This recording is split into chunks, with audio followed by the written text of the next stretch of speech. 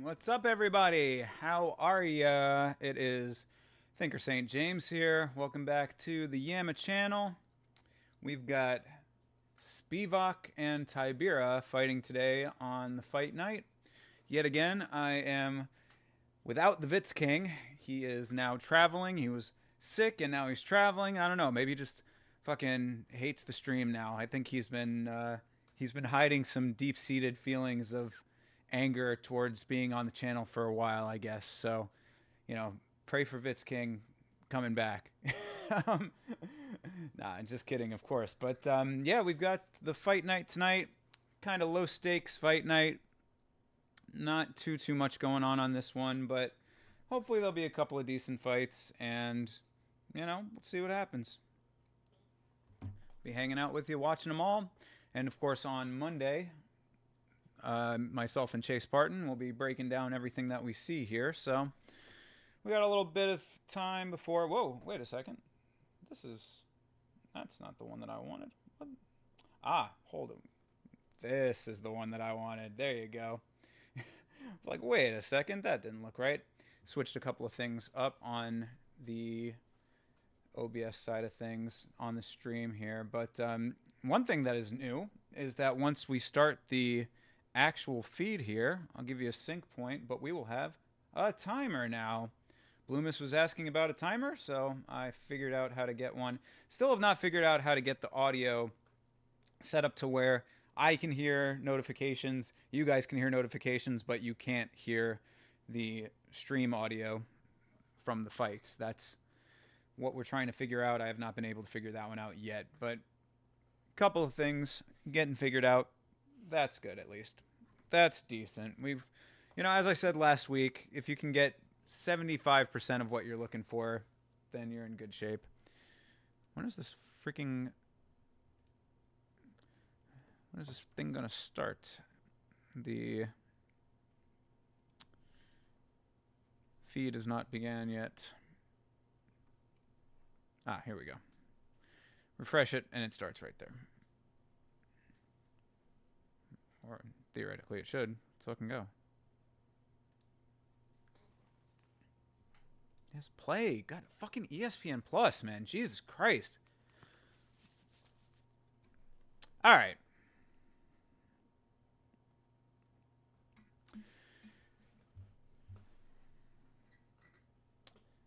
I will start the timer when the official feed begins here. Event's about to start. Vitz King hates this little start screen thing. I don't hate it. I kind of like the beat. I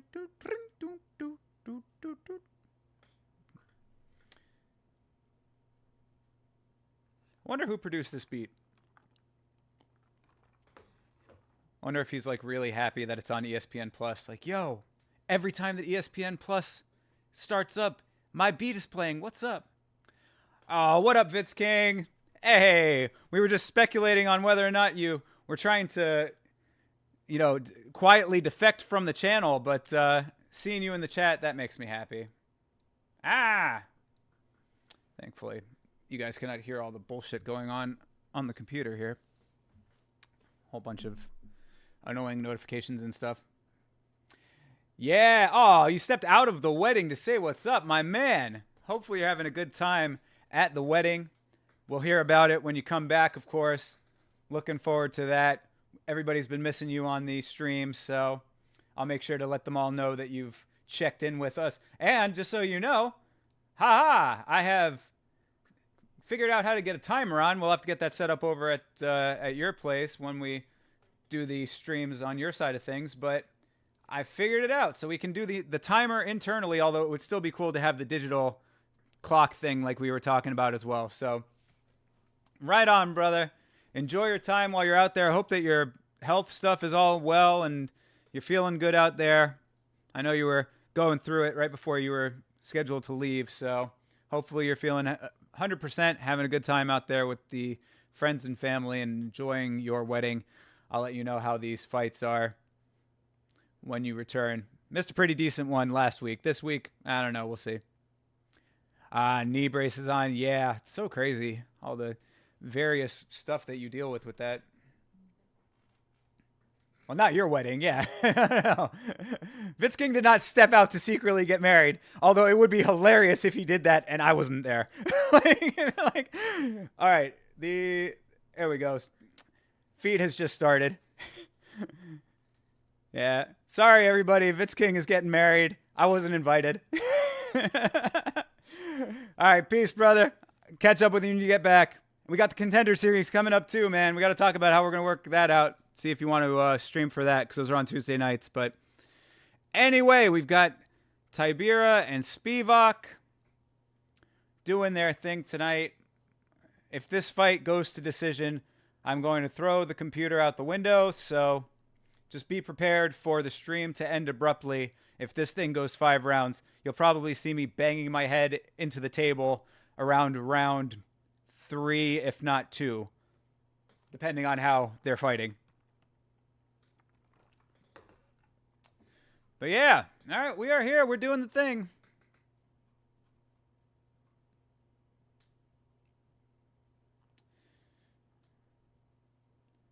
Seeing Tybura take down a whole bunch of people. Is Tybura going to be sporting that amazing hair? I guess that's the question. Chase put it pretty well. I think he said that Tybura's hair looked like somebody messed up and they just had to fix it somehow. Just has like shaved all the one side and then just hair in a big lock on the other. It's quite a look.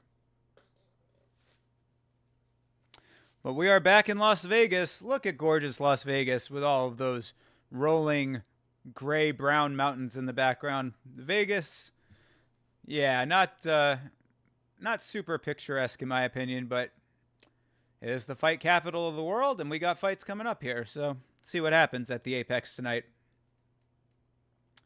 Brendan Fitzgerald trying to tell us that it's a big day of action. Hopefully he's correct. Hopefully he's not lying to us. Don't lie to us, Brendan.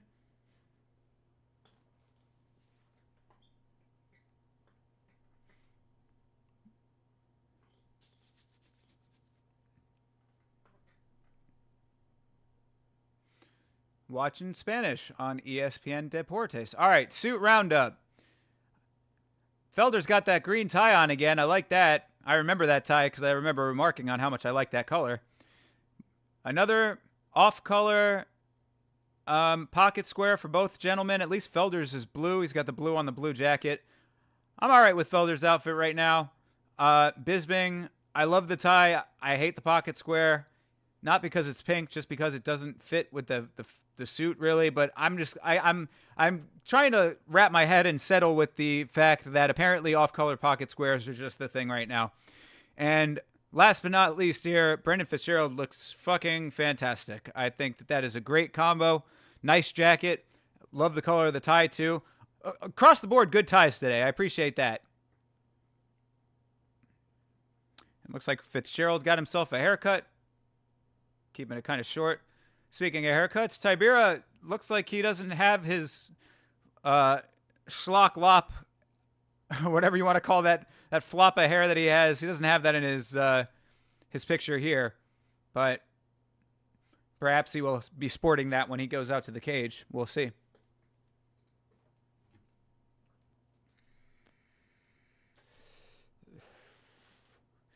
Haralampus, Gregorio. A lot of heavy favorites on this card. I've got a heavy favorite parlay, and then I have one with an underdog, and well, actually two with underdogs. I'm trying to follow up with my dude Chase here, because Chase was saying that this the chick from the Contender Series that I guess is refighting her Contender Series opponent. Both these ladies from the Contender Series. Stephanie Luciano versus Tylta Alcenar. Yeah, so I guess they fought on the Contender Series already, and he's riding heavy with Stephanie Luciano. So I'm taking his word for it. But I got her on a parlay with Youssef Zalal. That was a pretty easy one. Youssef Zalal is my lock for the card, man. If he's fighting anywhere near like he fought last fight, this dude is leveled the fuck up. I've got... Did I pick Carl Williams on the verdict? I didn't put any money on Carl Williams. He's the most boring fighter on the planet, based on his last fight anyway. Who do I have in this fight? Oh, no, yeah, I went with Denise. Even though Denise is the underdog, I went with him because just Carl Williams is too boring. So if Denise can come out with some explosive stuff, there's some potential there. Carol Hossa versus Pani Kenzat. I think I went with Carol Hossa on that one. Let's see what else we got on the main card. Kazama versus Gregorio. Did I go with Kazama? Yeah. Oh, no, I went with Gregorio. Okay. Went with Gregorio. Yana Kunitskaya versus Chelsea Chandler. I'm going with the underdog on this one. I think that Chelsea Chandler, even with her runaway meme, has potential to win this fight, and Yana Santos she's kind of underwhelming. Chris Gutierrez versus Kwong Lee. Went with Chris Gutierrez. Think that he will get that done. Danny Barlow versus Nikolay Veretennikov. Sorry. Went with Danny Barlow on that one. Damon Jackson versus Chepe Mariscal. Had to go with Chepe on this one, man. Chepe was looking pretty sharp in the recent fights that I've seen him anyway. Yeah. Two fights in the win column for him. Jackson coming off a loss, but he is dangerous, though. And in Tybura versus Spivac, I went with Spivac. So, only a couple parlays, but the one parlay I put a good amount of money on, I'm pretty confident in. And the favorites parlay will probably come through, too. I think a lot of the favorites are going to win today. It's going to be a rare upset victory today, I think. Because, yeah, some of these favorites were nuts, man. It was like minus 400s on this shit. On my book, let's see. Yeah, Carol Hossa's a minus 225. That's pretty big. Gregorio's a minus 250. Also pretty big. But then you go down to Chris Gutierrez, who's a minus 625. What the fuck? They think he is going to walk through Kwong Lee. And then Danny Barlow. Danny Barlow, a minus 410. Pretty heavy favorites going on here. In fact, I believe that... Who is it? There's one that's kind of close. Not really, though. Yeah, the lowest favorite on here is the lowest favorite on here right now is Carl Williams as minus 177, and Stephanie Luciano, who's a minus 155. So, see what happens.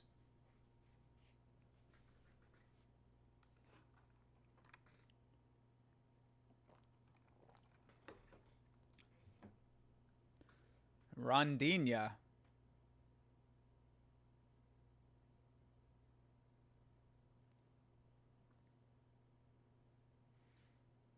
Rondina is Stephanie Luciano's nickname. Oh, it's Talita. Talita Alencar.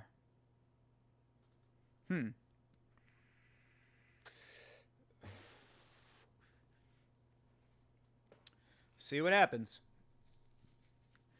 Let me know your predictions on these fights. See if we are correct. See if we are dramatically wrong.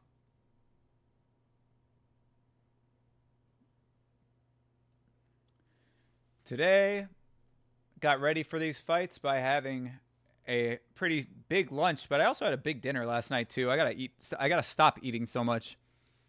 Been eating a little bit too much lately. Gotta get back into the gym too. I've been out of the gym. I had injured my foot and have not been back since, and I really gotta change that. I gotta right that wrong here, correct the course of this ship. So hopefully that'll be starting tomorrow. I'm gonna try to do that.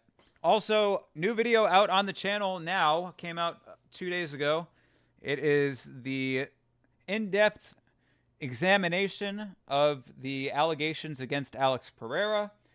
Heavy subject, but it is a long-form video, so if you enjoy kind of a long, in-depth look at these claims being made against him, check that out. Let me know what you think in the comments. Have another video fully scripted that will be coming out hopefully early this week, but it's always dependent on what the schedule is looking like. And now that we have the Contender Series coming up, you're getting 3 streams a week from this channel for a little while here. Got Monday, myself and Chase Parton on the Last Week's Fights podcast. Tuesdays, be streaming the watch along for the Contender Series, and Saturdays for the regular fights. So we got a lot going on in the MMA world. So a lot of fights to watch, a lot of streams to do. So hopefully I'll be able to get some videos out on top of all of that.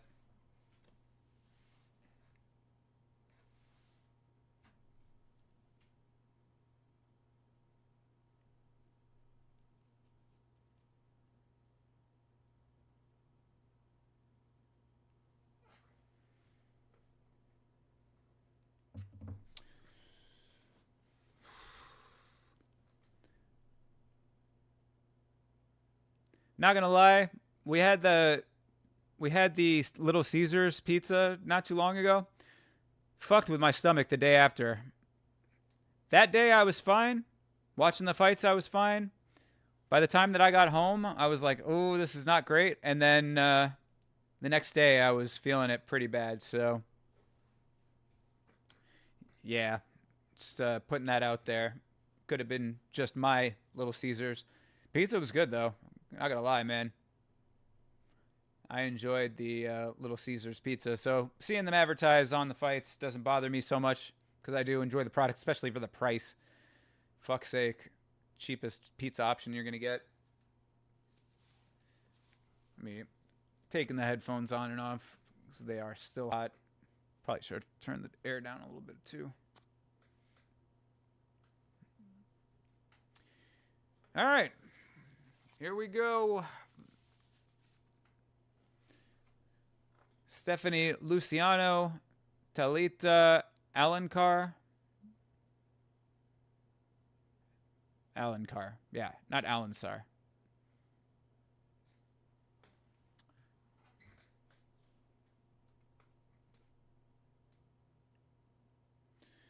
Joe Martinez getting us ready. Joe Martinez with the fly suit. Oh, and see the pocket square. If those are green on the inlay to the tie, then that is a really nicely coordinated suit as well. Either way, Joe Martinez always swagging. Well-dressed man.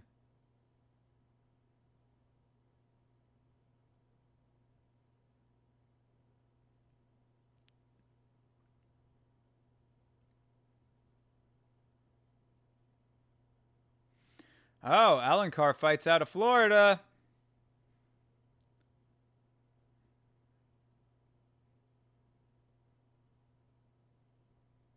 All right. She's got the same nickname as Jake Paul.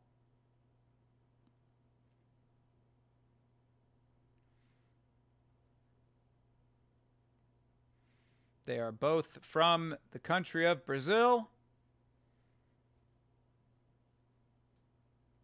That's about all I have to say about that. I mean, not much more to add. I like Luciano's braids. Jaron Villel, haven't seen him in a while. He only comes out every once in a while, if I feel like. Maybe he's got some big important job that makes it so that he can't ref fights all the time. For the longest time, I thought that I would always get the names mixed up and call him Mark Smith. All right. We are now at 4 minutes and 50 seconds. There's your time sync for you. Oh, damn. Nice kick up top early for Alencar. What the fuck? Yeah. That landed, and it looked like it annoyed Luciano a little bit.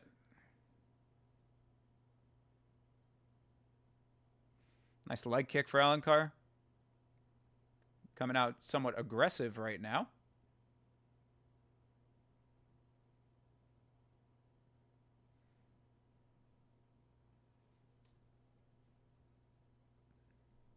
Ooh. Alencar getting a couple strikes in. She looks like she's definitely the more active fighter right now. Luciano needs to get herself into go mode here. Faking. Alencar like responds back to the fakes with some pretty like explosive movements, but she could leave herself open that way. We gotta be careful with counters. Yeah, like every time that she's like seeing Luciano come in, she like swings these overhands like kind of windmilly almost. Oof. All right.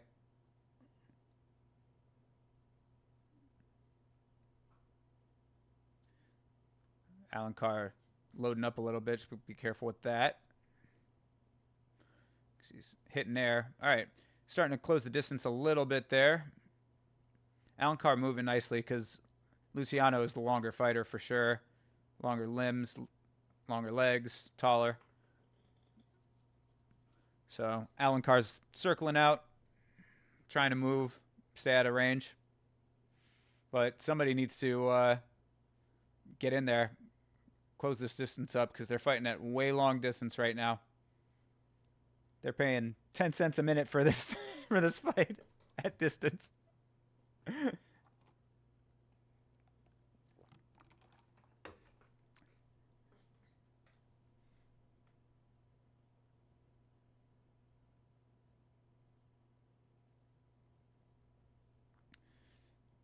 All right. Oof. Oh, there you go. Nice counter for Luciano. One of them needs to just make this thing dirty, though. Like, go in there and clinch up. Oh, that was nice for Alencar. Landed one. Body to head.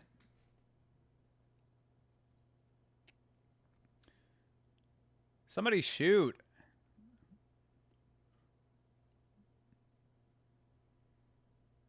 Ooh.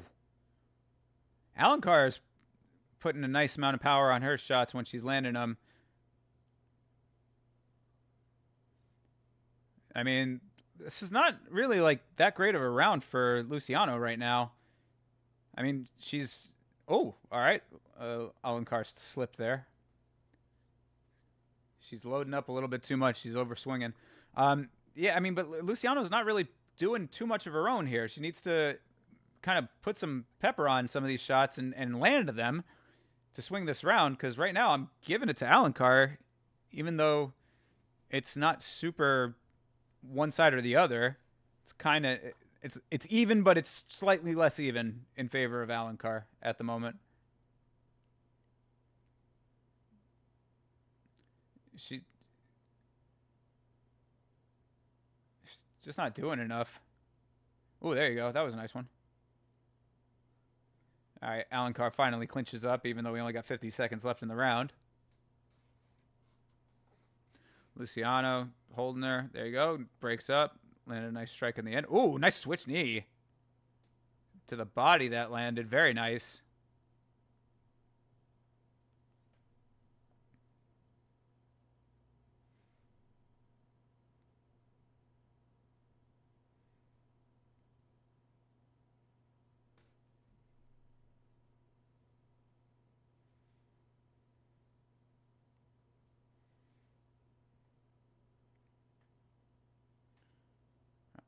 It's Teep for Luciano. Ooh, switch kick. All right, now Luciano's starting to do some stuff. Ooh, another knee. Wow. All right. I mean, she might have swung it with all of that because I was giving it to Alencar early, but that end sequence, a couple of nice shots in there towards the end of that round. All right, we got to fight. What?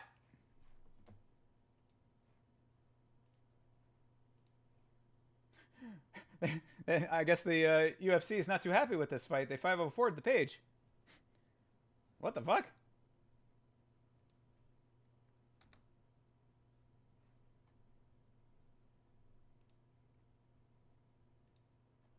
Wow, that's weird. I've never seen that before. And for some reason, the page doesn't seem to want to reload. Strange. Well, that's not my fault.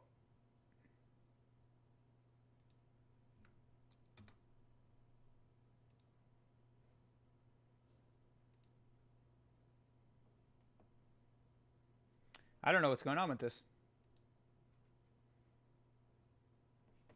Well, let that do its thing while we continue on with this fight. Hopefully it'll come back. All right, round 2. We're in there.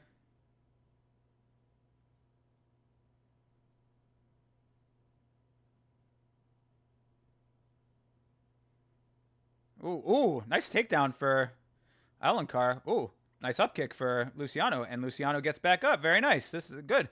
Alencar was a little bit wild in what she was doing there. Not enough to make that really a valuable takedown, even though it was a nice one. Right on. Yeah, bro. I mean, I thought that she was down that first round for a minute there, but I think those strikes at the end, those knees and the kick that she landed, all kind of might have swung that thing. So yeah, I mean, I was saying earlier before you signed on that I was taking your pick there based on what you were saying on the podcast. I was like, all right, you know what? I'll throw a little cash on her. So I got her and Yusuf Zalal on the line. So she better win this fight. Ooh. Spinning back fist for Alencar did not land.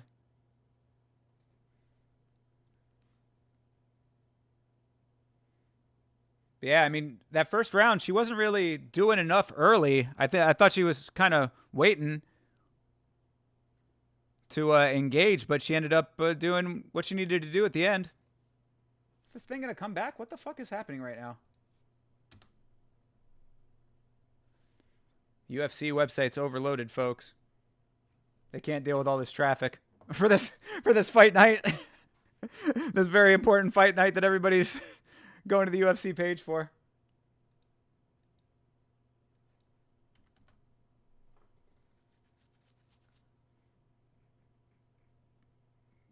Yeah, I don't know what's going on with the UFC site. There you go. Put that up for now.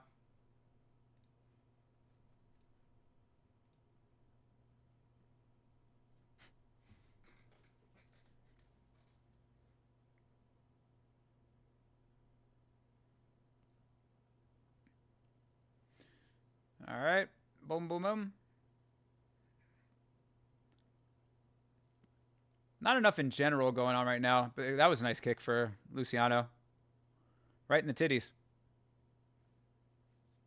She's starting to pull away with it a little bit, but she just needs to be a little bit more active. Like, she's picking shots nicely. I would just like to see a little bit more volume. Ooh, that was a nice kick for Alencar. Didn't get all of it, but got through a little bit. Oh, damn. 2 nice kicks for Luciano. Starting to wear Alencar down. Excuse me.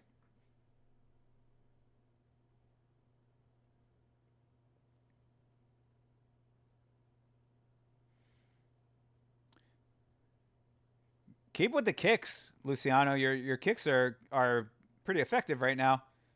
When they're landing pretty hard. Nice body shot for her. I like that little quick slip to the body.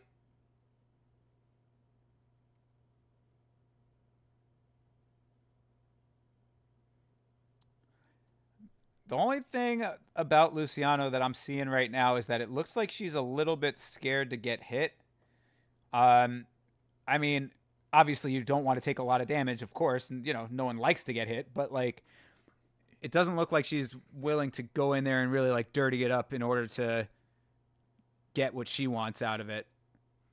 Anytime that they're really getting in close, it's like Alencar is the one that's getting in and making it dirtier. This is what she's doing right now, clinching up against the cage here.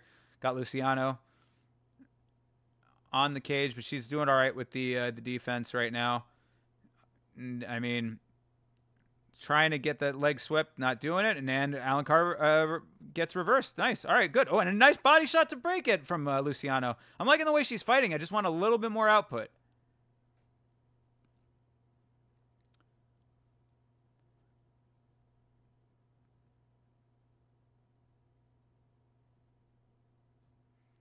Alencar getting a little aggressive.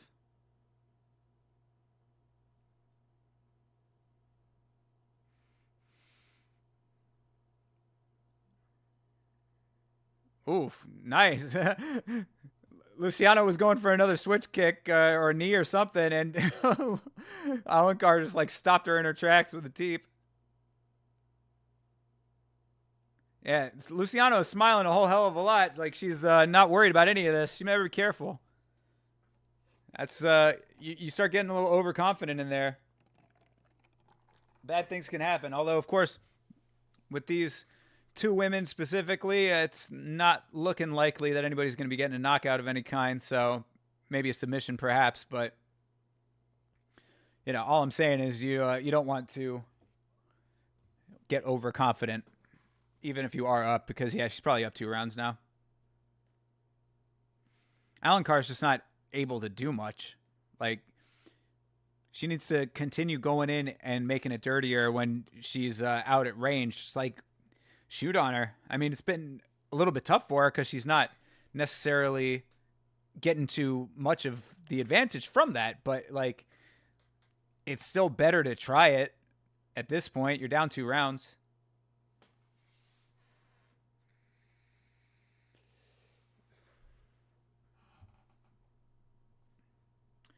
All right, round 3.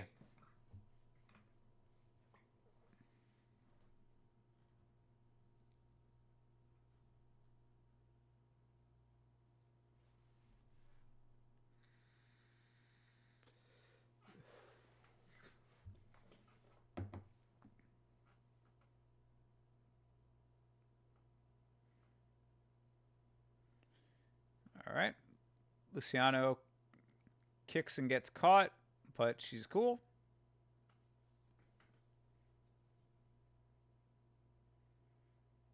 I want to see her put a mark on this round. Make a stamp here. Make a what? Make a mark. Put a stamp on this round. Because she's, I mean, I'd say she's up 2, but like it'd be nice to see like something a little bit more definitive. She's getting glazed like a motherfucker by the commentary. Mouthpiece comes out. All right, they're back to it.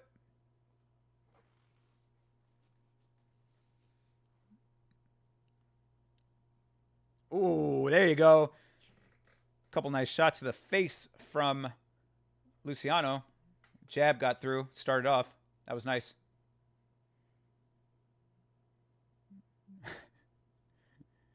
He's doing one of those.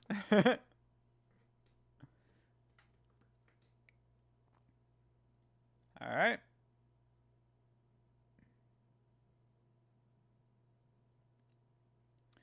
Grabbing.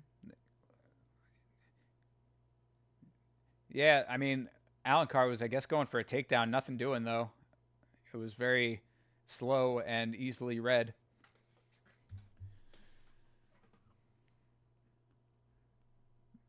Alencar is still active, but she's just not getting anything. That was a really nice 1-2 from Luciano. Yeah. This is the stamp I was talking about a little bit. Let's keep it going here. Ooh! Goes in for an elbow. A side elbow does not land, but then she gets a really nice overhand from that after that. Very nice. Now Luciano has Alencar up against the fence. She's definitely looking like she's worn down a little bit. All this damage is starting to add up. It's a nice example of a fighter in Luciano who's ramping up her performance. Oh, knee drops her. Wow. That's kind of crazy. She got dropped off a knee, but it looked like she kind of just fell over.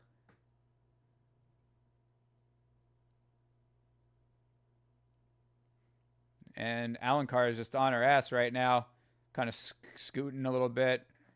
Gets up with a kick. That was decent. Ooh, another nice switch kick for Luciano.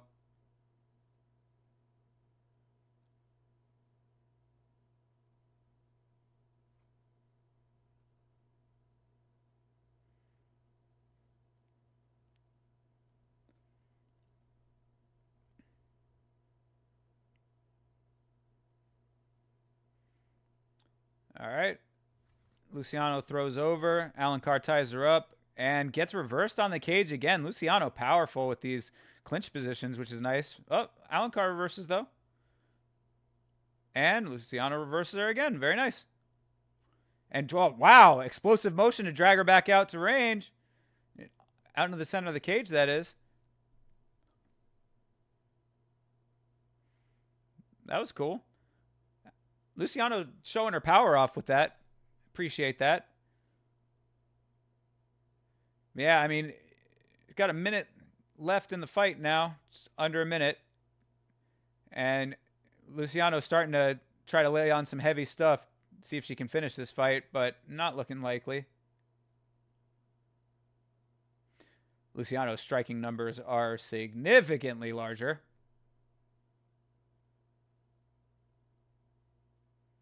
All right, she's getting a little wild with that shit now. She threw another switch kick, did not land anywhere near her opponent.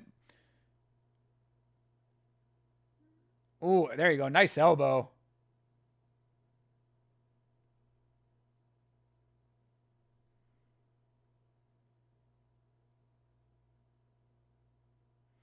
Yeah, this fight is getting away from her, or has gotten away from her. Alencar, that is. All right. 5 seconds. Very good. Luciano getting the win, it looks like. I'd say that Alencar had the better braids. Luciano had the better technique. Started being a little bit more aggressive towards the end. I appreciate that. She ramped up her output towards as the fight progressed. Not bad. Not bad. I can appreciate that.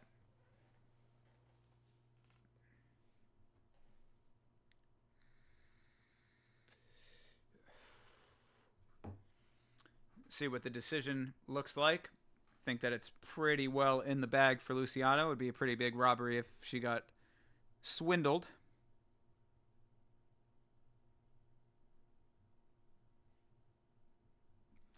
And here we go.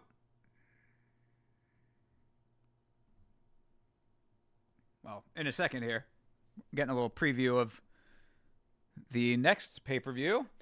Not a lot of hype coming in around Dricus and Izzy. I mean, all of that bad blood that they had, maybe it'll start ramping up a little bit later. But, I mean, that's next week. This entire week should be, like, all about their heated rivalry, all that African stuff. All right, decision time. Jaron Vallel about to raise a hand. Unanimous decision, 30-27. All right, very nice. All right, one came through for Mr. Parton. Shout out to Chase.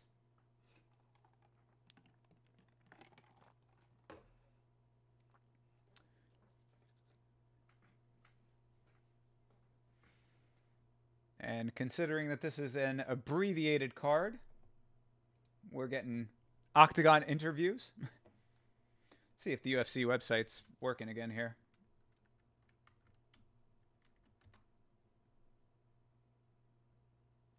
Hi. Hi, guys.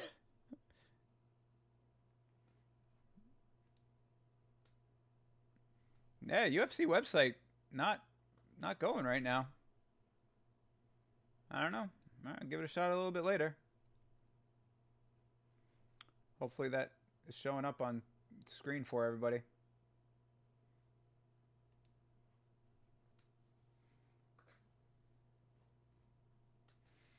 She is saying a whole lot of stuff in Portuguese right now.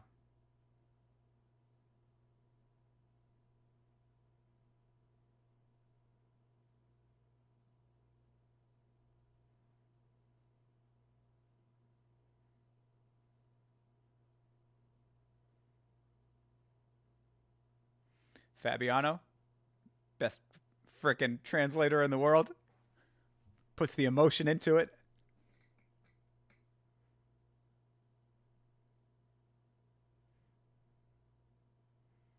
God forbid anything negative ever come out about Fabiano. That would be one thing that I think would be like crushing to fans. Anything that ever would come out negative about Fabiano or Bruce Buffer, I think would be like devastating to the community. At least to me. Trust me, I was not happy having to make the video about Alex Pereira. I mean, either way, whether he did it or not, because it's really no good outcome either way, right? Either he did it and he's a monster, or he didn't do it and now he has false allegations against him. So, never like to see it ever, but hopefully, God willing, we'll never see anything like that for the greatest translator of all time.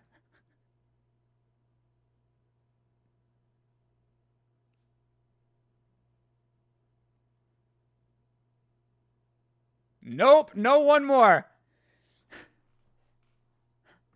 Everybody always wants to do the one more. Can I say one more thing? No, you cannot. Say it when you have the mic.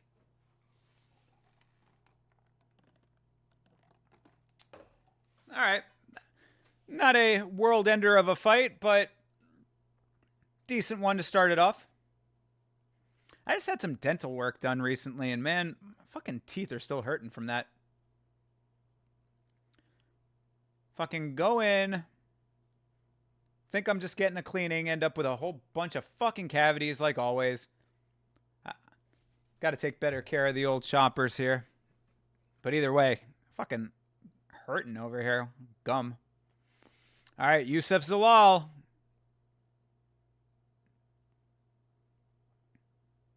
Yeah, he fucking annihilated Billy Q. Youssef Zalal, that is. See if the Moroccan devil can take on the man from the Netherlands.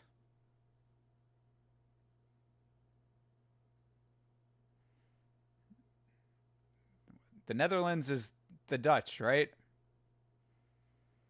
Yeah, because the Danish are from Denmark, right?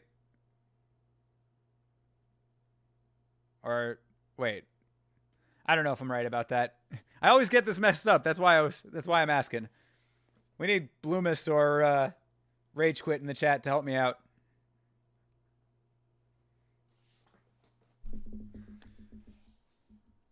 I think it's the Dutch from the Netherlands, I think.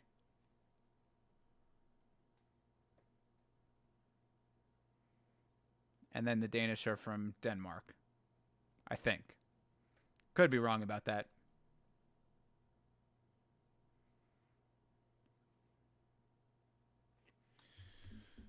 All right, commercials.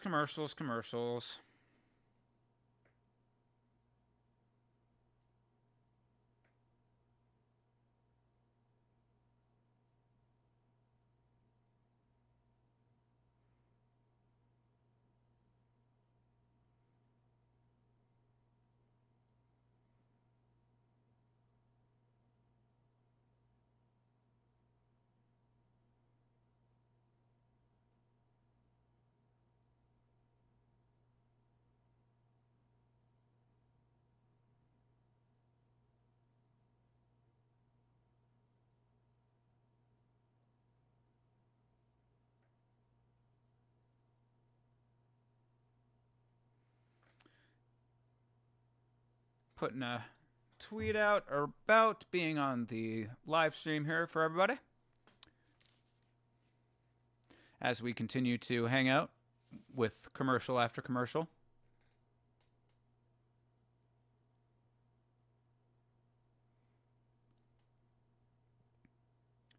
Energizer Bunny using an electric toothbrush and jiggling his little CGI head around. Great.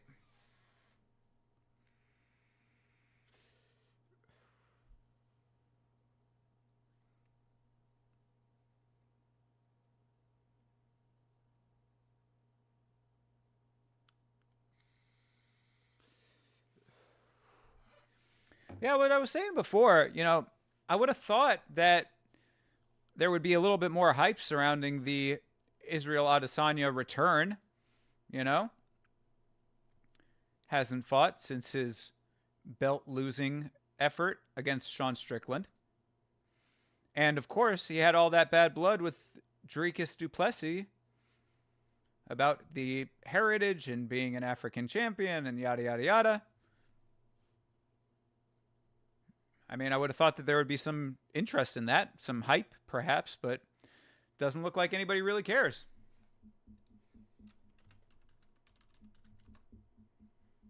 All right, so the rankings are up. All right, website's back. Well, at least this part of the website's back. You gonna take us to the card?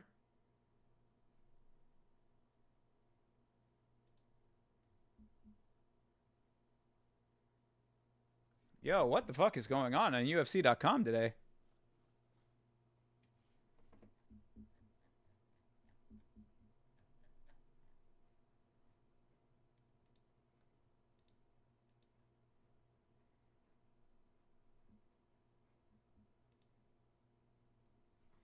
Yeah, it is just not going. All right, well. Back to Google we go, I guess.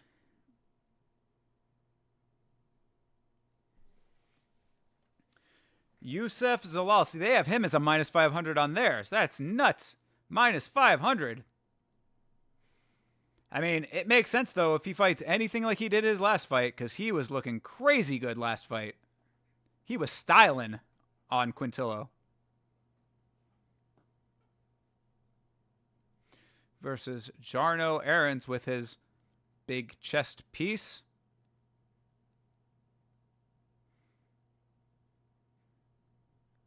What does his chest say?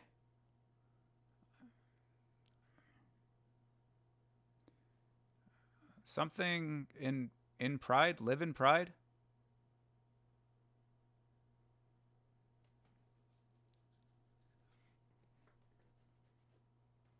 All right. Youssef Zalal giving a fist bump to Joe Martinez. Didn't necessarily look like he was expecting it.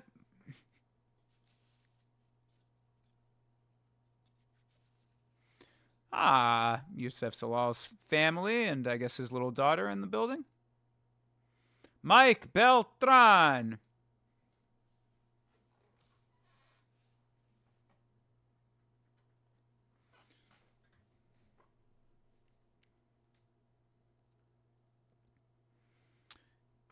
All right. Fight is underway.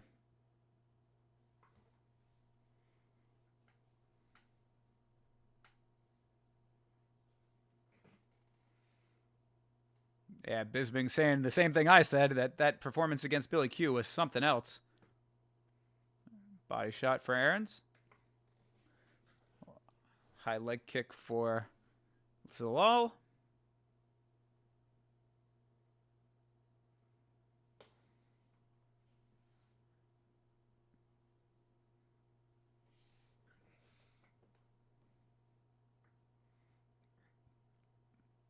It's kind of stalking a little bit here.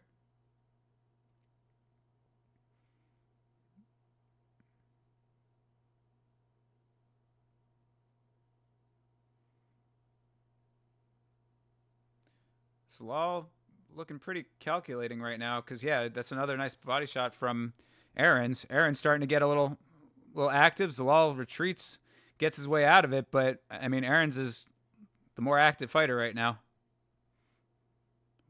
Almost getting to the point of a minute and a half into this fight. Zalal hasn't really thrown anything of note. A couple leg kicks. Oof.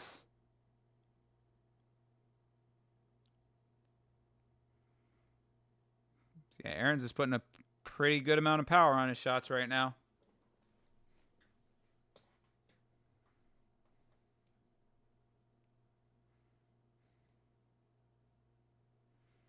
Another nice leg kick for him, but these leg kicks do not need. They don't seem to be doing too much right now. Aaron's with a wild spinning kick. I don't know where the hell he thought he was going to be landing that.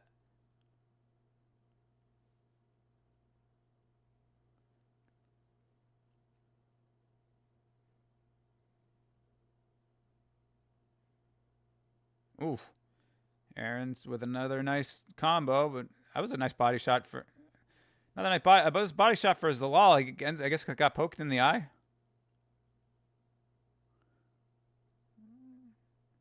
Let's take a look here. Oh yeah, it's a little swipe over the eye.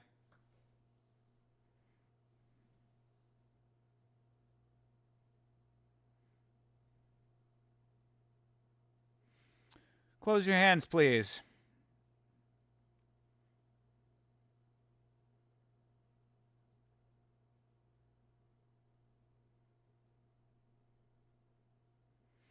Aaron's is putting a lot of power on his shots, and he is still staying active here. Zalal needs to start turning it up. We are past the halfway point of this round. Okay. Oh, Zalal goes in to try to get a takedown here. Aaron's is defending it. See if Zalal can get him lifted. He's trying to. Got him under the crotch area there, trying to pick him up. Aaron's doing a good job of not letting it happen yet. And there it is. Nice takedown. Zalal gets the takedown. And he gets his head out. I don't know why he just picked him up and put him closer to the cage. It's going to make it easier for Aaron's to get his back to it and get himself back up. But, oh, Zalal is, all right, this is good. Getting his back. Aaron's trying to get to his feet. Zalal is still all over him. Up, almost getting the backpack here. Yeah, now he's got it. Almost has the body triangle, and it's not 100% tight, but it's almost there. Oh, it is now. There. Okay, nice. He's got the backpack going. All right. Oh, he's trying to get the neck. I mean... Oh, got him! He tapped him! Let's go! Youssef Zalal! Hell yeah, dude! This guy is on the watch list for real, bro. That was great. That sequence was really nice. Gets the takedown. Almost was it almost in a guillotine? Wasn't fully in one, so it wasn't super bad to... Yeah, okay, we're going to walk through here. So he gets a single leg takedown here, gets him to the ground. Aaron didn't even really try to sync that guillotine up. So yeah, he gets to the back and then works his way to the backpack over here, trying to get his legs around. He didn't have him initially, then gets the body triangle and then just moves that one leg up, moves the cross leg up into the crook of the other leg, tightens that thing up, and then it was just a nice neck crank that did it. Didn't even have the arm under the neck, just was cranking down hard. Another nice win for the Montoya team. Appreciate that. Youssef Zalal, dude, I'm telling you, this guy is something else.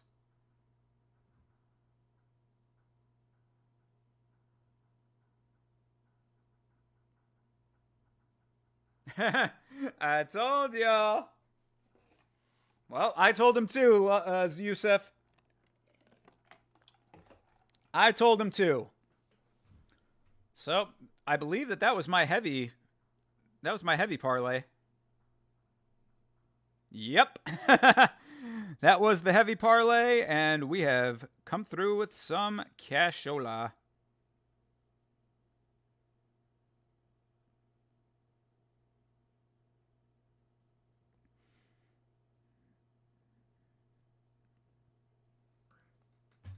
See what else comes through, if anything.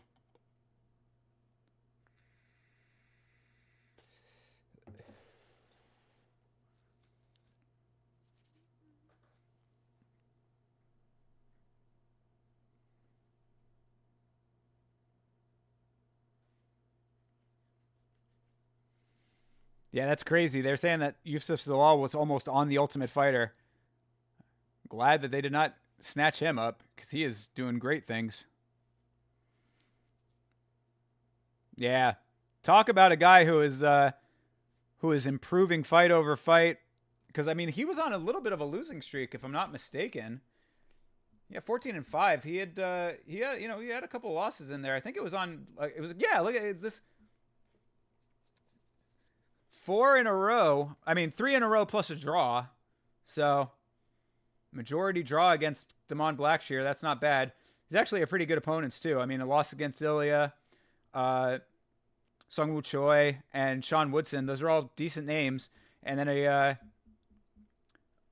draw against Blackshear.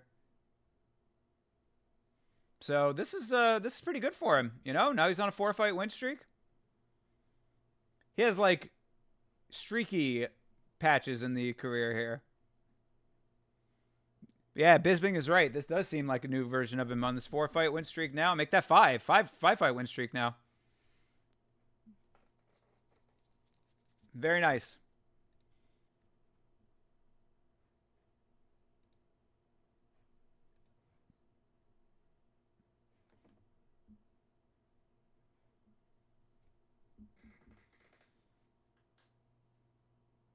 Shout out to my barber. I like that. Hell yeah. Shouting out the barber. Shouting out the barber for the fresh cut.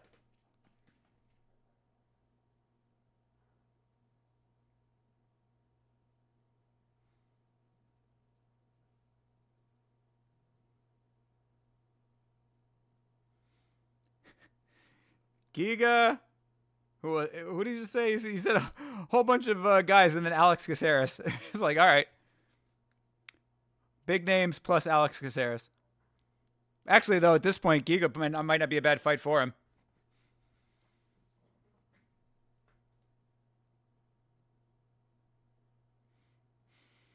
Yeah. Go Youssef Zalal.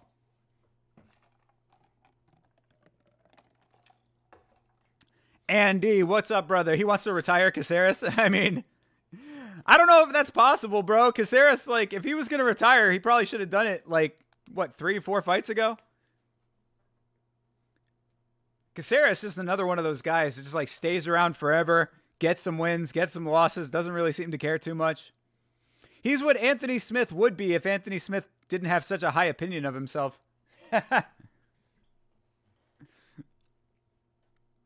The parlay comes through for me, so I've made my money back in that fight alone. The first two fights have paid off.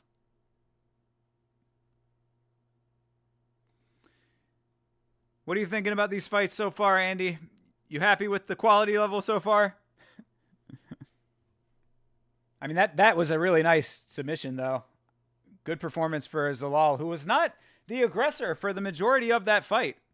You know? I mean, Jarno Aarons was really the one that was throwing heavier. And all of a sudden, Zalal just turned the tides. There is the Spivac haircut. Or the Tybura haircut we were talking about earlier. Luciano looks like she could put you out on her knee and spank you. Well, I mean, wouldn't get much opposition from some people. But yeah, no, she looked pretty good. The only thing that I had to say about her is that I think she needs to just turn up the output a little bit earlier. But it was a solid performance for her. That first round was a little bit close. I mean, it wasn't like super, super close by the end of it. But going into it, it looked like it looked like Alencar was a little bit more active in that first round, but then she ended up getting those nice shots at the end, which I guess kind of swung that round. And then those last two were more solidly her. So I would have liked to have seen just a little bit more volume. Yeah, she couldn't get the finish. Yeah, it would have been nice to see her get a finish after that performance, but did not get that. She just bullied her. Yeah. I mean, Alencar looked like she was doing some of the bullying herself early in the fight, though. Like, that's the thing that was kind of unfortunate. I think that with Alencar, she needed to continue putting on the pressure. She was fighting at range too much when she's the shorter, stubbier fighter. You know, she wasn't able to have the benefit of the distance like Luciano had. So she's out there, spinning out, working her way out on the sides. It's like, you're circling around so much. You really need to go in there and just close the distance, make it dirtier. She did it a couple of times. I mean, she got a couple of times where she was clinching her up, but it wasn't enough. And I was saying that early on, it looked like Luciano was a little bit scared to get in tight herself. Like, I would like to see Luciano against somebody who has a higher output in themselves, like just to see how she would react to some heavy opposition, because she looked like she was fighting a little bit cautiously earlier on in the fight. Turned it up a little bit once she had worn her down. It was a nice ramping up of the output, but I just wanted to see a little bit more volume. And now, since we had a very nice submission for Youssef Zalal, we have to sit through some analysis of the main event. As I said at the start of the stream, if this main event goes to decision, I'm going to put my head through a plate glass window. So just be prepared for that. If while you're watching the decision of the fight, you just see me go straight through past the camera and hear a very loud crashing sound, you'll know why. That would be me yeeting myself after the torture that we would have just witnessed. We'll see, though. I mean, hopefully one of these guys can get a goddamn finish. I mean, they're what are they, like 7-8 or something like that?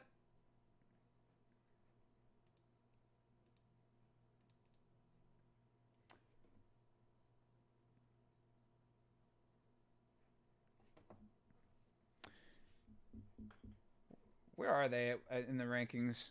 The rankings were still working. Where are these guys?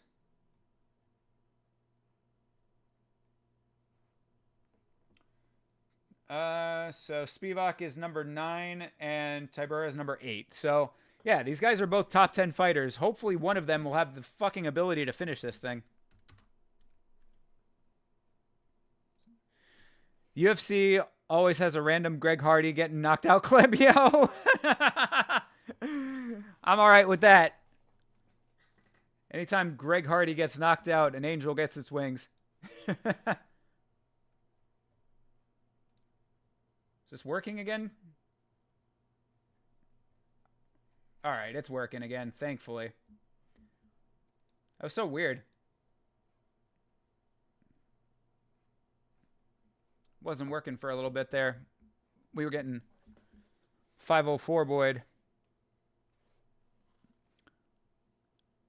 Carl Williams is extremely boring. That's all I remember. I remember watching the last fight and thinking, wow, this guy fights real boring.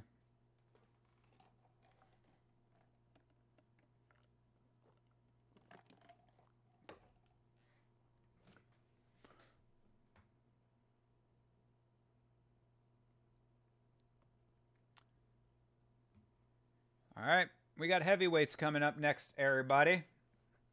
I'm riding with the underdog on this one. 7-0. Williams fights boring. If Denise can turn up the volume, get a couple nice shots in there, I'm going to throw a buck on him, honestly. We're up on the day.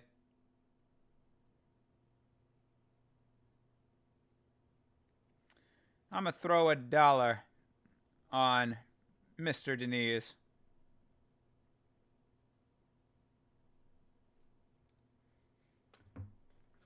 There you go. Bet placed. Putting my money where my mouth is on this one.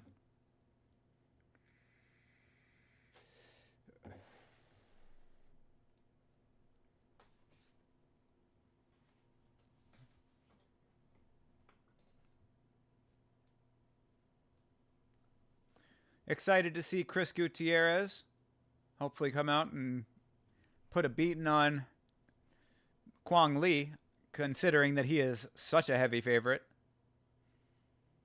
Minus 625 or whatever the fuck I said it was on my book. That's crazy.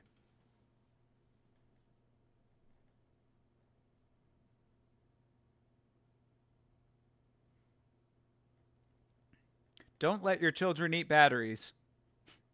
Just a public service announcement from Thinker St. James here. Bloomis, what's up, brother? Can I just come out here and say the vid you did on the Alex was fine? Oh, thank you, brother. I appreciate that. Thank you very much. Thank you for watching.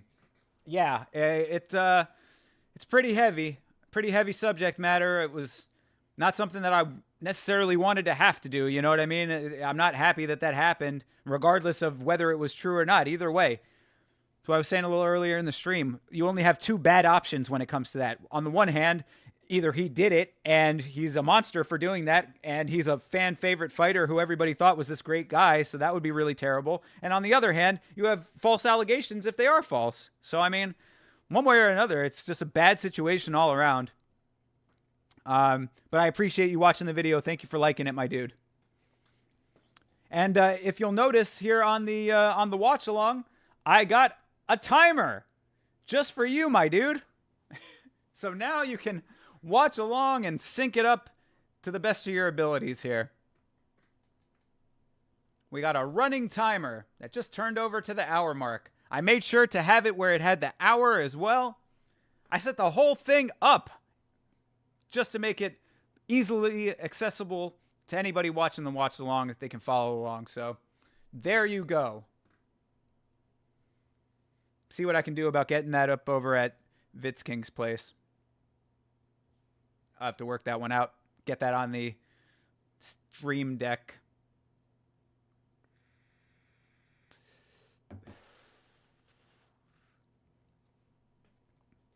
Yeah, anybody who has not seen the video yet, it is live on the channel, going over all of the allegations against Alex Pereira in depth. It's almost an hour-long video, so check it out if you got an hour to kill. You might learn a couple of new things that you might not have known about that situation.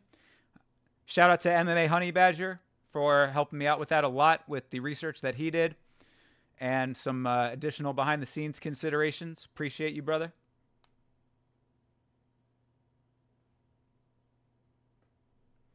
We got an abbreviated card tonight, you know? Only 2 hours worth of prelims today. But I'm riding with Denise on this one, man. I want to see the upset. Because Carl Williams was just boring in the last fight.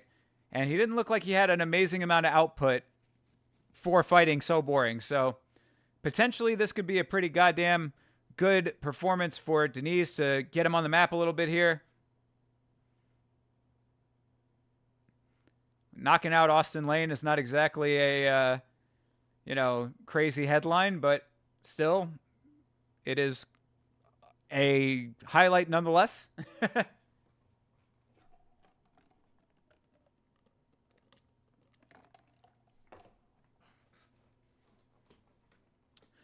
Your PC is randomly restarting. Uh-oh. That's not good. Randomly restarting. Might want to get that one checked out, my guy. But you should have been a journalist. Oh, thank you. I appreciate that. I don't want to be a journalist, you know? I always try to make that real clear on the channel and any of that stuff that I do. Like, I am not a journalist. I am just a commentator. I am a comedian first and foremost. So I appreciate that, that you enjoy the coverage that I do. Hopefully you get a laugh or two out of it when it's something worth laughing about. Obviously, the stuff that we were talking about more recently has not been very funny stuff. So, but I appreciate that. And yeah, what I was saying earlier is that if you notice up here on the screen, I got a timer now. I figured out how to get the timer going so that you can sync up the stream more easily. And that was inspired by you asking for it. So there you go.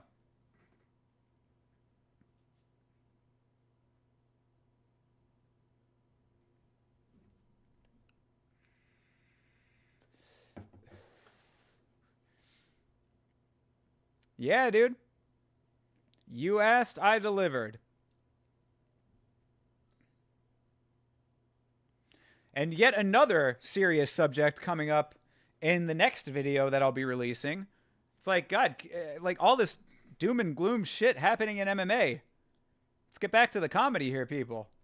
Try to keep it light, you know? I'm not trying to get depressed every single week that I'm making a video.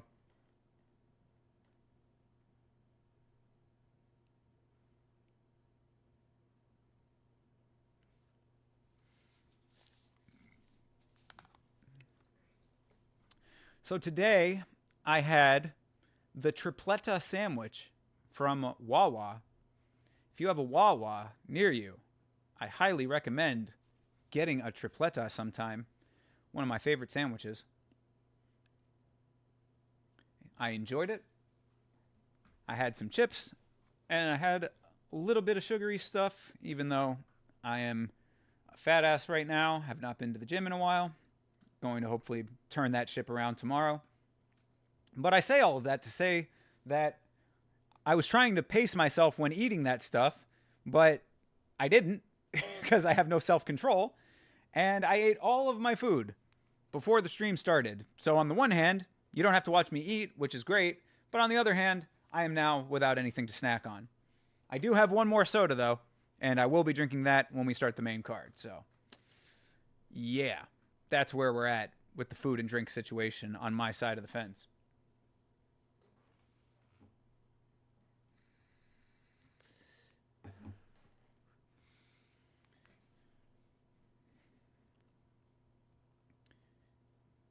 We've got Israel Adesanya. We've got Dracus du Plessis fighting in the next pay-per-view. That is this coming weekend, week from today. Let's take a look at that while we're hanging out, waiting for stuff to get started here. UFC 305. Du Plessis and Adesanya. It really depends on what version of Israel shows up, right?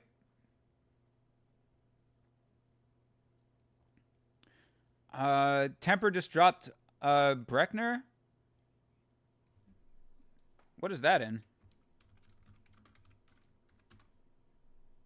Oh, in Misfits Boxing. Oh, yeah, that tiny Temper? The fucking the rapper guy?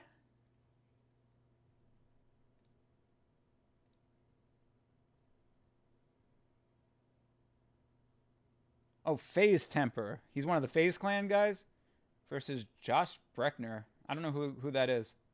Who is Josh Breckner? Is he like an influencer or something?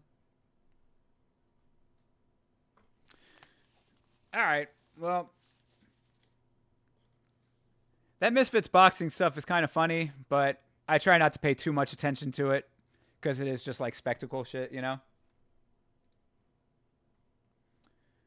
But that's cool though. Good for him getting a getting the what he got a count out.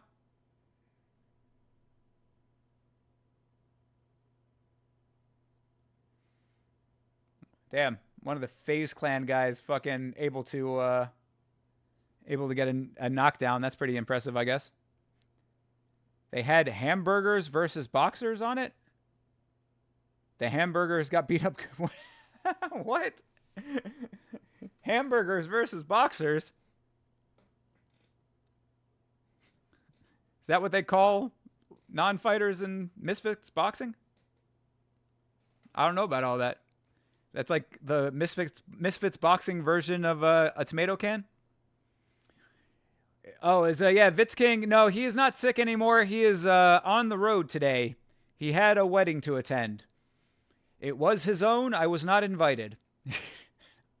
No, I am kidding, of course. It is a one of his family members is getting married. He is out there doing his thing.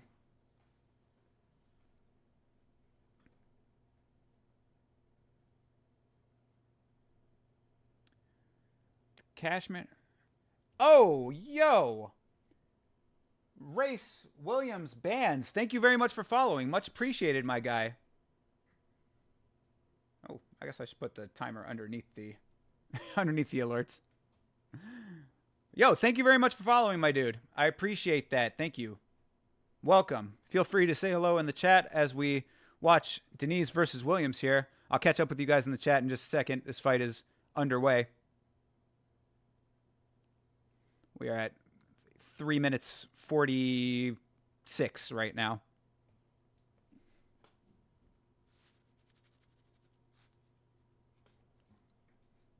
Ooh.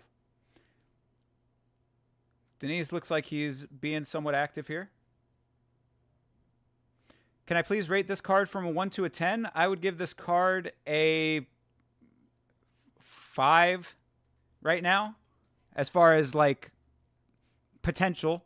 But the first two fights were pretty good though, so it could, turn out to be a better card than the names alone would give you the impression of.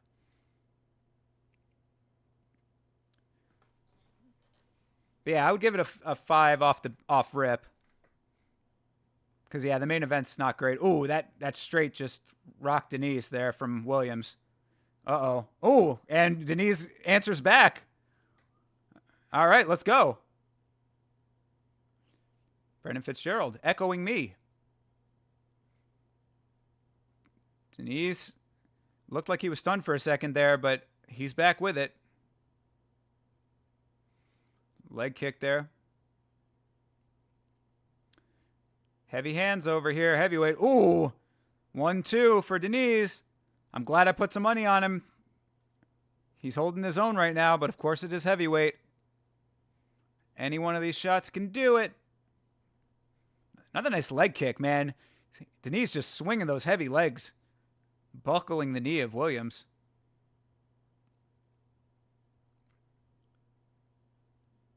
Another leg kick. Got a slight check there, but doesn't really matter too much with the area of the leg that he landed on. Jonathan.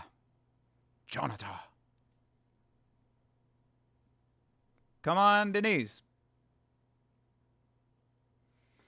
Yeah, they were both swinging pretty heavy, so they slowed down a little bit now because they're like, they got to be a little bit more cautious here. Nobody wants to be on the bad end of a knockout right now. Jack, what up? Denise, what? He threw a couple. He had Williams stunned there for a minute. How goes, brother? We chilling, man. Another Vitz Kingless day, unfortunately. He went off to go get married. Didn't invite me to the wedding.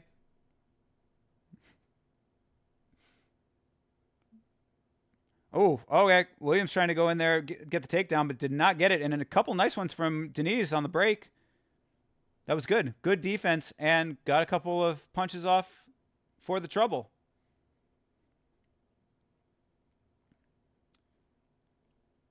Coming up on 30 seconds here. Right now.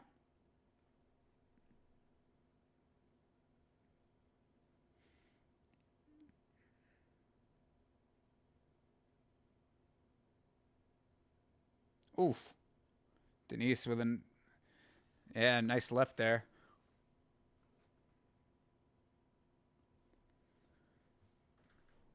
All right. Ooh, Williams with a crazy heavy overhand, but didn't get all of it.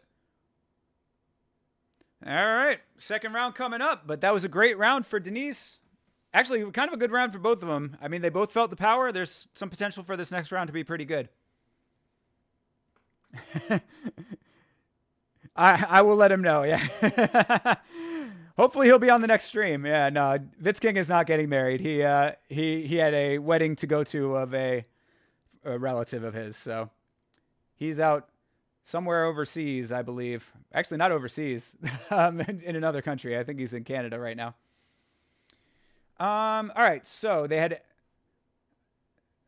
Cashman fight. He just beat him down. This is this Misfits boxing Andy is talking about. Do I remember in Fear and Loathing in Las Vegas, the guy referenced Ali losing to a human hamburger? Was that in the movie? Shit, dude. It's been a while since I've seen the movie. I have it right there on the shelf. I can see it from here. Actually, where is it on the shelf? Oh, yeah, there it is. Yep. Right next to Raging Bull. I got to watch it again, though, man. I love that movie. That's a classic. Terry Gilliam at his finest. Caught the end of the round. Who took the first? I would probably give it to Denise. I think that he rocked Williams a little bit harder, and Williams was not putting on as much. But I didn't see everything in the very, very beginning of the round. I was slightly distracted. Also, Denise was laying on some pretty nice leg kicks too. But both of them look fresh enough that they could still get a knockout here. So hopefully one of them drops them. I'll go back and rewatch it for the Monday stream. Last week's fights, Monday nights, myself and Chase Parton, breaking down all of these fights. So generally, I'll go back and rewatch them to take some notes.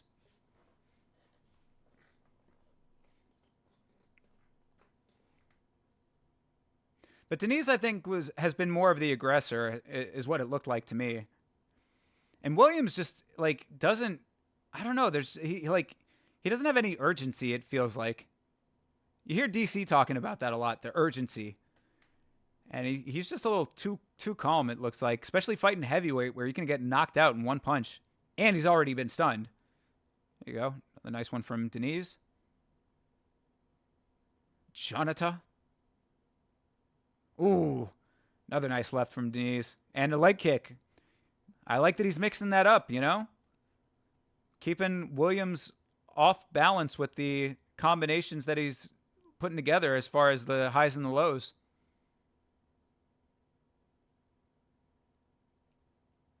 Another leg kick. Staying with the leg kicks. I appreciate it.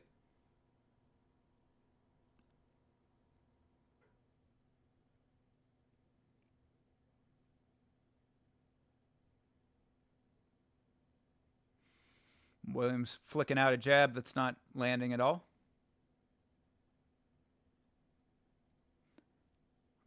Oh, there's a nice overhand for Williams, but doesn't look like he caught it. Oof. Denise is starting to close distance a little bit here. He just needs to actually turn it up when he's getting in close. Because he's moving in, and then Williams will throw something and he has to back out again. So it's like, if you're going to move in, if you're going to shuffle in, there you go. That's a good example of it. If you're going to go in and close that distance, you got to throw, bro. Got to lay something down while you're inside. Same with Williams, honestly. Everything he's been throwing hasn't been landing. Anytime that he's put his hands out there, he's catching air right now. Ooh, it's uppercut for Denise to the body. Oh, switch kick there. Denise bleeding out the nose. Something must have caught him.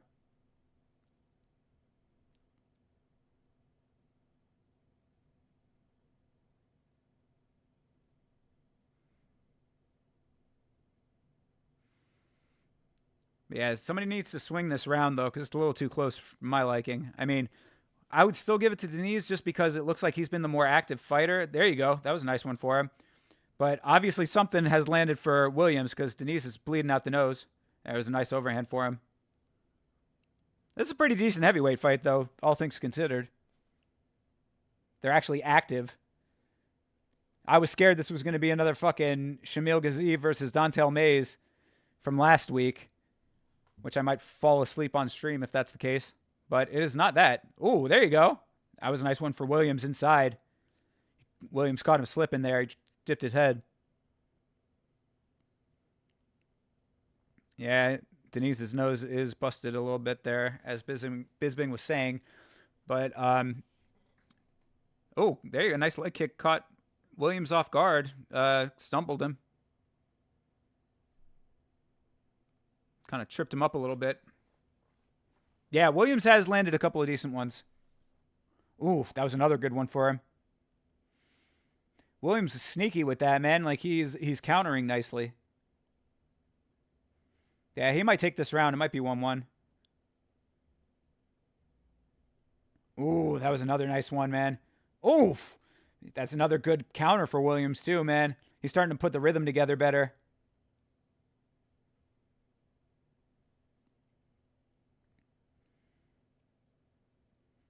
That's Bisping echoing what I was saying about Denise leaving himself open. Williams capitalizing on it. Ooh, man. Nice exchange at the end there. Good round. It's a good fight.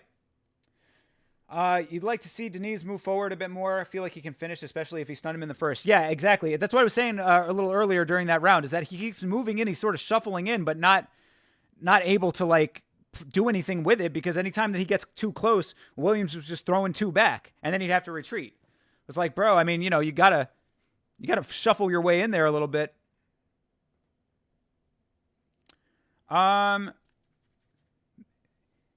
Good round for him, mixing the low kicks with his boxing. Yep. Andy, what did the ref do? I didn't see it. Race Williams bans. Sorry that you had to wait 10 minutes. I don't know what is that a Trovo thing? I appreciate you checking in on Trovo, though. Thank you for following. Welcome to the chat. If he got in there on a punch to end it, he'd fly out the cage. Yeah. That's fucking funny. Hey, Chris Tione can hold his own, man. Chris Tione's a G. He just looks frail compared to the 2 giants, and he has to step in like he's going to stop anything. Yeah, if those 2 guys started fighting and disregarded the bell, I don't think that Chris Tione would be doing too much about it. I think he would step back, put his hands up, and just watch. Like, all right, hey, look. Not my job to stop these motherfuckers. I mean, it is, but it's, what am I supposed to do? He doesn't want to be caught in one of those compilation clips of referees when the fighter still thinks the fight is going on after they've been knocked out. That classic one where the dude is hanging onto the ref's leg, trying to get the ref taken down after the fight's already been stopped. Yeah, Keith Peterson ain't doing anything. Although Keith Peterson was a collegiate wrestler. So I think pretty much most of the referees train or have combat sports experience of some kind. Oof, nice kick for Denise there. Yeah, you never want to become a ref blooper legend. Yeah, bro. Very true, Andy. By the way, shout out to Andy. For anybody who's not in the Discord, Andy fucking is killing it with the memes in the Discord. Every time that Andy posts some shit in the Discord, I'm always laughing. I appreciate your work, my dude. Especially on weekdays, if I'm ever having to be in the office and I check the Discord and I see some memes in there, I'm just thank God. Man, you make my day so much better. Yeah, Race Williams. I'll throw you the Discord link here in a minute. I gotta find out how. I'll do it after this fight here. I'll get you the Discord link, my guy. You get notifications in the Discord anytime that I go live and anytime that my buddy Chase Parton also goes live. And you can see both of us on the Monday night streams. Monday night, either 9 o'clock p.m. or later Eastern Standard Time, where we do last week's fights, where we will be breaking down all of the fights that we are watching today. Oh, there you go. Denise landed a big one. Had Williams on skates. He smells that blood. Williams trying to teep a little bit to keep him out. All right. Oh, Williams trying to go for a takedown now. Denise staying with it. Williams really trying to go for this takedown now. Oh, buddy. Oh, Denise. Oh, he got the takedown. Denise trying to get back to his feet. Woo. We got some excitement now. Oh, trying to get his back. That was a big shot that landed. This is smart for Williams, though, man. Tying him up, gets another takedown. And now he's just going to hold him. Try to catch his wits about him. Get himself back into this fight a little bit here. But he is on top. I mean, if he can get himself a little bit higher, he could be getting some ground and pound going of his own. Denise tying his back up here. Smart move.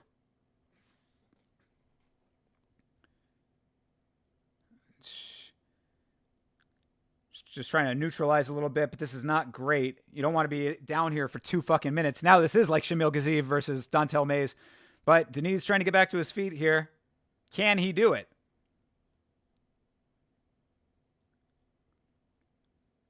Because he's tired, bro. You can see him breathing heavy. Denise is.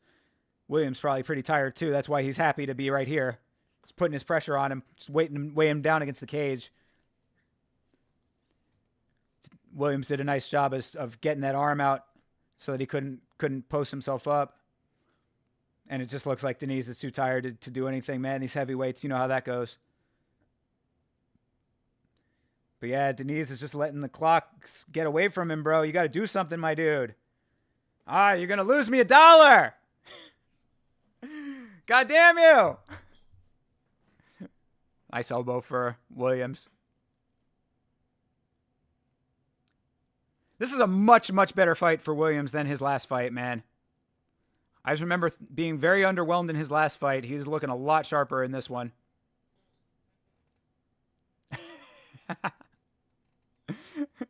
Race Williams craves memes. I appreciate you, bro. I don't have my my stream deck here that we have over at Vitsking's house, or I would hit you with the Cerveza Cristal. Nice shots from Williams from the top here. I mean, he's walking away with it now, even though he was shaky. The judges are definitely going to give him this round, so I would suspect he's winning this fight. That is very unfortunate for Denise to not be able to have the power and the strength to get himself back up after all of that. Good work for Williams to stay on top, too. And he hears that clapper, starts going to work here. Boom, boom. But nothing doing on that goes, although there's some nice elbows at the very end there. Jeez. Good fight. That was a really good fight. That was impressive towards the end there. I appreciate that. You know how it is with heavyweights sometimes. They can be real boring. I'll get you the Discord link in a second here, my dude. When does Chase stream? You never get to catch him. Chase streams during The Ultimate Fighter, and he streams with me on this channel. So, and also during the fights as well. So you can go watch him now, actually, if you want to go check him out. At CP Smalls, I believe, is his YouTube for where he streams at. No, yeah, I don't have the command set up in the chat. I should do that. I should get a chat bot at some point. I just haven't done that yet. So much stuff to do with streaming. I was trying to figure out all freaking night yet again how to get the notifications to make the sound, even if I'm having the desktop audio muted for the fights. It's such a goddamn mess. But all right, here, hold on a second. I got you with the Discord link.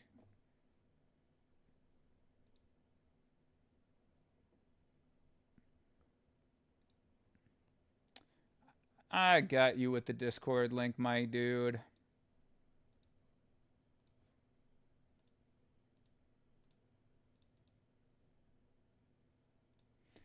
There you go, brother. All right. Bloomis. Oh, man, Bloomis, thank you so much, brother. I appreciate you, my dude. You know you do not have to do that. It is never expected or required, but I appreciate you, my guy. I appreciate you very much, Bloomis. Thank you so much for the donation, my guy. Really means a lot to me, man. You're going to post that in Discord. He leg kicked Williams hard, then feinted and left hooked him. Yeah. He thought he was going to check it. Yeah, definitely, Andy. I remember the exchange that you're talking about. Oh, and Denise got the win. All right, I get my dollar. Aha! Everything's coming up thicker today. Damn, I didn't think he was going to get it. I didn't think that they were going to give it to him. All right, rock on, man. So far, so good. I'm going to be doing pretty good on the verdict predictions today. I appreciate that. Every time you try streaming, it kicks you out, so I guess the live button is the exit button now. Damn, Race. Are you doing something nefarious? The Yama stream just got banned from Twitch not too long ago for hacking, even though we don't know how to hack. We got banned midstream. That was so weird. And then like we appealed it, and they sent an email back saying, "Hey, our bad. We messed up." It's like, all right. Thanks for recognizing that you messed up. Can we stream again? Yeah, okay, great. You think he landed more than Williams countered? Probably. It did look like he was being more active earlier on. It just sucked that he ended up on his back for that entire like second half of the third round, you know? I would have thought that might have swayed some of the judges, but thankfully it did not. Williams was definitely countering, though. Absolutely. They were both a little wild, maybe because of the power. Yeah, I agree. But, I mean, like, with a fight like that, it looked like, I mean, I would say Williams was a little bit more controlled, but he was reactionary. That's the problem. Like, if he had stayed as controlled with his counters and his reactions as he was when he was trying to be offensive, like, after he would get caught, he would react. It's like, bro, you got to, like, keep it keep it tempered a little bit on top of the like effective countering that you're doing. You have to be measured at all times when you're at heavyweight. But again, he was rocked a couple times too, so I guess you can't really be too mad at him for that. Good fight though, and I'll take the money. And, you know, I don't think that I'm allowed to say anything about Minty Bets right now because the Vitz King is not here. Of course, that is his lady. I am not going to be stepping on my man's toes, but at the same time, Vitz King is not here, so I'm going to step on my man's toes. Minty Bets is looking fine.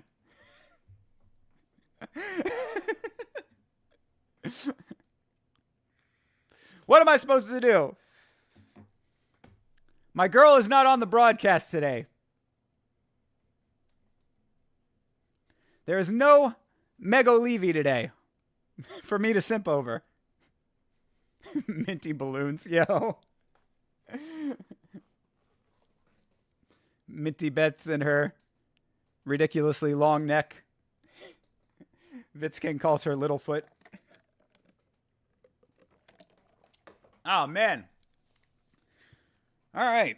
So while we wait for the next fight to get underway here, we were looking at the UFC 305 fights that are coming up. Dricus du Plessis and Israel Adesanya, of course. I don't know why there's not more hype surrounding this fight. No one seems to be talking about it at all, even though there's supposed to be this big bad blood. I guess maybe it's because Israel Adesanya lost so decisively in his last fight. Everybody thinks that Izzy is washed. I think that that is really dumb to think that. But at the same time, Dricus is him, man. Dricus is the dude right now. Like, his fight with Strickland was close, but I do think he won that fight personally. A lot of people don't, but I do.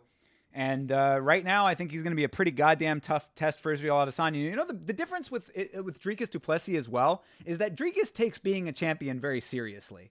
Like, anytime that you listen to him talk, like, he, you know, his goal was to be the champion, and now he is acting as the champion. Like, he has, like, a champion's mindset that I think really does him well. So I ride with Dricus on that one. But I really think it would be dumb to count Israel Adesanya out. Israel Adesanya is one of the most dominant champions of all time. Everybody wants to try to talk about Izzy being this and that and the other thing, and I do admit he is very cringy in his personal life, and I do not condone the diddling of dogs, but at the same time, you cannot take away the fact that he is one of the most dominant champions of all time in this sport. 24-3. 24-3, and one of those was when he went up to fight Jan Blachowicz, when he went up a weight class. So, don't get it twisted and think that Israel Adesanya can't win that fight. That would be really, really dumb. Co-main event, Kai Kara France versus Steve Erceg. Love that fight. Everybody thinks that Kai Kara France is a little bit washed. I don't know if that's really very accurate either. I might have two parlays on that one, and one of them have Kai Kara and the other one have Steve Erceg. I do hope that Steve Erceg wins that fight, just because I'm a fan of Steve Erceg. I think that it took a lot of balls for him to go up and challenge for the belt, being in the 10th place position. Although we did just see what happened with Umar and Corey Sandhagen last fight, so Umar jumps to 2nd place from like 10th place. So that's kind of crazy, but I like that fight though. And then Mateusz Gamrot and Dan Hooker, that's a good fight too. I mean, Dan Hooker is one of those guys that has let a lot of people down over the years, just because it's like, you know, he sort of had the aura for a while there, and I think his aura has faded a little bit. But I think he could beat Mateusz Gamrot. I might ride with Dan Hooker on that one. I mean, Gamrot 24-2, that's pretty goddamn solid. So, I don't know. But my gut is telling me Dan Hooker. I could be wrong about that one. Tai Tuivasa versus Jairzinho Rozenstruik. That's a fight that a lot of people have a lot of opinions about. A lot of people, for some reason, think that Tai Tuivasa is going to be able to beat him. I'm like, maybe if he lands the heavy shot, but Jairzinho Rozenstruik, I think, has a better skill set in general. I think he's a more well-rounded fighter. But at the same time, I do think it's kind of slightly bum versus bum a little bit. At this point, Tai has proven that he's really only a power striker and does not have any other kind of fundamentals. Jairzinho Rozenstruik has better fundamentals, but he's just not elite greatness. So, bum versus bum is a little bit strong, but it's like mid versus mid, I would say. And then this fight, I fucking love. This is kind of my fight to watch right here. Jing Liang versus Carlos Praetis. It's going to be Rosenstrike. Yeah, I mean, I think that that's probably what's going to happen there. But, you know, again, Ty could land the big shot. It's not impossible. But Jing Liang versus Carlos Praetis. I love this fight. I feel terrible for the Leech, man. The Leech just keeps getting fucking paired up with dudes that are like just out of his league, bro. I hate to say that because I like Li Jinliang, the Leech. Easier to say than his actual name. But Carlos Praetis in that last fight, man, to get a knockout via a knee to the body, that is some Muay Thai shit in MMA, bro. And that's what I've been wanting to see for a while. We talk about this in when we watch one, right? Me and Vitz King will be watching one, and we're talking about why we don't see more Muay Thai guys in MMA. This is a Muay Thai guy. He's got Muay Thai tattooed on his fucking chest. He's bringing the Muay Thai skills over to MMA, and I'm loving it. I am fucking loving it. So I got to ride with Carlos Praetis on this one, man. I hate to do it because I do love the Leech, but I just don't see it. I think that Carlos Praetis is probably going to get that. I do think that Carlos Praetis is going to be a little undersized for him, though. So if he can tie him up, maybe wrestle him a little bit, there is potential for him to get it that way. But I'll still ride with Praetis on that one.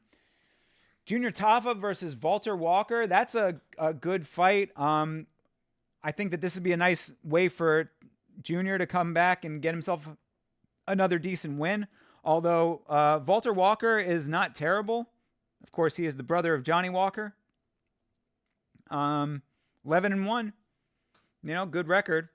But Junior Tafa, he's a knockout dude. If Walter Walker can wrestle him at all, that's going to also be a thing. It's what I say about the big Polynesian guys. It's like a lot of the power strikers from that area of the world, they are amazing strikers and they're tough as shit. They've got great chins, but at the end of the day, they just don't have the fundamentals, bro. Like, they don't drill like just the fundamentals. So we'll go over the rest of the card on the break. But right now we've got Karol Rosa versus Panzi Kianzad. I thought it was pronounced Kenzat, but it's Kianzad, according to Brendan Fitzgerald. I think that Karol Rosa is going to take this fight handily. I think she's going to be able to out-wrestle her, but we'll see. Of course, Panzi Kianzad is famous for the upkick to the liver of Macy Chiasson. Of course, Macy Chiasson avenged that loss, but it was a solid upkick to the body that dropped the fuck out of Macy Chiasson. So she is from Sweden. Shout out to Bloomis. Sweden and Denmark are the same country, right? Sweden, Denmark, Norway, Iceland, Greenland, North Pole. They're all the same, right? I'm kidding.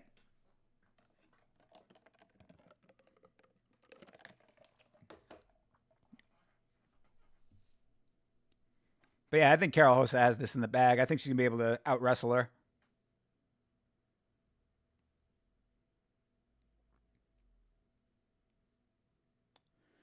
Is it just me, or does Penny Kenzant kind of look a little like Edie Falco, like Carmela Soprano in her profile picture? Maybe that's just me. I don't know.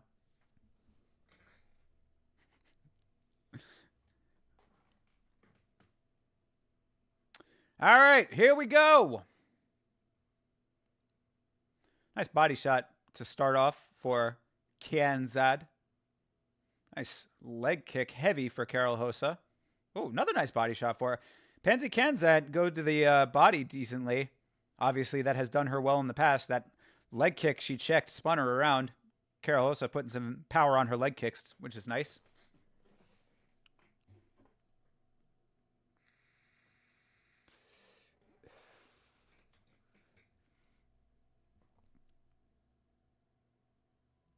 Oof. They kind of trade. Kianzad took a shot to the face, but Carol Hosa took a leg kick for it, I believe. Or that might have been the other way around. Honestly, it was pretty quick. But they're trading at least. How come you're out here with the energy with a shit card like this? I'm all here for. Because, hey, man, I'm just happy to be watching fights, bro. I'm easy to please. I am easy to please. I love watching people fight each other. That is my greatest joy in life. So I'm just happy to see fights, man. Even boring fights are fun for me. Because if they're boring, then I can just talk about how boring they are. I'm happy to be here with you guys. Come on, man. Turn that frown upside down, Bloomus. We're having fun over here. After having to do an hour-long video about the fucking allegations against Alex Pereira, I need some joy in my life. But I really am easy to please with fights, man. Really. Like, I just enjoy watching the competition. You know, I'm always out here looking for something entertaining to happen. And these cards that everybody underestimates are often ones that come through in a big way. We had a couple of decent fights so far. Actually, quite literally, all of the fights have been good so far. Oof, that was nice for Carol Hosa. That was a nice combination. 2 to the head, 1 to the legs.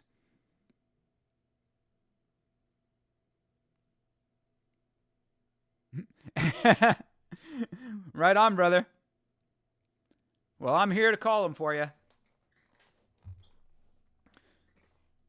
Hosa's looking real calm and collected in here. Putting a good amount of power on her strikes. Like, I would say the appropriate amount of power. Kensat, she's decent.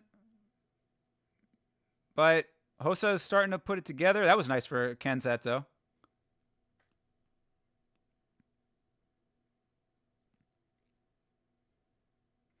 But yeah, Carol Hosa's just real calm and collected in here. She might be a little too calm. But then when she explodes, she's pretty good, though. That is why I am riding with her.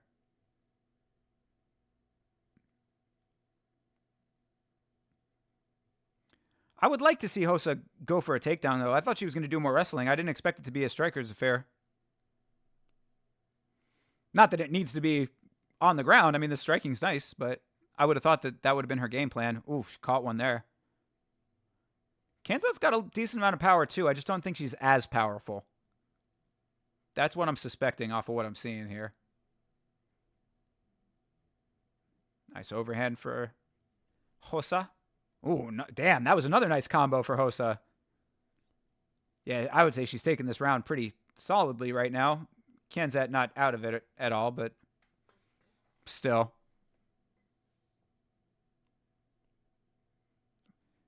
Yeah, Carol just I mean, she's not even really moving all that much, man. She's like kind of standing stationary, which you'd think would be better for Kensat here, that she would be landing a lot more on a stationary opponent, but anytime that she comes in, she's getting countered pretty nice, and Carol Hosa's putting together some decent combos. That was another nice counter.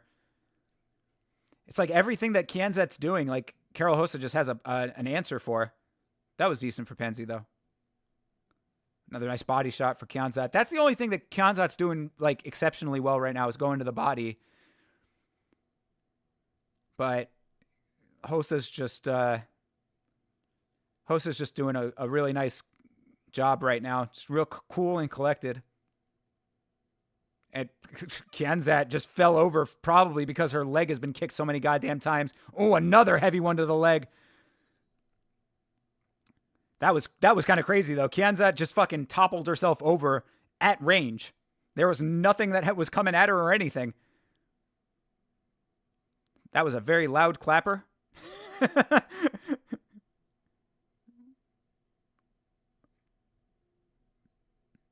All right. Solid round for Carol Hosa. That was really nice. And I would suspect that Kensat's getting a little riled because of that. I know that I would be if I'm in that cage and my opponent is just standing there heavy, just not fucking really moving all that much, just staring you down. You're like, okay, well, can I just punch a whole bunch? Nope. I mean, good Lord. Yeah, that leg. I mean, that's what I was saying, Jack. How the fuck did she fall? What made her fall? That leg getting fucked up is what made her fall. Jesus Christ. That leg is turning into dog food. Oh, man. Yeah, Bloomis, I'm telling you, bro, this card is better than you're making it out to be. At least it has been better than it would be on paper. So far, literally every fight has been good. She thought she was a Diaz brother. Yeah.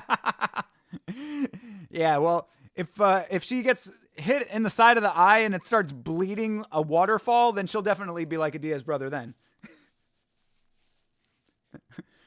If that happens now, that's going to be crazy as fuck. All right, ladies. Mike Beltran.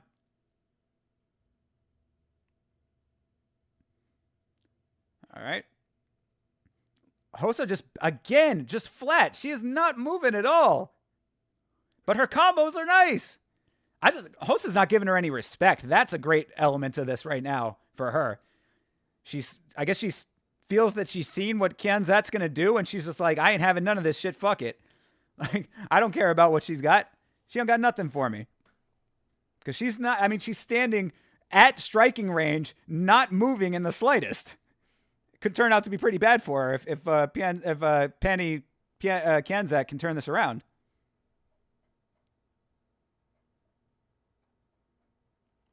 Nice couple of jabs there for Kianzat.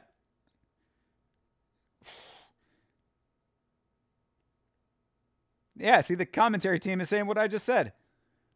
Nice lunging elbow. I love that strike, man. Saw a little bit of that from Stephanie earlier in the card here. From Stephanie Luciano. She was doing that lunging elbow. Which I appreciate, man. I think that's a really underutilized technique. There's another one for Karol Rosa. It didn't land, but I like to see it. You just go in with the elbow heavy. There's another one. You use the elbow like a strike, like a punch. And that's how you get those cuts opened up. And, of course, we know what that shows to the judges.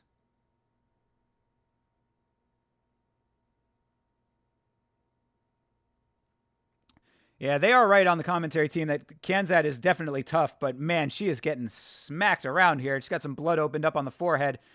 Not exactly in the position I was talking about, but almost what I described. Oh, she is bleeding now, boy.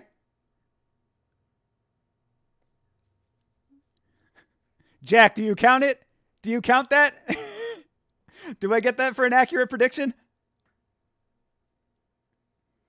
Do we mark it, dude? Because, yeah, when her blood is on her opponent's face, that is a bad look. There you go. I was saying, do you call it or not? Because it's not in the position I had called, but I'll take it. Yeah, that might have to be an upload.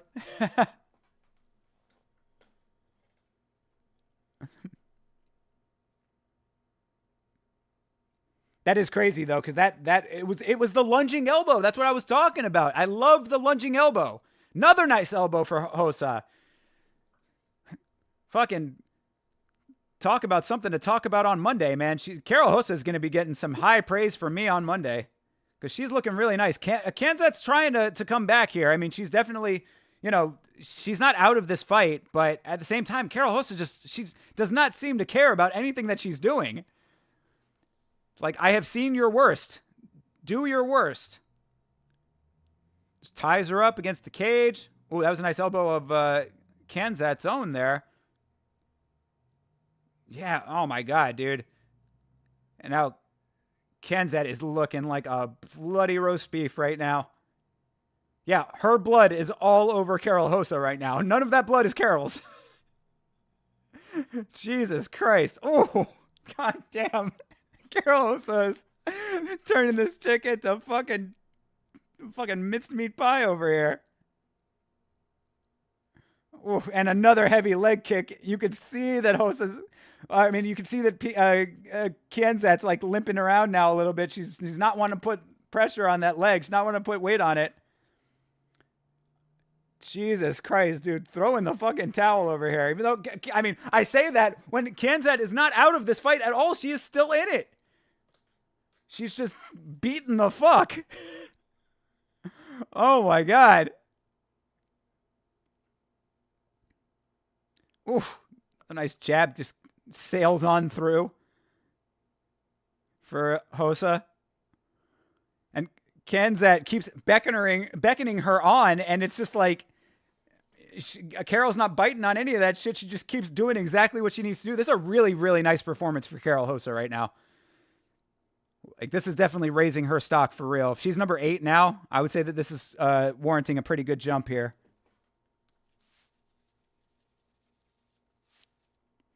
Oof, that was a nice straight for Kensat.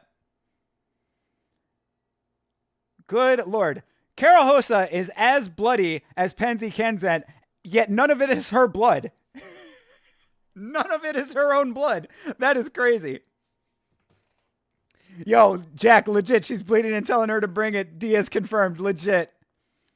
After that Aldana fight, she just doesn't have any fear. Yo, Jack, that is one of the best female fights I have ever seen in my life. Yeah, Irene Aldana versus Karol Hossa, that is a Hall of Fame worthy fight in my opinion, as far as WMMA goes.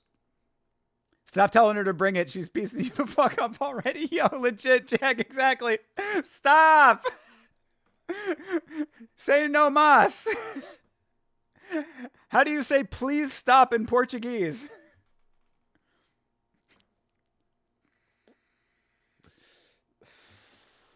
Yeah, that fight was fantastic. Yeah, you're right. I mean, Karol Hossa just comfortable, just standing in there, not giving a fuck about what's coming back at her. I like Karol Hossa, man. And now, I mean, I would say that this is probably going to put her in the top 5, if not just outside of it, right? She's got to be at least jumping 2 slots, if not 3. Oh my God, Penzi Kensat looks so fucked up right now, bro. Like, she is fucking battered, bro. Well, I mean, she's ranked number 8 right now. I mean, I would say if she's not in the top 5 after this fight, I would say that she's got to be fighting like maybe 4th or 3rd. I mean, performance like this, I would say that she should probably be fighting pretty goddamn high. I mean, you know, maybe this could be have her in a title eliminator fight. I mean, she still has to win this one, but I mean, the way that she is fighting right now, this is a super, super solid performance for her. We'll pull up the women's bantamweight here in a minute after this fight's over. Take a look at those rankings.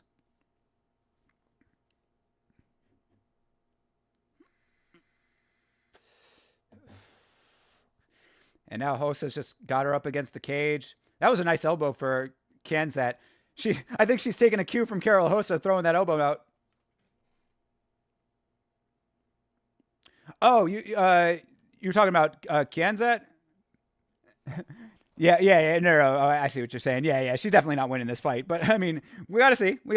But yeah, if Karol Hossa wins this fight, we'll bring up the rankings here in a second, take a look. But I mean, I would say that she probably deserves to be top 5 after this fight. And at that point, yeah, give her a title eliminator fight. That's my initial gut feeling anyway. I'll have to look at the top of bantamweight right now. Oof, nice takedown for Hossa. Hossa, I think, probably trying to be a little merciful at this point. It's like, bro, I'm tired of beating your fucking face up over here.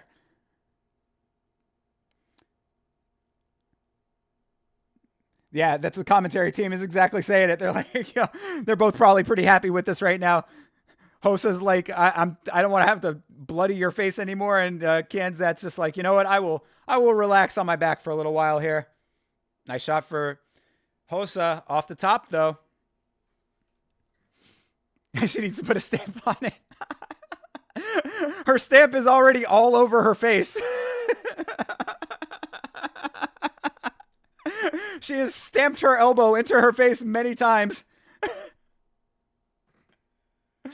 Oh my God, now Hossa's just all over it. This is so solid for Hossa, bro. This is a really, really solid performance. Just keeping with it, keeping the pressure on, driving her face into the cage. That can't feel good with all the damage on it.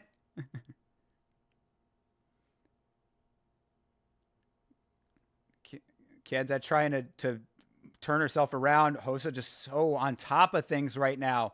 If she spins her and slams her, it's over at that point, which I think she probably could do. If she shifts her weight and turns her sideways, gets the trip, that would be the death knell. That would actually be a legit stamp on this already won fight.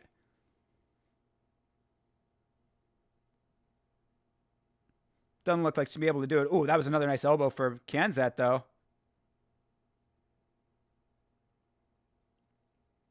Ooh, nice elbow back. They're trading elbows. I love it. And, you know, not for nothing, but I will say it, that in women's MMA, elbows should be a much more utilized weapon of offense. When you're not, you know, a lot of these, ooh, that was a nice spinning elbow too. Oh, jeez. If you don't have knockout power in some, you know, some of these girls are too small for knockout power, you know, like they don't necessarily have the strength for it. Throw the elbows out there, because then you're opening up cuts, you're blooding up your opponent, and when it goes to the fucking decision, if it does go there, you know what the judges say about that kind of stuff. One day a female Jones will come. Yeah, I mean, I guess you'd probably say Amanda Nunes was about as close as we had to that. But even Amanda Nunes was taken out. Amanda Nunes did not have the luxury of being able to pick and choose and take massive amounts of time off, yada, yada, et cetera, et cetera. But let's not go into it. You don't want me going off on yet another John Jones rant. Oof. Out it did. Yeah. Hossa is just so on top of this fight. This is a really, really stellar performance for her. And all of that blood that is on her face is Kanzat's blood. Fucking nuts. Goes for another spinning back fist, misses it, but right back on the clinch. Oof. Switch knee for Hossa. Throwing the kitchen sink at her. That was a really, really nice performance for Karol Hossa. Oh, just talking about the crazy elbows. Yeah, dude. I mean, I would say that Karol Hossa is getting kind of close to that after a performance like that. She was doing a good amount of it. Yeah. We got the hot commission lady and the hot cut lady today. Appreciate that. All right, so with that being somewhat of a foregone conclusion, we'll see what happens when the hand is raised here after the commercial break. But while we have a little bit of a break, let's take a look at women's bantamweight for a second here. So, women's bantamweight, yeah, okay. So, Ketlen Vieira is fighting Kayla Harrison for #1 contender. And now, Karol Hossa is going to be going up from 8th. She was tied for 8th with Norma Dumont. So, yeah, three-way tie for 8th with Miesha Tate. That's crazy. How the fuck do you have a three-way tie for 8th? So, if she jumps both of them, I would say that her versus Mayra Bueno Silva is a great fight right now. Or versus Meisha Chiasson could be a good one. I guess if they're already having a #1 contender fight with Vieira and Harrison, maybe the winner of, or the loser of that would be good. And yeah, Karol Hossa gets the victory. I mean, yeah, she could fight Miesha Tate, but I mean, it would seem like a bit of a lateral move if they're both tied for 8th place. Because what's Karol Hossa's record before all of this?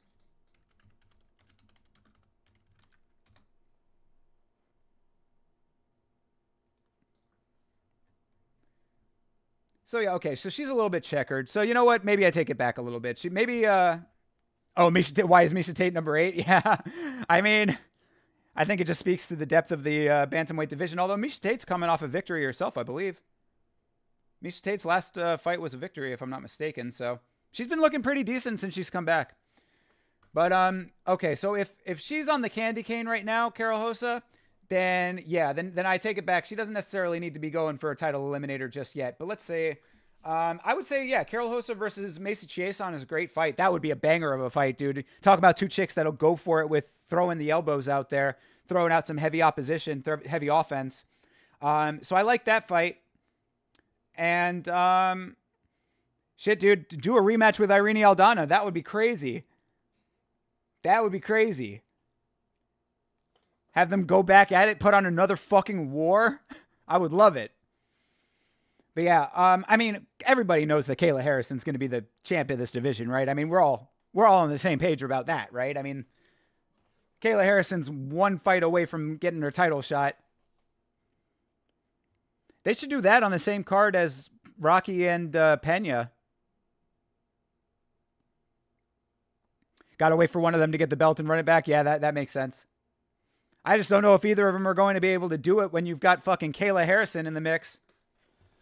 Kayla motherfucking Harrison about to be the champion of the world over here in the UFC after dominating in PFL for so many years. Under the radar for a lot of MMA fans.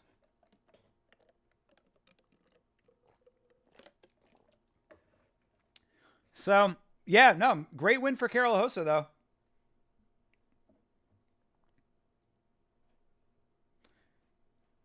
Close, significant strikes, but still better for Hossa. And I don't care what the numbers say. She was fucking fantastic. When I see stuff like that, I wonder if she would have came to the UFC earlier. Yeah, I mean, honestly, I don't think that she really needed to, though. I think it worked out exactly perfectly for her, honestly. Like, this is what a lot of fighters should do if they're not in the UFC already. I think that a lot of fighters should go to other organizations on the higher levels, get some wins over there, and then prove that you need to be in the UFC. I think the UFC, like, gets so many of these fighters when they're so early in their career that they come over to the UFC and they're not ready for that level of competition. I think you go into an organization like the PFL, it gets you more prepared. Yeah, Ben Askren, okay. Well, at least it worked out for somebody in that deal. PFL got a great fighter out of Demetrius Johnson. Mighty Mouse going over there, getting to throw some fucking knees to grounded opponents. I mean, everybody wants to get on Ben Askren, and I understand why. All right? I'm not saying that Ben Askren was amazing in the UFC, but Ben Askren was a dominant champion and won. So, put some respect on Ben Askren's name. if you can muster it. There in Christ is burning. Yeah, it's probably pretty fucking hot out there in the middle of August in Las Vegas. If they go out to the external shots from outside the apex, you can see like the heat lines, the whatever that is when it looks like all wavy. You see the heat rising up off the ground. Pretty heavy.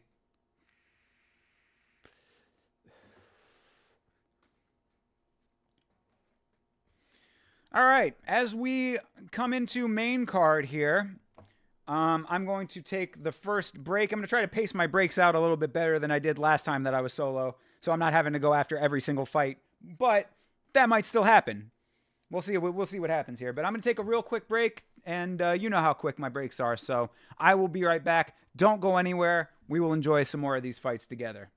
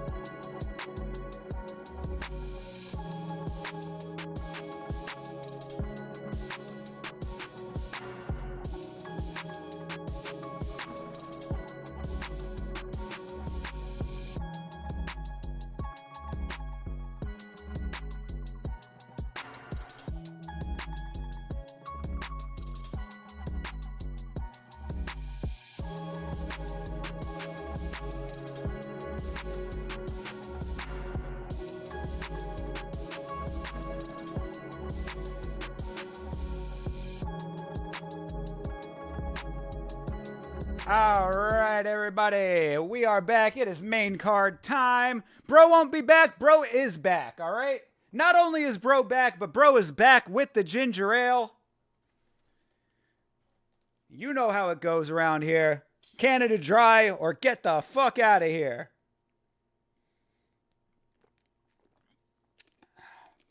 Cerveza Cristal. Real question, how far do you think Tybura can really go in this division? Nowhere. I don't think him or Spivac can go anywhere. You're a Schweppes guy? Get the fuck out of here. TJF is banned from the chat.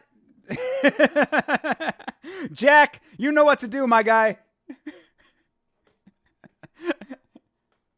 Fuck Schweppes. And what's the other one? There's that third one. Oh, Seagrams. Fuck them too.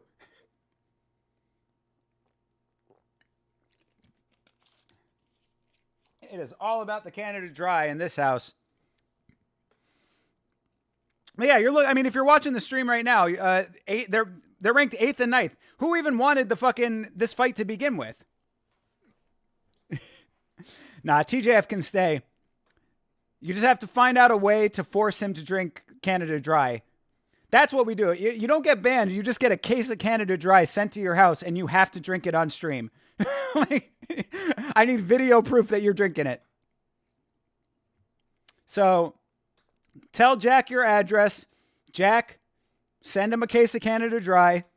That's coming out of your own pocket, but that's, I appreciate you like that. Thank you very much for your help.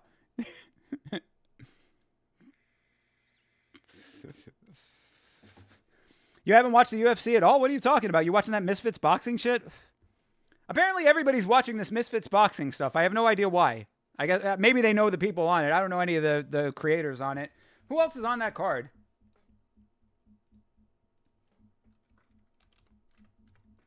Oh, geez, bro. Don't fucking dox yourself. Holy shit.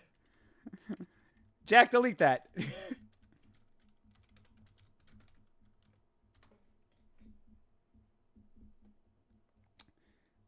So who all is on this? Okay, so let's see. Who are these people? So Josh Bruckner FaZe Temper got dropped. I thought he said that FaZe was the one that was doing the dropping. Anthony Tyler versus Samuel Erickson. I don't know who any of these people are. Amir Anderson versus Kajanti Davis. Yuddy Gang TV. What the fuck? Yuddy Gang TV versus Argentinian King. Who the fuck are these people? John Ingram versus Ryan Schwartzberg and Little Krakra? Little Krakra? What the fuck is this? Versus Ace Musa.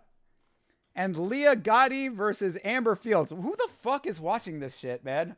I guess somebody knows who these people are. Oh, you just typed in random numbers? Good. All right, cool.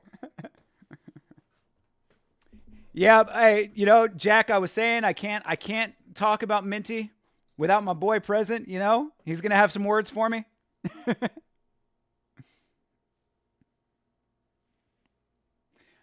Yeah, I mean, I know what Misfits Boxing is, and I know that all of those guys are like content creators or something, but like I just don't know who any of them are.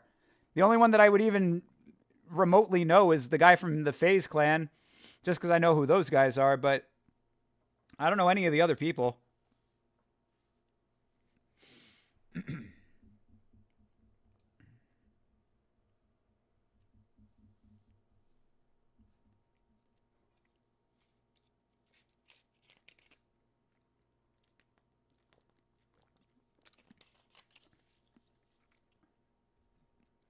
Haralampus Gregorio.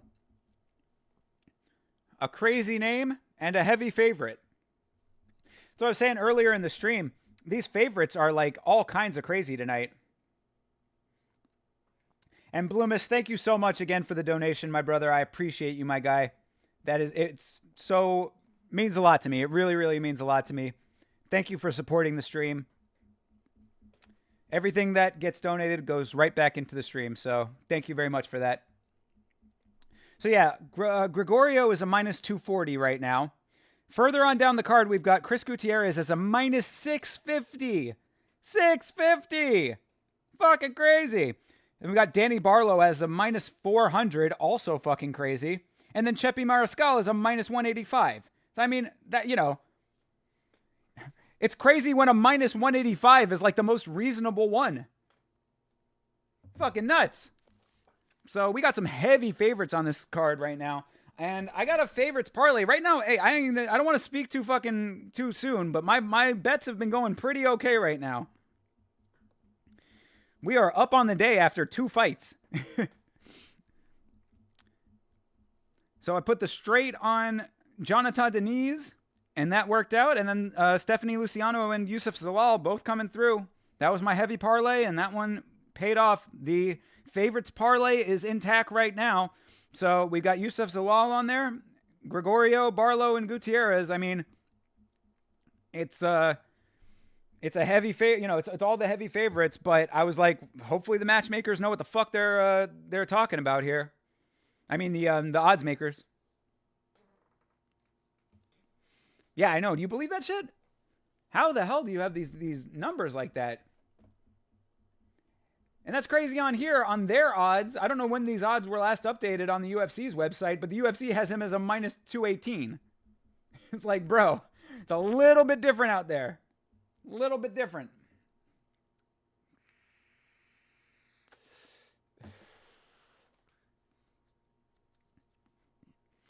So we were going over on these breaks, we were going over the UFC 305 card a little bit. Where'd we leave off on that? Yeah, okay, we left off at the Culibao versus Ricardo Ramos.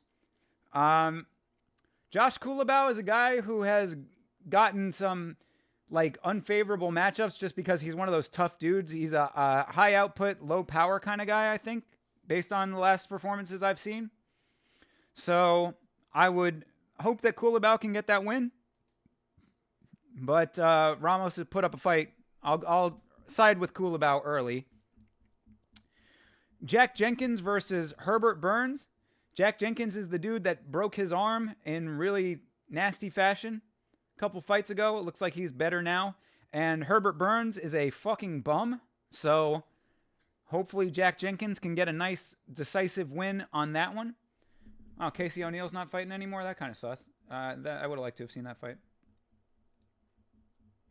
Tom Nolan fighting again versus Alex Reyes. I'll go with Tom Nolan on that one. Hometown guy. Song Kanan versus Ricky Glenn. I will side with Ricky Glenn on that one, but not super confident in that. And then Stuart Nickel versus Jesus Aguilar. I don't think I know Stuart Nickel. He doesn't have a profile pic. He might be new to the organization. So those are my early predictions, at least for 305. I'm just surprised that no one seems to give a fuck about DDP versus Izzy.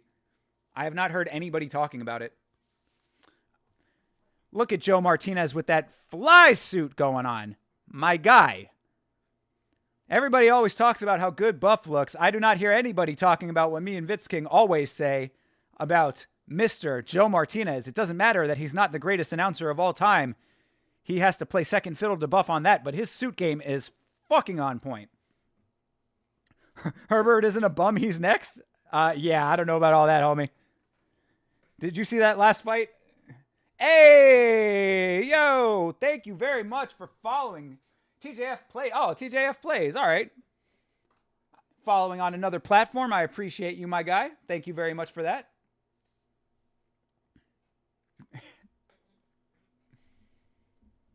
Why did the timer restart? Oh, the timer restarted because I went to BRB. Damn. That's annoying. So anyway, all right. Well, the timer is now on for the main card. I took a break after the prelims, so timer is now for main card on. I got to remember that, though. The timer restarts itself with scene changes.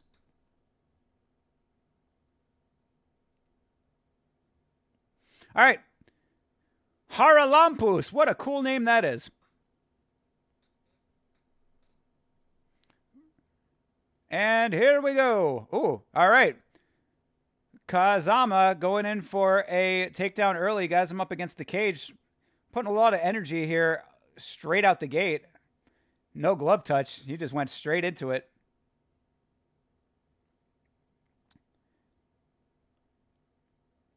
Isn't Kazama the last name of the guys from Tekken? Yeah, I've seen Kazama before. He is a scrappy fighter, but Gregorio, I mean, like, I think he lost his last fight, but like before that, the fight before that, he looked really sharp. So I'm going with him on this, but it could be more competitive than the odds would lead you to believe. And right now, Kazama's doing a good job of, of controlling him here. He almost got the trip, almost got him down, but Gregorio doing a good job to stay on his feet. But Kazama is just really all over him. He's really keeping a lot of pressure here. He went straight out the gate, bro. Didn't wait for a fucking second, dude. He said, oh, the fight started? The fight has fucking started! Said, oh, we fighting now, huh?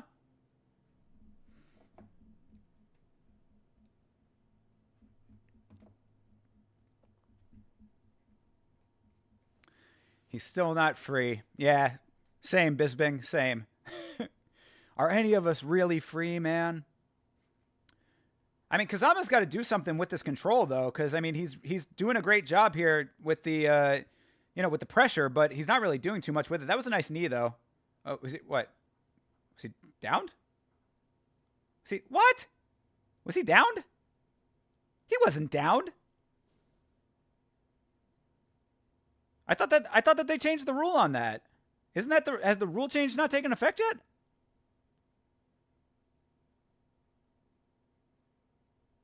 What? Come on, man. I thought that the rule had changed already. Oh, the rule hasn't changed yet? I thought that... what? When does it go into effect?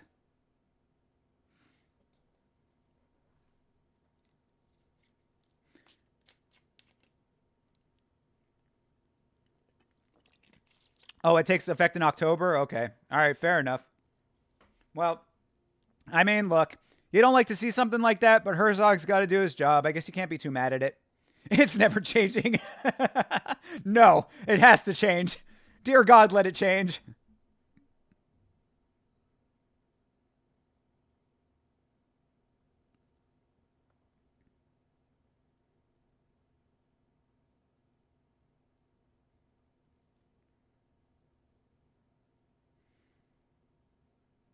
I mean, Gregorio's really milking this thing, though.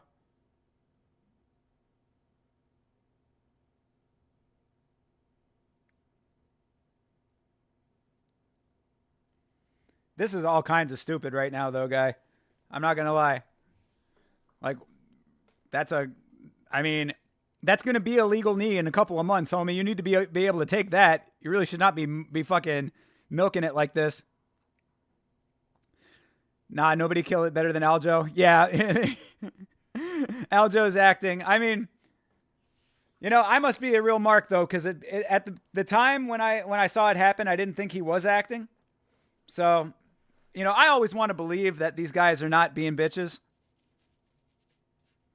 But, man, was damn near rolling on the floor. You are not lying. He was doing all kinds of stuff. His facial expressions were hilarious in hindsight.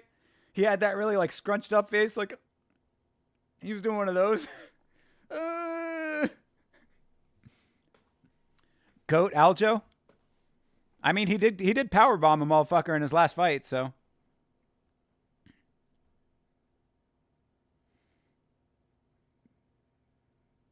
Yeah, they're talking about the rule change here now. Kazuma is right back to being all over him, though, man. This is not a great look for Gregorio in this round. The 300 fight was so bad. He powerbombed him in 300. Man, come on. When have you seen that in an MMA fight? Effectively.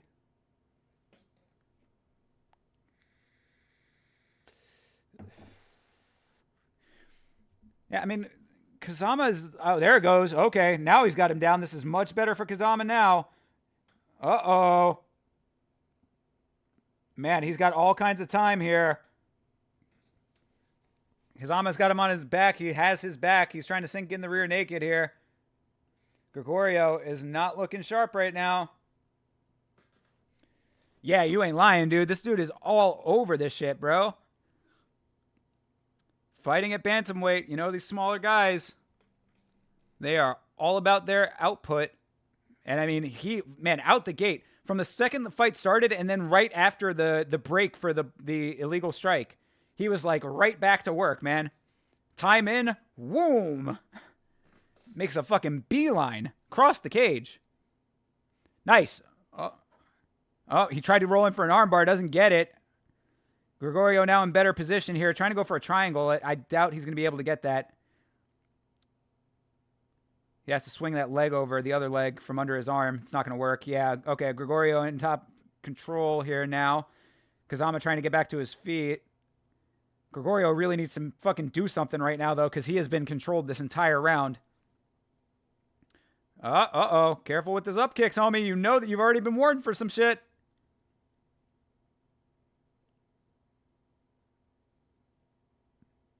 Oh, nice reversal for Kazama. Holy shit.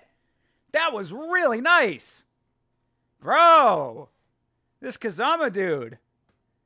That was crazy. He just straight up flipped him over on the ground. Talk about power for a bantamweight. That is nuts, dude. Wow, I want to see the replay on that.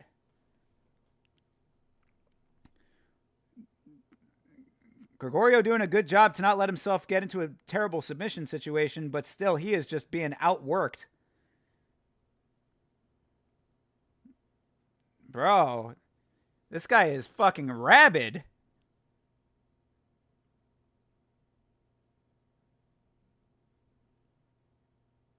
Watch the back of the head, homie.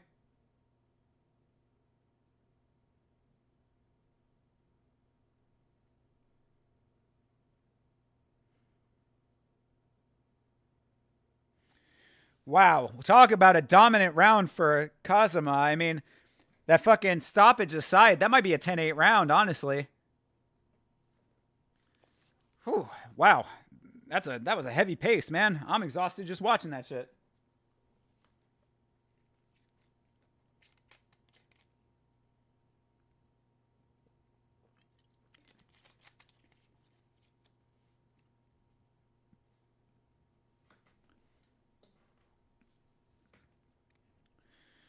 Whew.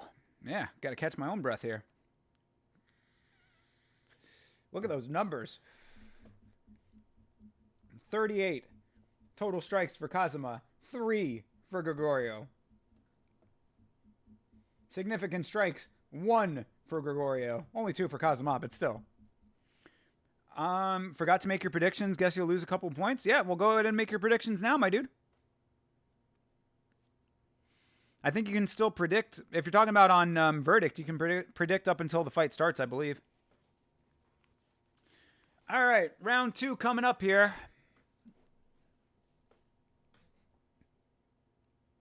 Feel free to put your predictions in the chat. I've already read mine off. I'm hoping the parlay can stay intact, but right now it is not looking good for my parlay if Kazama pulls this out here. Ooh, nice strike for Gregorio there. There you go. Yeah, Gregorio. Oh, there you go. Gregorio starting to turn it up a little bit. Kazama tries to get the takedown. Gregorio back to his feet. He wants to stay on his feet real bad now. And oh, there you go! Drops him! Gregorio looking for the kill here. Talk about swinging it. Oh, elbow heavy! Let's go! Let's go!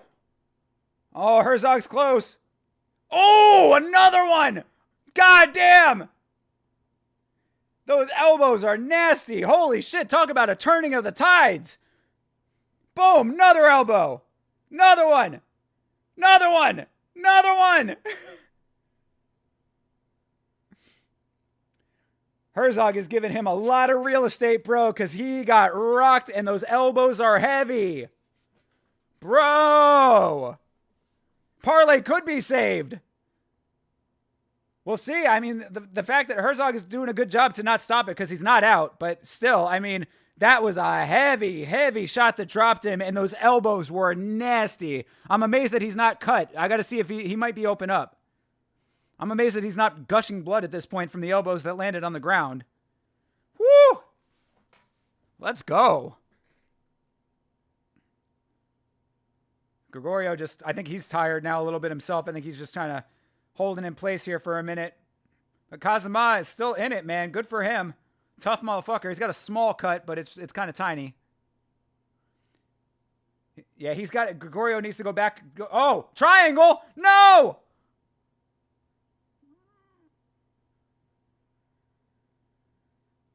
Oh, fuck! He got the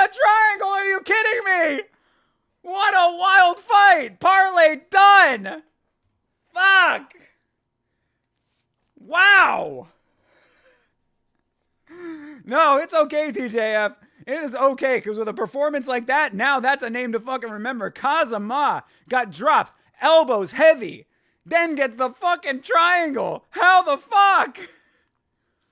Honestly, it's not that surprising considering that after Gregorio had been landing all of those elbows, he did look really tired. Because he was just staying in place, not doing anything. So there's the elbows. That's the first one there. And then, yeah, he's just kind of sitting there, and then the fucking triangle just gets slipped up easy. Yeah, Gregorio wasn't even doing anything to try to get out of it at that point. I think he was just tired, bro.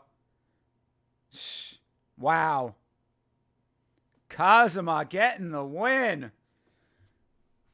There you go. Fuck the odds makers, am I right? I love that whoever this is, this Magnolia Park, covered Eye to Eye from a Goofy movie, because that song is a banger. And it's hilarious that they're putting it on the UFC broadcasts for whatever reason, but that song is a fucking banger. MMA, the hamburger, is still dangerous on their back. You ain't lying, brother. You ain't lying. That hamburger done turned it into a whole-on beef. Kazama had me scared, almost took him off the fighters to watch list. Yeah, I mean... well, it's kind of tough on that. Like, because, I mean, I think he's coming off of a loss.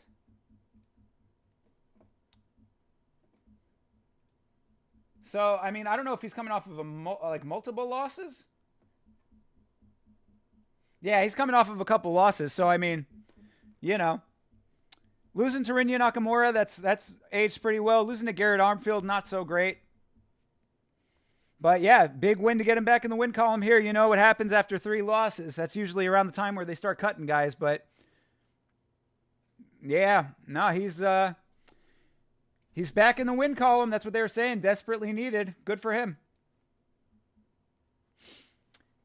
TJF, it was a good card, but fights were on one-sided, so a lot of action. Yeah, got you.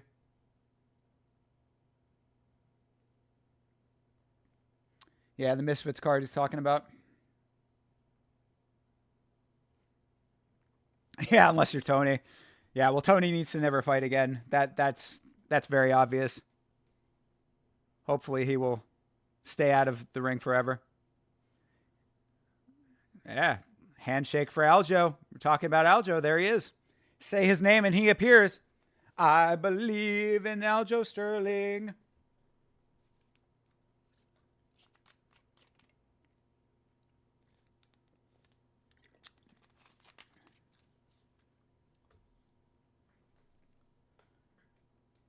Yeah.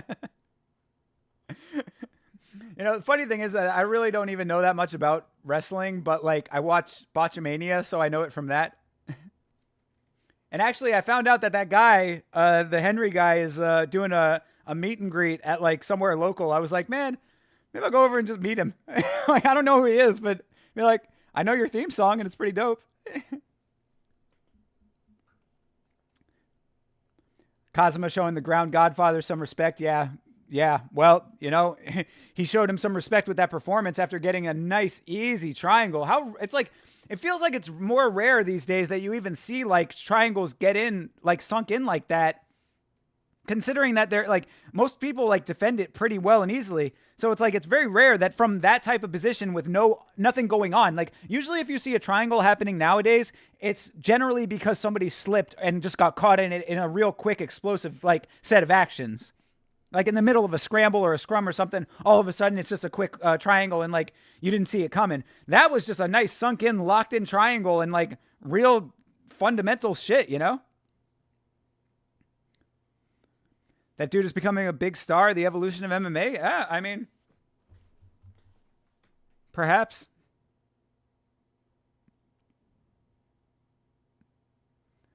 You're talking about the Henry guy? He's becoming a big star? Yeah, like I said, I don't know anything about wrestling, so professional wrestling.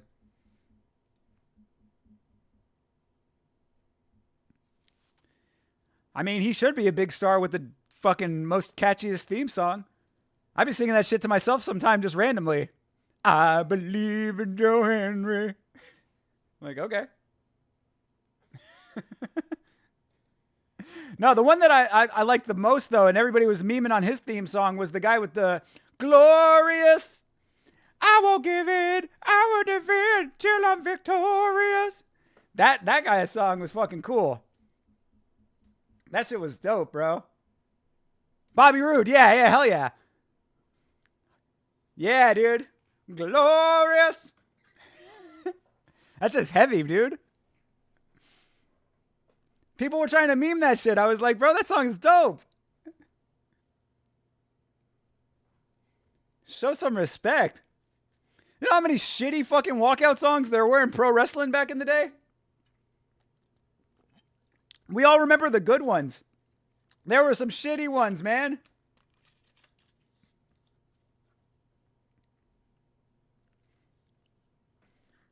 What other guys had really cool ones? Oh, fucking Kurt Angle, obviously. Bam, bam, bam, bam, bam, bam. Hell yeah. You suck. I mean, DX had the cool one.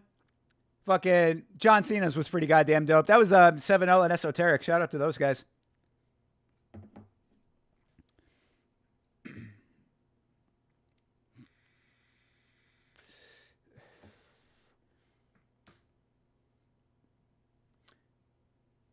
Yeah, Yana Kunetskaya. I think she's going to lose.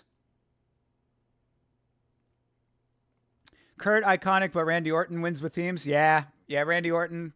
I don't remember what his one was. Let me take a listen to that real quick while we're waiting here. Way to crush your dreams. Sorry, brother.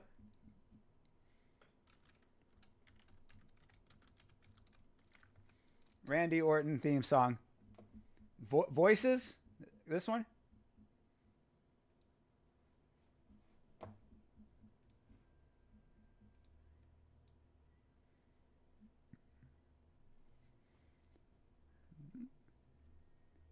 All right. Yeah, this goes.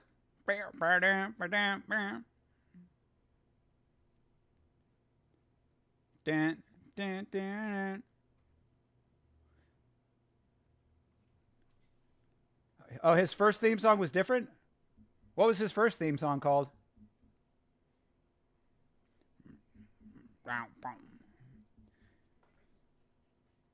I mean, that's pretty dope.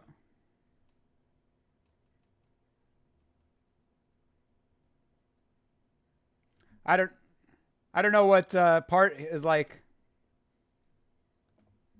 Oh, the one below it? All right. Oh, this one. Oh, burn in my light. All these theme songs are long. They must have like certain parts that they play for like the actual opening or whatever. Like their actual walkout part.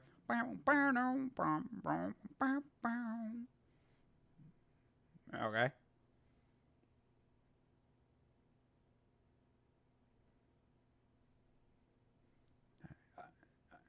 Oh yeah, that's pretty good. High intensity. I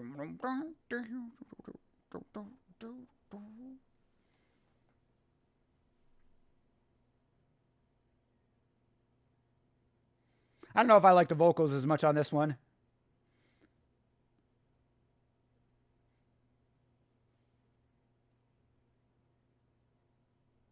Yeah, this one's all right.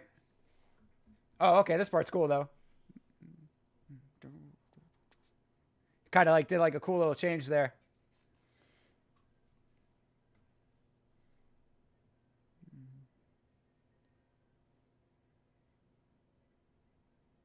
Oh, okay, this chorus is dope though.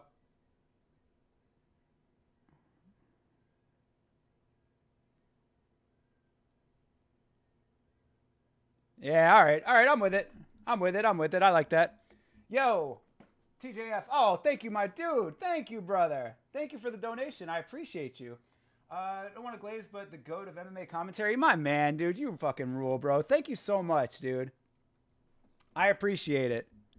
as I'm listening to wrestling theme songs over here that I unfortunately can't play for you guys. I apologize for that. Thank you for putting me on, though, man. I hadn't heard either of those. That's pretty dope. Like I said, I kind of checked out on pro wrestling in like the '90s. Like not the '90s, but like the 2000s or whatever. Oh, I don't know. Heard the chime again, but no noti for that one. Either way, thank you very much. Appreciate you. Appreciate all of you guys. Thank you so much. Y'all rule. Thank you very much for spending your time with me on this Saturday. I appreciate it. You stopped watching in 2018 or so? Yeah, I mean, like, I think that the thing with pro wrestling for me is just that it, like, the storylines kind of they started to be kind of goofy. And, like, sometimes there's, like, funny stuff that's entertaining in there, but, like, most of the time, like, MMA, it's like, I think that Toby said it best when he was talking about this, where it's like, you kind of graduate to MMA because, like, if I'm going to see goofy stuff, like, MMA has everything that pro wrestling has, like, as far as entertainment goes, if you pay attention. So, like, I just, like, you get all the drama, you get all of the funny stuff, and then at the end of the day, you get a real fight out of it. That's, there's still some entertainment to be had there. I'm not a hater or anything. Like, don't get it twisted. Like, I'm not like, I don't hate on pro wrestling and like people who like it or anything like that. Like, I would still go watch it. Like, if there was like a wrestling thing that came around or whatever, like, I think WrestleMania was in Tampa not too long ago. So they come to Florida pretty regularly. Like, I would go. My homegirl is a big AEW fan. Like, I would go out to see it with her or whatever. I watched a little bit of it when I was hanging out with her last time that we were hanging out. It was fine. I'm not like a hater. I just get everything that I need from MMA. So I just don't need it. And, I mean, I'm definitely not a person who's like, oh, it's fake, because, yeah, I mean, it is predetermined, but obviously they're very athletic and all that kind of stuff. But I prefer to watch legitimate, not predetermined stuff. I talk a lot of shit about it on the Yama show, but, like, I'm just joking.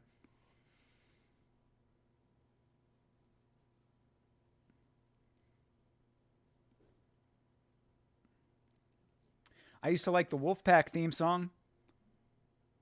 NWO Wolfpack. I used to be a big Wolfpack fan. The red and black NWO. Once new guys start coming in and older guys head out, that's when you really stop. Yeah. That's another problem with pro wrestling is, like, your era of time that you watch it, you get, like, the guys that you really, like, connect with. And then if you don't have guys to, like, backfill that, then it kind of gets stale. At least with MMA, if you have like a favorite fighter or whatever, you can still get other good guys. You can still get other good fighters that'll come in to the organizations and like go out and show out. So you never really like lose the core fundamental elements of the sport. Because, yeah, I mean, that's a good point with pro wrestling, right? It's like you have these fighters, or you have these performers rather, where some guys are really great on the mic, but not that great in the ring. And then some guys who are even like good in the ring are not as good as other guys in the ring. I mean, you want to see like athleticism plus like aerial abilities. I mean, there's so much stuff that goes into the performance of pro wrestling that like you don't really have to worry about the same way when you're talking about MMA. It's like, I don't need to see a guy fucking jumping off the top rope in MMA. As long as he can knock somebody out, then we're good. Like, I'm going to like him one way or another. Even a lot of time for me as a fan of the sport, like I don't necessarily care all that much about whether or not guys are super like great on the mic. You know what I mean? Like some of the guys that, like, my favorite fucking fighter in the world, Max Holloway, he don't talk shit about nobody. He's still kind of good on the mic, even regardless. But still, I mean, he's not like some huge shit talker or something. Not everybody needs to be Conor McGregor in this sport, Ilya's trash talk is shit. Fucking Sean O'Malley is the most cringe motherfucker ever to live on the microphone. You got 10 favorite UFC fighters, and WWE really got a couple. Yeah, fair. I mean, there's not to say that like there can't be good fighters or good performers in the WWE in the future or whatever. It's just you got to wait a little bit. And then also, are you watching just WWE or do you watch AEW also? You'll do nothing. Who the fuck is that guy? I need to get me a leather vest. Y'all seen the pictures of Connor out at fucking Sturgis or wherever the fuck he was at with his little biker jacket on? Andy posted something funny in the Discord about that, where he's wearing the biker jacket, but he's still got his slacks on from his suit.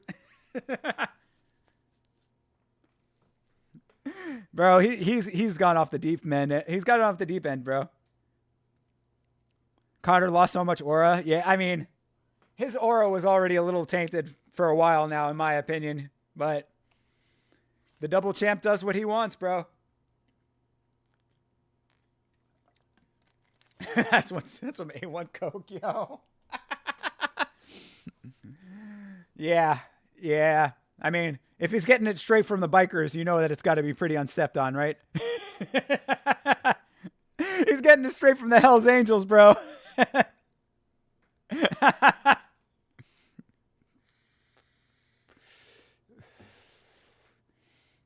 Motherfucker out there rolling with the Mayans. Oh, man. The notorious son of anarchy. She got Thiago Santos behind her, her loving husband, her juiced up husband. Didn't he just get popped for steroids over in PFL? I think I heard that.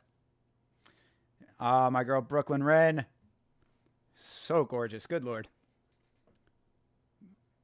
Brooklyn Wren, what I always say is she is extremely gorgeous. I doubt she has much to say. I'd like to hear her in an interview sometime, like see if she actually has anything to say. She just doesn't seem like a type of chick that like has many opinions. That's just all judging a book by its cover, though. I'm wrong. All right, let's watch this fight here.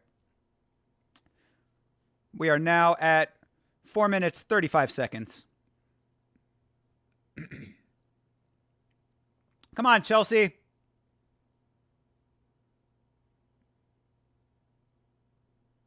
Let's see if Chelsea sprints to the other side of the octagon again, like that classic meme. That was hilarious, by the way. If you've never seen that meme of her running away, that was funny as fuck.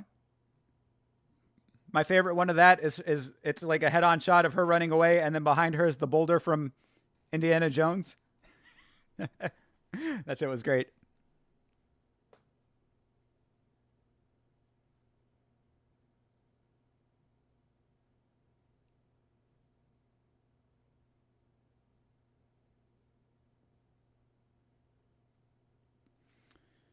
Oh, yeah, Chandler missed weight by 5 fucking pounds. Do you believe this shit?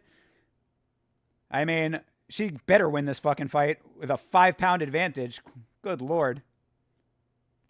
I saw that. I was like, yeah, okay. I already had her as my pick, but I was like, all right, 5-pound advantage. Yeah, that's a lock. She looks big for this division. Yeah, no shit. 5 pounds too big.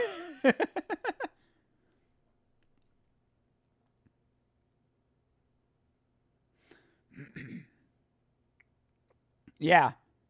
I'm amazed that this fight was still on. I said that in the Discord. I was like, there's no way they're going to let that fight go on. I would have thought they would have made it a catch weight, but I guess Yana Kunitskaya, she's a trooper. She's a G. Good for her. But you can see the extra weight, too. I mean, Chelsea Chandler is looking kind of bulky.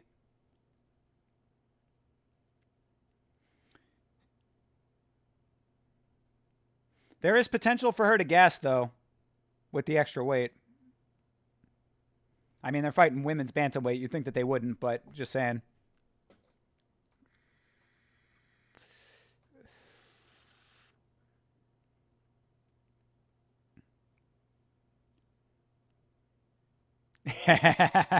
Goddamn right. It's from these Stockton streets. See if she's going to get that slap going. Ooh, damn. Nice kick to the face from Yana Kunitskaya. Santos turning it up. All right. Uh-oh. Chandler's got her tied up on the cage. Nice knee up the middle. Oof. All right.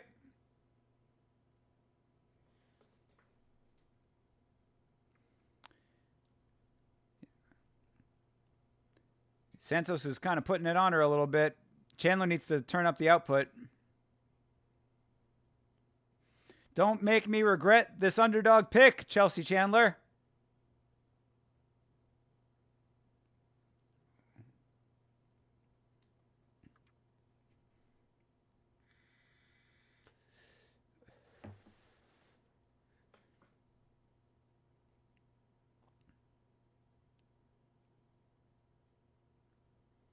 Come on. Do something, ladies. Herb Dean's going to start clapping here in a second. Oof. All right. Decent shot for Chandler. Gets one, moves out of the way. Leg kick for Kuniskaya. Ooh, there you go. Chandler needs to do more in these clinch positions here. Got her up against the cage. Do something with it. Throw those knees up. There you go. Chuck the knees.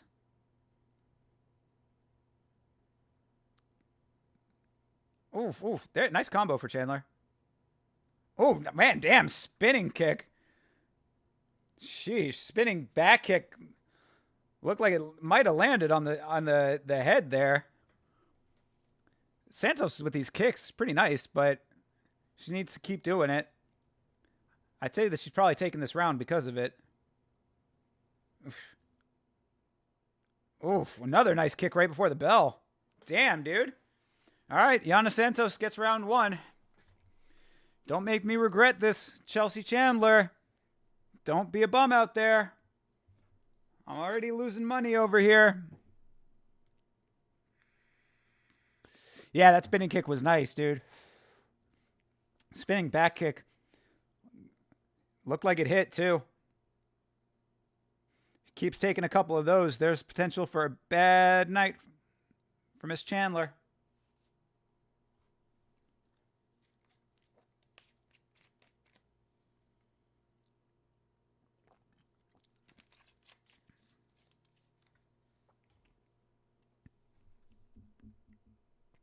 I got you, bro.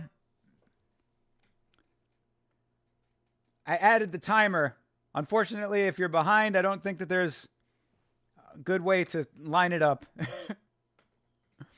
But at least you'll see on the screen basically where I'm at. But you're good, Jack. I appreciate you, brother. Right on, dude.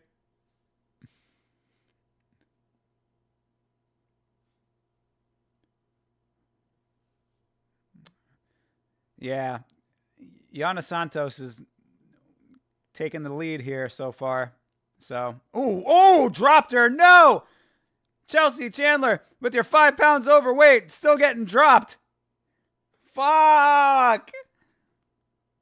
The one time that I picked based on a weight miss. Fuck! And now she's chilling on her back. Get up!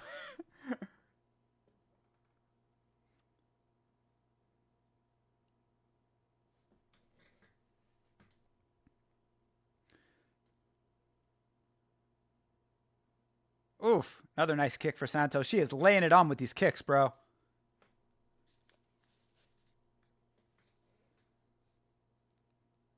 Oof.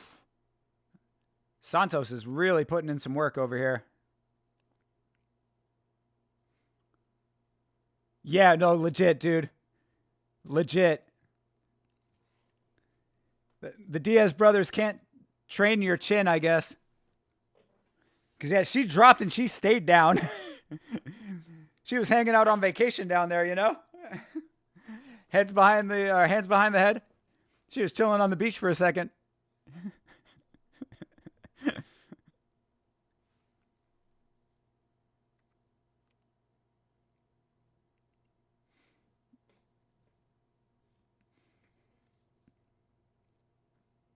Santos is moving really nicely, too. That's another thing. Chandler looks really sluggish.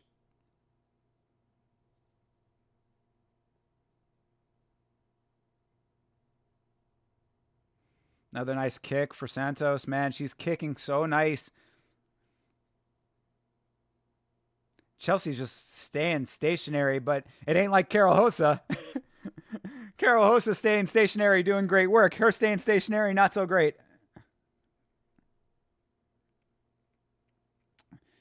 Gets into the clinch here again. She needs to do something with this clinch position. There was a nice knee.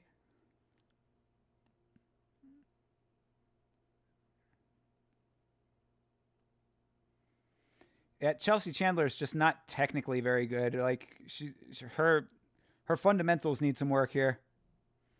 She's not like fighting with a high fight IQ right now. See, she gets this clinch here, and what'd she do with it? Another knee. You know, I mean, she's throwing some decent knees in the clinch, but she's not trying to go for a takedown. She's not doing anything like. She's not trying to make this dirtier than it is already. She just gets the clinch and doesn't do anything with it, and then she goes in straight with her fucking head. Like, you're looking for a clash of heads there. Nice knee for Santos. Oh, nice elbow for Santos on the break. Woo.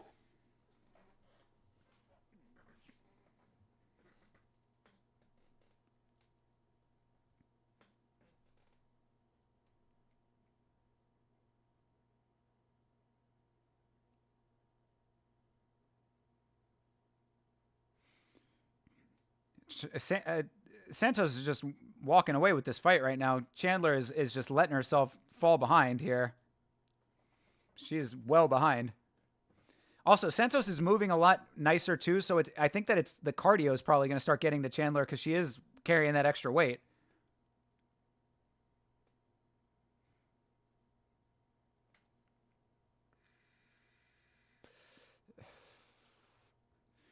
Chandler's going to need to finish this fucking fight in the third round if she's going to win this thing, but I doubt that's going to happen. Santos using her legs so effectively in this fight in all aspects, in the movement and in the kicks. Another nice kick. Another one. Yeah, dude, kicking all over the place. Another nice kick again. Sneaky leg kick.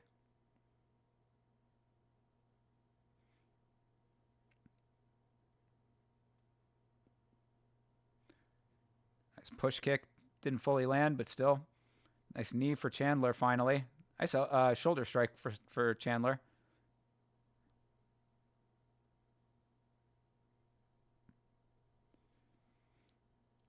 All right, as we come to the end of this round. Oof, axe kick the end of the round for Santos. Yo. Yeah, Santos throwing every kind of kick she can think of. This is not looking good for Chelsea Chandler right now, folks.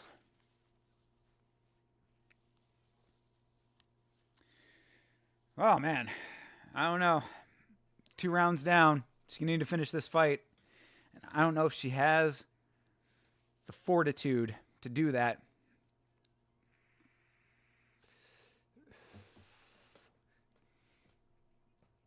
What do you guys think? Put your predictions in the chat. Will she be able to turn this around? Will Chelsea Chandler get the submission late?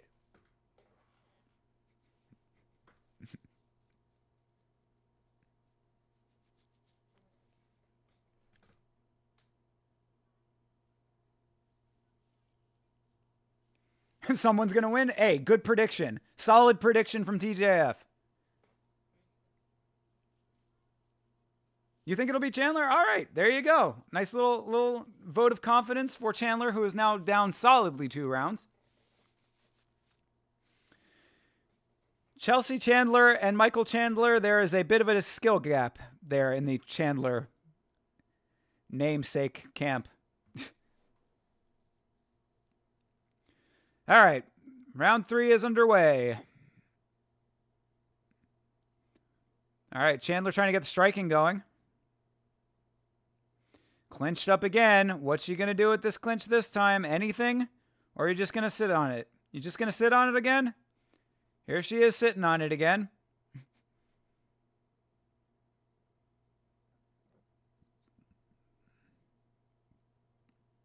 Yeah, this is frustrating, man. She's got the clinch again. She's got Santos up against the cage, not doing anything with it. Drag her down. I mean, she's trying to turn the striking up here a little bit more. There you go. All right, nice jab. Because, yeah, Chandler is down 2 rounds solid right now.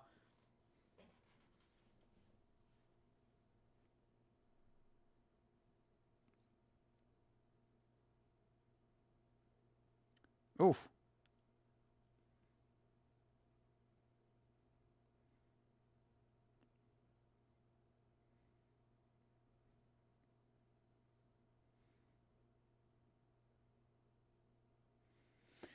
Bisping saying that Chandler has to be first. She hasn't been first in any of these exchanges this entire fight. Santos still moving nicely, still circling around.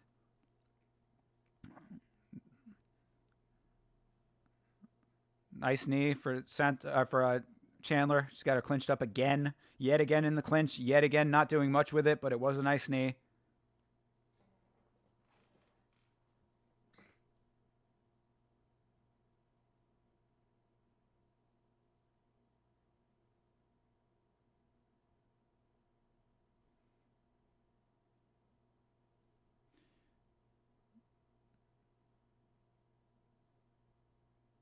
All right, back out at range. There you go. Chandler getting some strikes in there. Nice. All right. She's trying to turn it up, but she's down 2 rounds. She's going to have to finish this thing.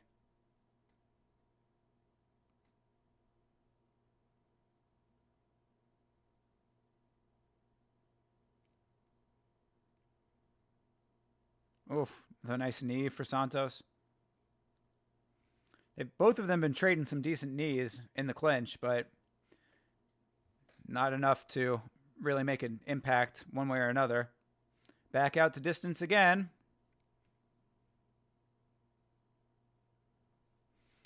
Nice push kick for Santos. Yeah, Santos has really been throwing everything that she has when it comes to these kicks, man. Side kick.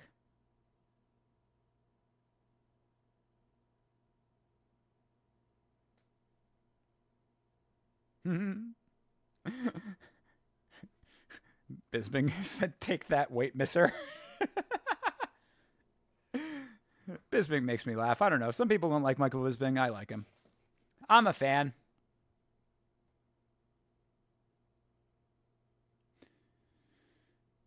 Oof. Chandler gets her tied up again after a nice strike, but yet again not doing anything with the clinch. Good Lord. What do you think is going to happen if you don't do anything different?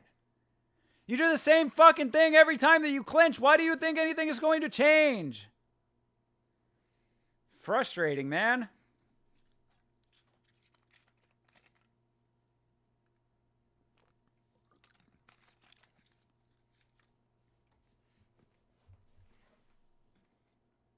Oof.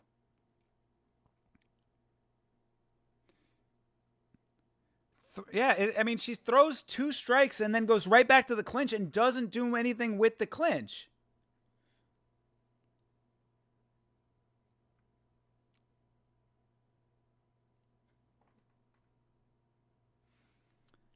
Oh, man. I guess you could give Chandler this round just off of the fact that she's been pressuring more, but I think Kunitskaya's kicks are nicer, though. The amount of damage, another nice, damn. Up the middle kick, straight to the face. High teep goes high to the face. Chandler wailing away on the body now. That was nice for a second there.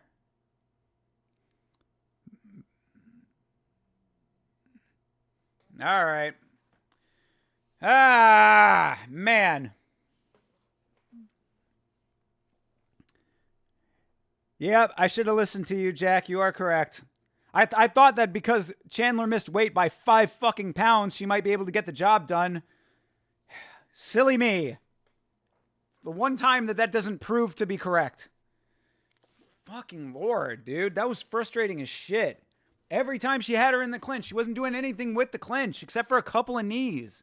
And if you see that the knees are not doing anything over and over and over again, why do you keep going back to the clinch? Oh. Yeah, completely on her for sure. You're exactly right. Yeah, she should have been muscling her around like nobody's business. 5 pounds? 5 pounds is a ridiculous weight miss. That is an insane amount of weight to miss.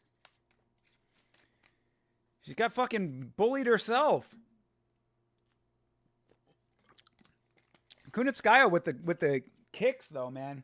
And say when we talk on the Monday streams, we talk about the story of the fight, and I'm sure I'll have a lot of negative things to say about Chelsea Chandler, but Yana Kunitskaya, you really got to give it up to her, man. Those kicks were crazy. She was throwing all kinds of kicks. What a nice variety of attacks that she has with her legs, on top of moving as nicely as she was as well.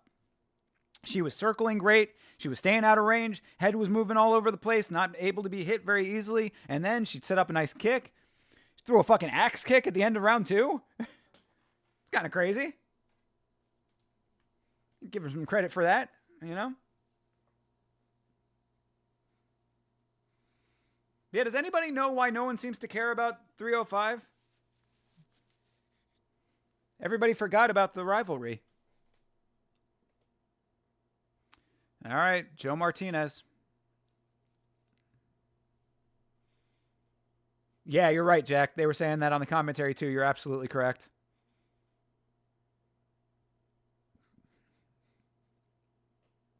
Yeah, that was a vintage Yana Santos performance. That was she brought the Kunitskaya back out.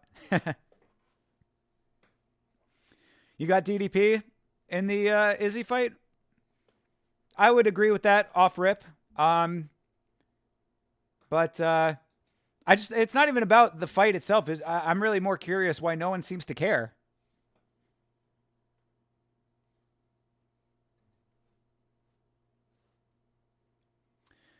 You just don't think Izzy looks like himself? I think Izzy is not touching the belt again. Yeah, I mean, he didn't look like himself in that last fight. You're exactly right.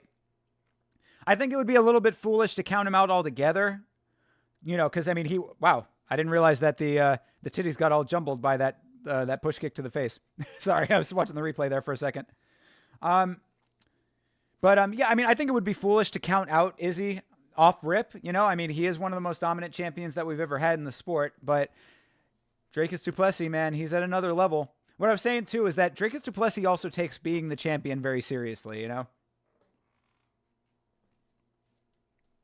You think that people don't care because DDP isn't a household name? But, I mean, people know about the rivalry between him and Adesanya based on the whole true African champion stuff, I would think. I don't even really hear people in the sport talking about it, is what I'm saying. I mean, like, in any of the discussion groups that I'm in, usually for a fight like that, if there was some legit hype around it, people would be, like, all kinds of talking about it, but, you know. DDP is better than Ilya? Yeah, I would agree with that. He's definitely more well-rounded than Ilya. I don't know if he's necessarily as powerful in his hands if you go pound for pound. But, yeah. Sherdog doesn't give a fuck either. Exactly. That's what I'm saying. It's just weird to me. I mean, like, they had this whole big thing, you know, my African brother. What's up, my African brother? You know, and no one seems to care anymore. You would cheer for DDP first? Yeah. I think that's fair. I mean, I think that Ilya is trying to, like, go out of his way to make people not like him anyway, you know, with the whole wannabe Conor shit. So, we'll see what happens with Ilya versus Max, though. We know that's been announced. Can't wait.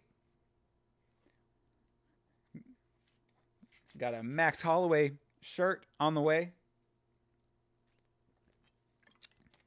I saw a dope design in the UFC store. Had to jump on it. Very rare that I do that, but I was just like, you know what? I want it. I liked it. Had to do it. So you'll see the Max Holloway shirt on stream at some point in the future. What's the Mount Rushmore of music artists? That's a crazy question. Buy some Schweppes with that money. All right. You got it, TJF. On the next stream, I'll drink a Schweppes. I won't like it, but I'll do it for you. I'll do it for you. You get that with the donation. That comes with the territory. The Mount Rushmore of music artists, though, man, that's heavy, dude. I mean, there's so many. Like, I have favorite artists. I have such a large, like, variety of music that I like and listen to that, like, I'd say it's pretty hard for me to pick a Mount Rushmore. I mean, if I had Lil B, Dylon. Dylon. I mean, if I had to put a Mount Rushmore, I would say probably David Bowie and Prince. Um, Maybe who else? Like, if we're talking about like, are we talking about bands too? Because if we're talking about bands as well, then I mean, Mastodon has to be on there for me. Mastodon is my favorite band. Um, man, yeah. If we're going, I mean, if we're talking that way, then yeah. I mean, if how many are on Mount Rushmore? Is it 4 or 5? Because if it's 5, so yeah, I would do Bowie, Prince, Mastodon. To me, the Go Team is up there. I know that they're not very well known for a lot of people, but the Go Team is one of my absolute favorites. My second favorite band, only to Mastodon. And if you've never heard the Go Team before, I highly, highly recommend that you listen to their music. They are some of the most unique and enjoyable music I have ever heard in my life. But yeah, so yeah, Prince, Bowie, Mastodon, Go Team. And after that, I'd probably put LP up there personally. You can maybe put LP as like, and Run the Jewels as like kind of a combo for that. But LP is possibly the greatest producer of all time to me. I mean, it's him and Jay Dilla are in such a neck and neck tie. It's hard to pick one. I mean, like it depends on what day of the week I'm feeling what. But yeah. So there you go. I mean, I guess that's what I would. Those would be my choices. LP / Run the Jewels, because his production is so amazing and he's a fucking awesome rapper too.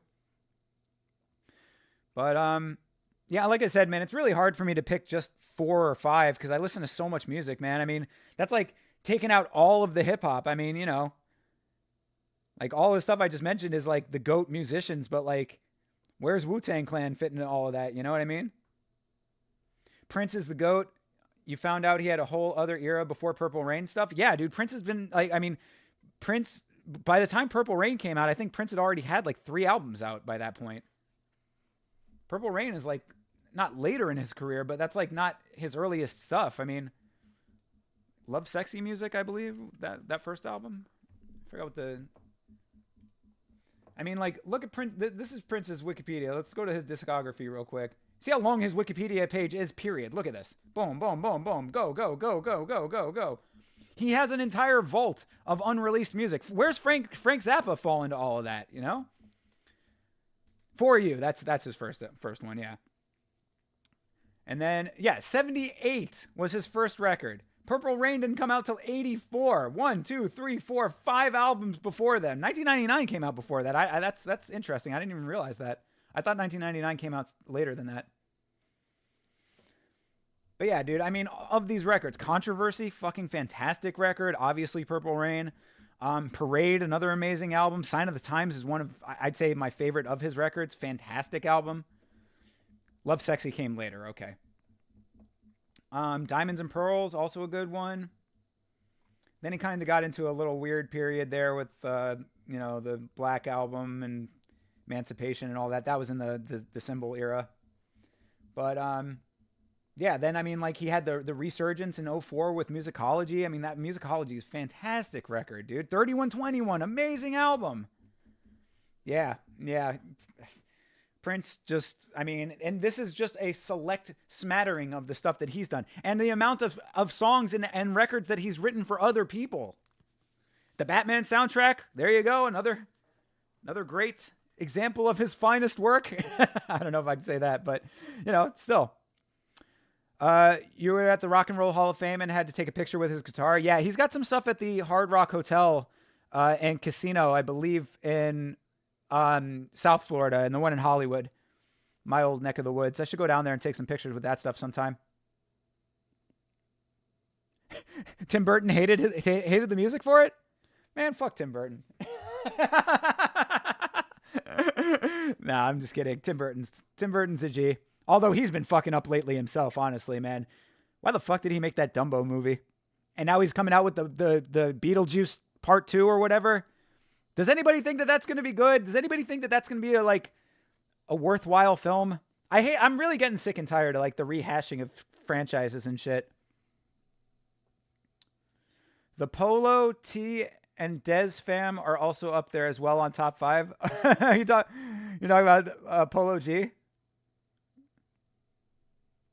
All right, I'll have to listen to him. I have not. I know the name Polo G. I think I've heard a couple of his tracks, but I am not super familiar with it. I like a little bit of the modern trap stuff. Oh, Polo T. Who is Polo T? Polo T is in your Mount Rushmore? We got some time here. Polo T. Is he a rapper?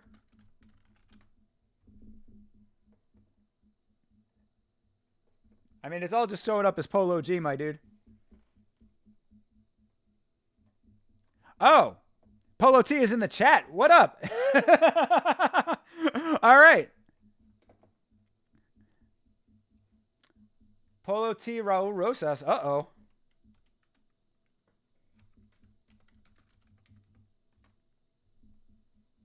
Oh, okay. Let's see here. Do you have is it on YouTube?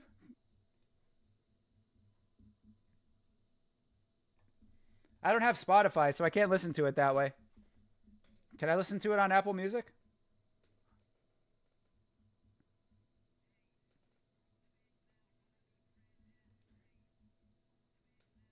Okay.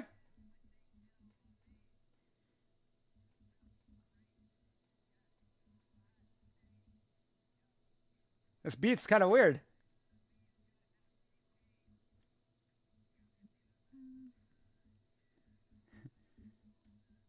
Okay. All right. Get it, my dude. Now we going. All right, all right. I'm with it. I can fuck with it, dude.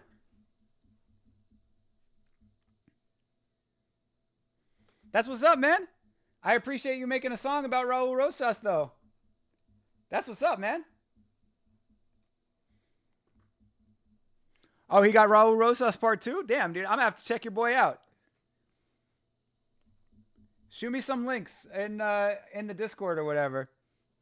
Post it. Actually, you can just post this stuff in the Discord. Put it in the Show Your Work channel.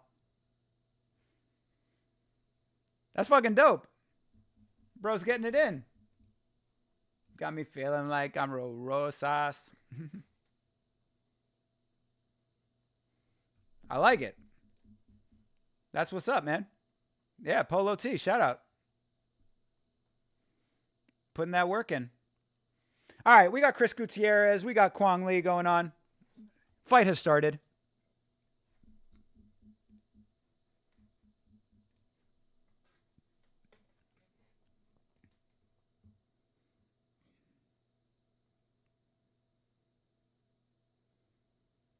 All right. Lee going in a little heavy to start.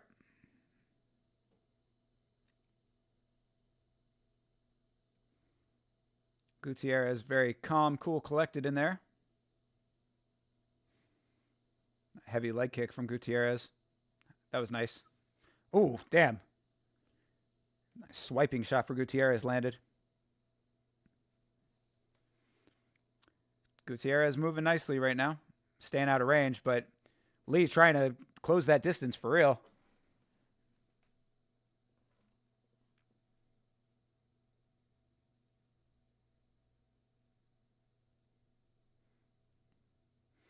Gutierrez just set up a nice body shot there. Kick.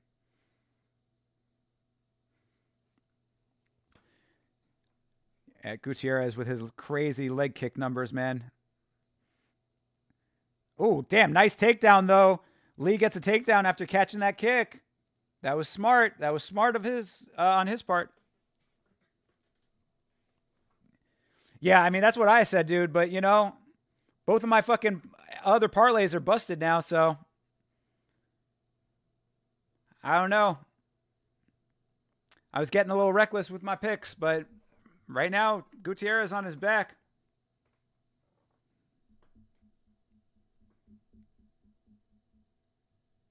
Trying to see if I can do anything for the later part of this card here. I guess I could go Barlow, Chepe, and Tybura. I think Tybura is going to win for some reason. That's what my gut's telling me.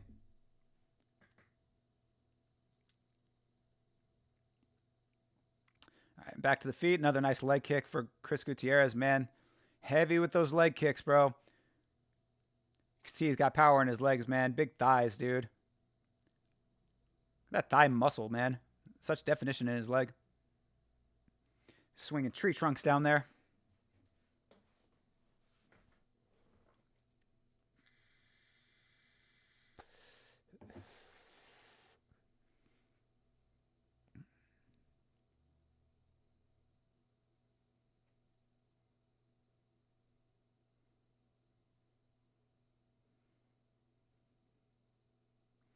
You can go to Tornado anytime you want, says the coach. Go to Tornado, Chris. I want to see some tornado action. Show me the tornado. He's a human tornado. What do y'all know about Dolomite? Another nice leg kick, man. His leg kicks are crazy hard.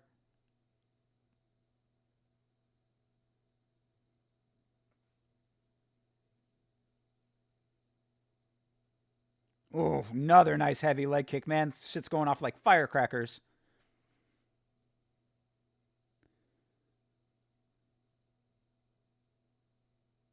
Yeah, Bisping ain't wrong. He had a little bruise going on there on Lee's calf.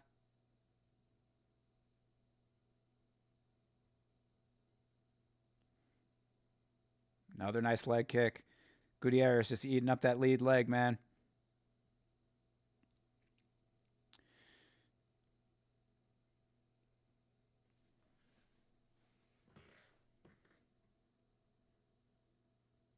Bro, Gutierrez is chopping away at that leg. This might be another leg kick knockout, bro. Nice kick for Lee, actually. It is silent in that apex, bro. Shit. You can hear his corner completely clearly.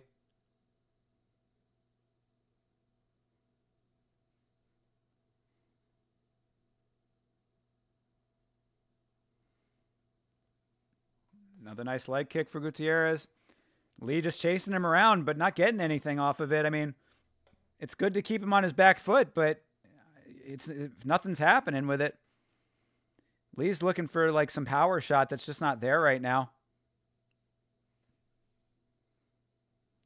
Lee catches another kick at the end of the fight, at the end of the round, rather. All right.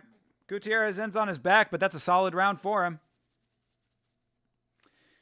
One round up for Chris.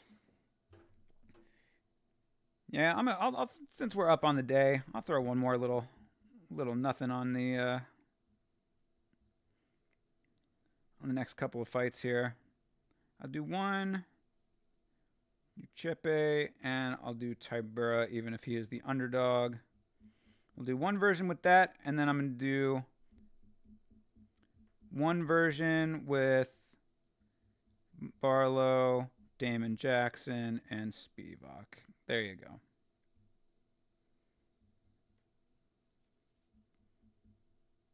So, two more parlays. They both might crap out. I don't care. As I said, we're already up on the day. We winning. We winning. Even if we lose these next two bets. Those are play bets. Little short money bets.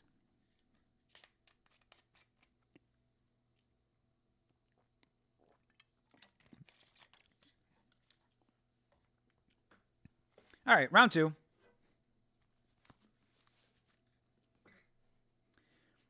Yeah, Cannonier versus Bahayo is going to be a great fight. I fear that might be the end of Jared Cannonier, though. Because Caio Bahayo he's next up, man. Those fighting nerds. Fighting nerds are unstoppable right now, dude. Except for that one guy, Krzyzewski.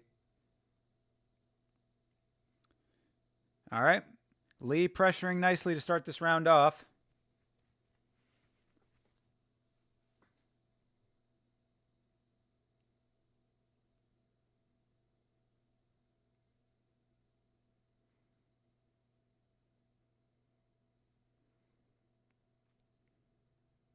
Another nice leg kick for Gutierrez. He is eating that lead leg alive, dude. Bro, he's not checking a single one of them either. Lee is not.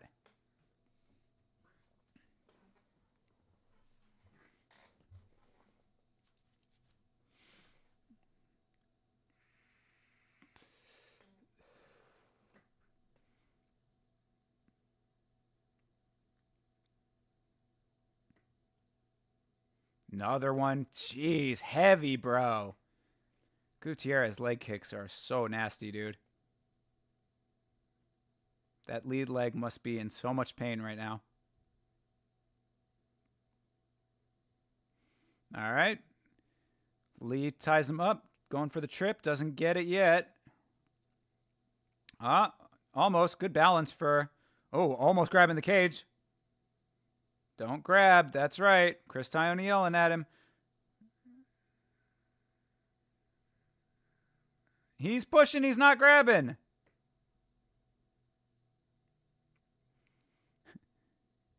We should be fighting those hands, though. He's trying to get... Oh.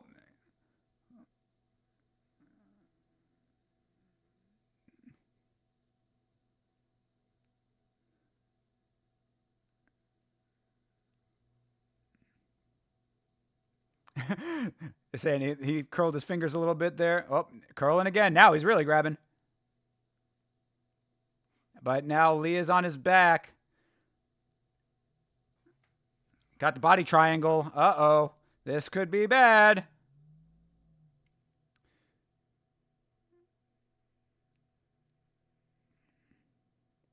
This could be bad. This could be bad.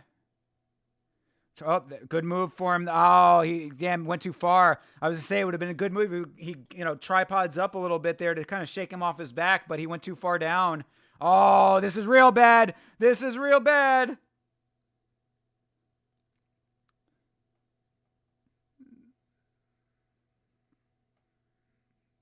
This is not great right now. Lee's got his back on the ground. Fighting the hands decently, though. It's not like he's able to get it locked in for anything, so it's really kind of stalematy at the moment. Not great. All right, now Lee is on top in the guard.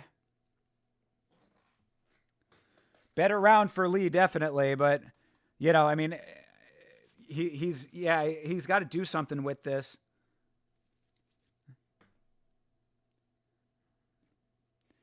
And Gutierrez can get his legs under to go for the butterfly a little bit here to get himself out of it.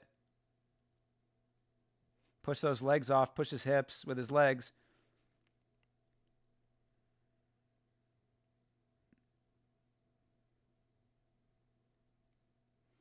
Nice elbow from the bottom there. Forearm, rather.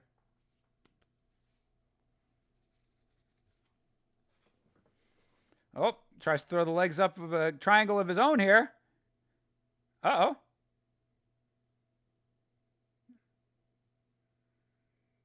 Trying to get something going here. He's got one arm, but it's a weird position. All right, yeah, I would say there was no submission, really.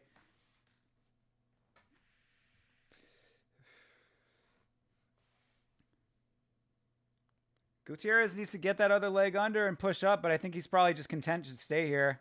He might be down this round, though. I don't know what the judges are going to say about this. I mean, he was landing those nice leg kicks early, but Lee got his back and has had him on the ground for the better half of this fight, I would say. I mean, the better half of this round, rather. All right, and we go to the bell. The horn sounds. 2 rounds down. I'd say that could be 1-1. I don't know.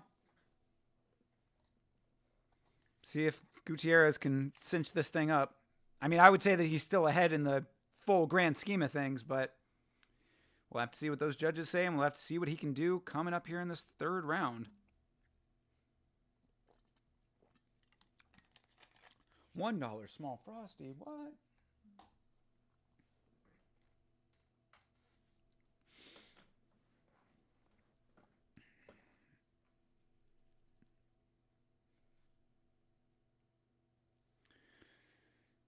Yeah, this round is, this fight is a little bit closer than anticipated.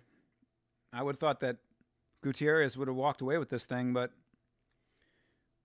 Closer fight than suspected.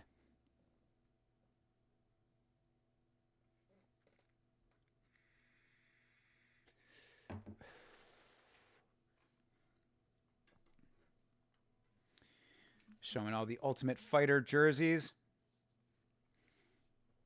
Next Tuesday should be on the website. It has it listed as 2 episodes of the Ultimate Fighter, back to back after the Contender Series.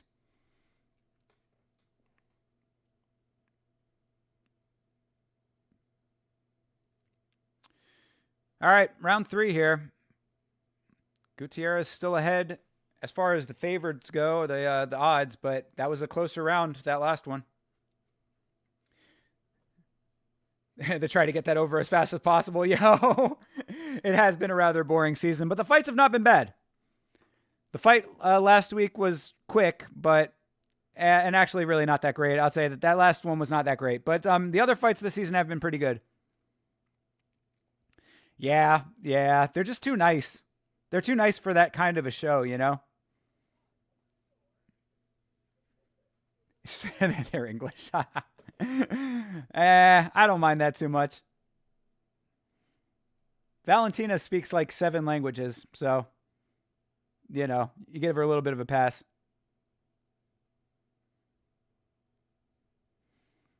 But I know you care about that more than I do.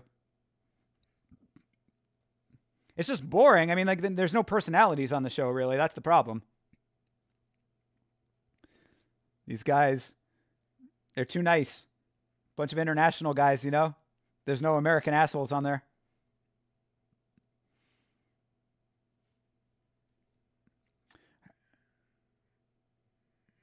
See? Felder knows what's up. He's saying put a stamp on it.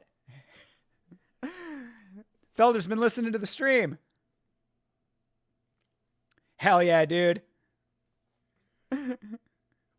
Vandy and Chael for going back for seconds. I appreciate that. In fact, that would actually be their third. They both coached the season before that, if I'm not mistaken. Before the Juan and Now incident, they had already, or actually, I believe Chael had already coached a season. I don't think Vanderlei did. My mistake. But yeah, Chael had already coached a season of The Ultimate Fighter. The Tough Brazil 3 was his second. Power Slap is 10 times better than The Ultimate Fighter. Oh, TJF.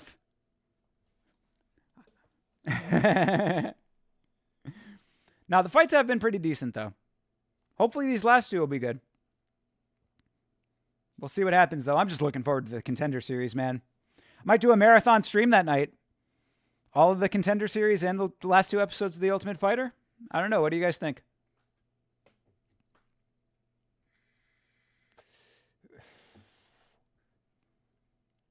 I do have to work the next day, but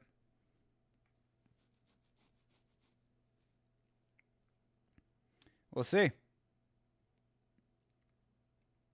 Better than the newer seasons. Nah, man, the season 31, the one that I reviewed on the channel, was pretty good. It was entertaining. Connor and Chandler.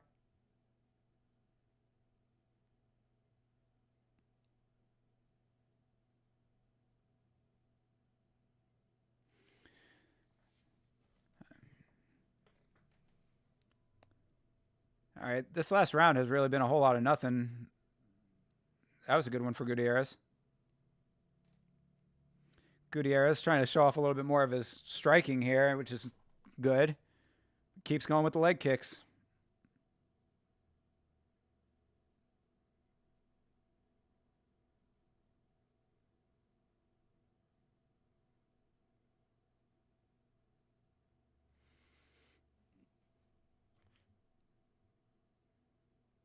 Oh, damn. Spinning kick for Gutierrez up top. Landed. A little bit of a stamp, I would say. Another nice leg kick.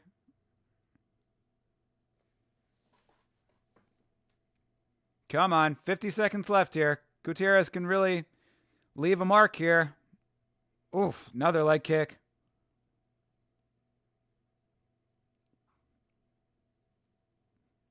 Yeah, let the hands go a little bit, bro. Oh, spinning back fist. Didn't land it, but good to see him doing something else besides leg kicks.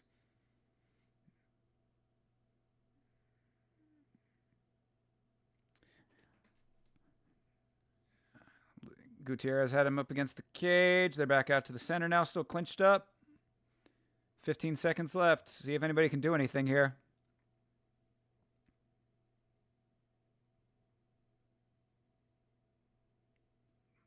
Gutierrez fucking jumps guard in the sloppiest way I've ever seen. I think he was just trying to get the hell out of there.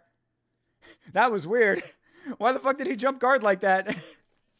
Bro jumped guard on his side. What the fuck was that? Yeah, honestly, that was not like the nicest performance from Gutierrez of all time, but still win, a win-worthy performance, I would say.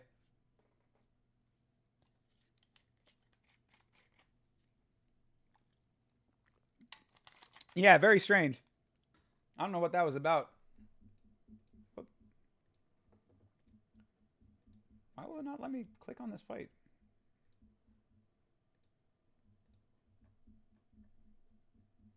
Yeah, open it. Bro, the UFC website has been all kinds of fucked up today. It doesn't want to give me all the numbers.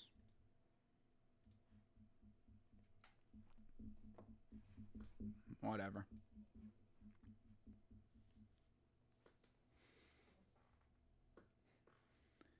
I don't know what he was thinking at the end there. But I do agree with Felder, though, man. He does need to let his hands go more because, like, all those leg kicks were great and stuff. But if you got a guy that's, like, muscling with some pressure from the top, I mean, go up top, too. Give it back to him. You know, you can't just be exclusively leg kicks.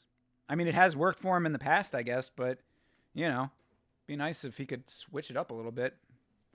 Add some extra in there. Make it interesting. Decision time. That tie is so nice on Joe Martinez. All three judges see it. 29-28. Unanimous decision. Chris Gutierrez. All right. Yeah, I mean, good win, but not the greatest win. You know what I mean? That'll definitely be the note for the Monday stream.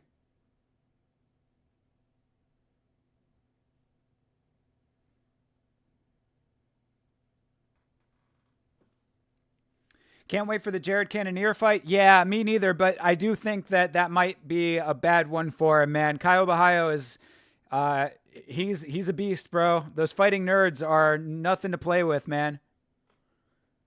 So I just worry about Jared in that one. Jared's a tough guy. He's a strong guy. But, you know, I mean, the thing is that in that last fight, granted, it was an early stoppage, an egregiously early stoppage, but at the same time, he was getting pieced up a little bit, you know? You think Jared has a few left in him before he gets out of there? I mean, I hope so, man. I like Jared Cannonier. I felt terrible in that last fight.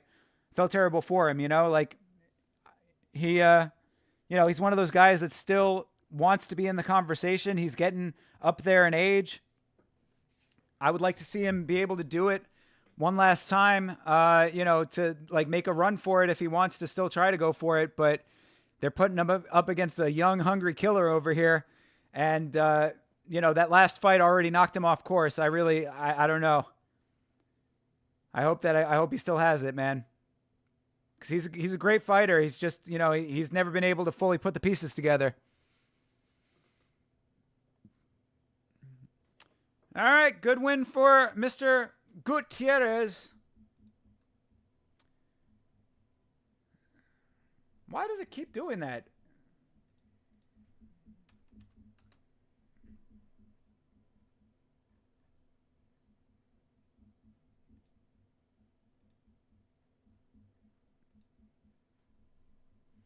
Yeah, this website's all kind of messed up right now.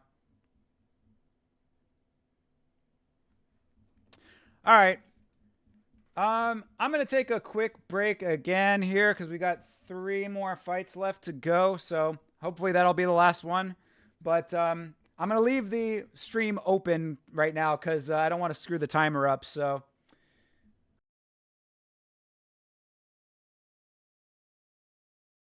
You get to see the PJs real quick. Sorry, I muted myself before I left. Anyway, I'll be right back.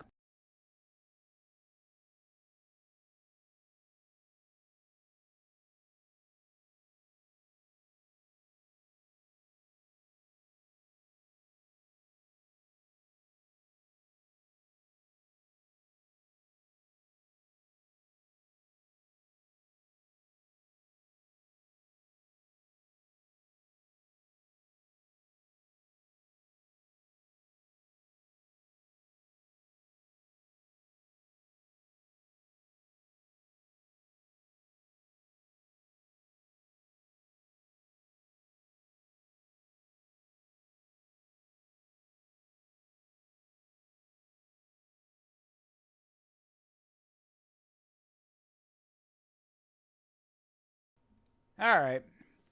Back again, real quick. I like to stretch my legs a little bit, though. Oh, man. All this sitting. Hey, get a good shot of the Mandy shirt. Hell yeah. Love this shirt. Love this movie. Mandy is a great movie. Highly recommend if you haven't seen it. Great Nicolas Cage movie with some awesome visuals. They're showing the Noche UFC promo. I don't know. I'm excited to see how this Sphere card ends up working out. Should be kind of interesting. The Sphere is kind of dope, though. I ain't going to lie.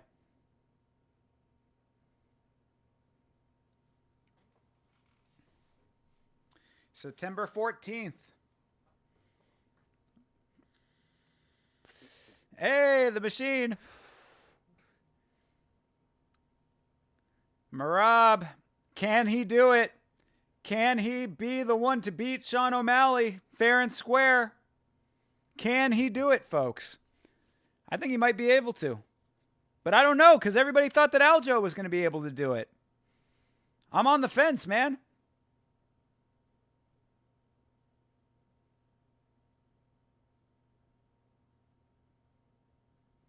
Yeah, Felder saying exactly what I was saying, man. I'm curious how that thing's going to look. I'm excited about that Sphere card.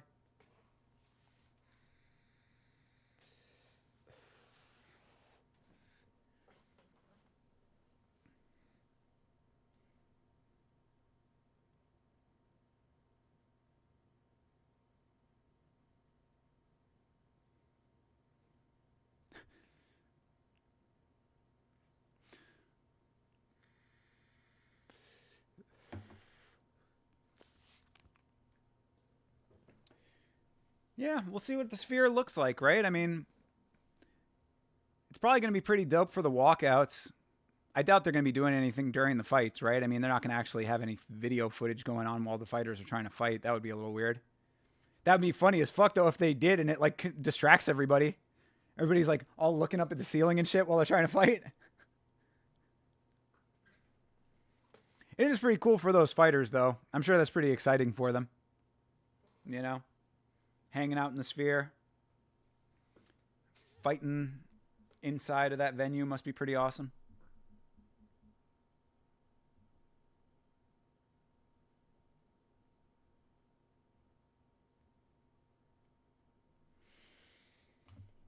While we have a little bit of downtime, I do want to say again, thank you so much to Bloomis and to TJF for the donations. Thank you so much for that, guys. Really appreciate you for that. Means a lot to me. Thank you very much for spending your time on this Saturday hanging out with me. Watching some fights, my favorite thing in the world to do. If you want to hang out some more, we will be back on Monday for last week's fights. Generally starting at 9 o'clock. If not 9 o'clock, it will be later than 9 o'clock, and I will always keep you updated as to the schedule on Twitter and on Instagram. Another video should be coming out sometime soon, hopefully early in the week if possible, depending on the schedule. And we will be back again on Tuesday night for the Contender Series. For all of the Contender Series, we will be streaming as well. So, got a lot of stuff going on in MMA and a lot of streaming to do because of it. Keep it locked to the Yama channel. You can follow me on all social media at Yama Show. And of course, youtube.com/@YamaShow is the URL that you want to be heading to. Make sure you are subscribed. Some reason lost a couple subscribers not too long ago. I was like, what the fuck is that about?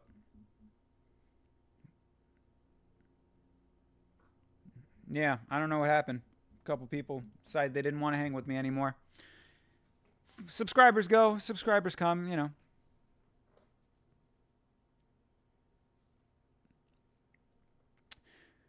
Danny Barlow, the hand of God, right? Left hand of God.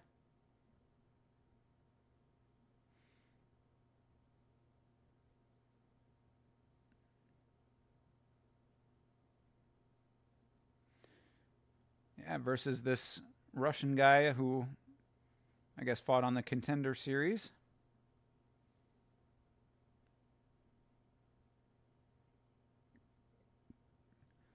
Left hand to God. His nickname and also his gamer tag. Catch him in the cage and then catch him in Call of Duty Warzone after the fight.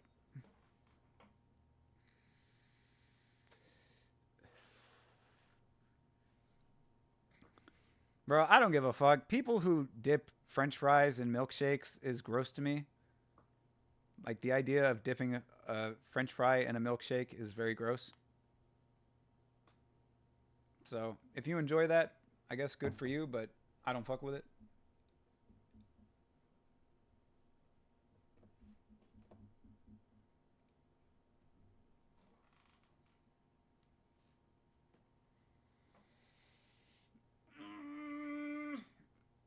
Oh my god.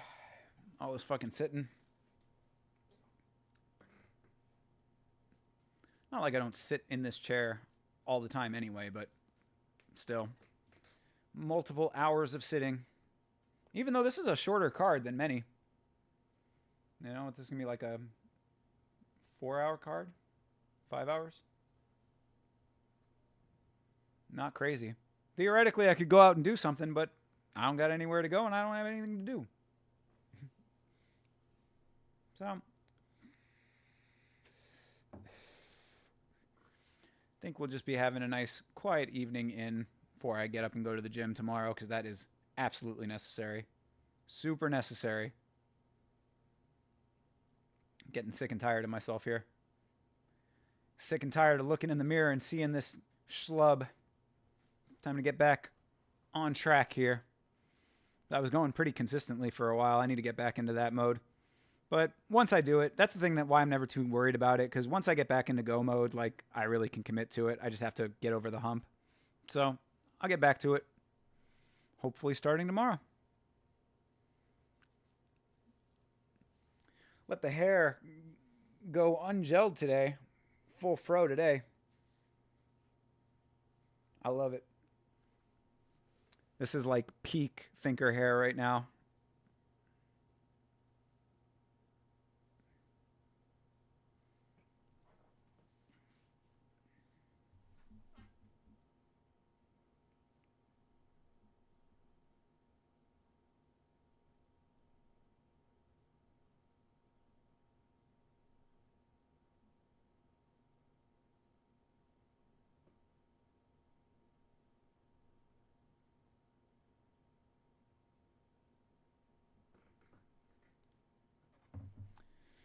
Let's get to some fights. Why are we waiting so long? I mean, that last one was a decision.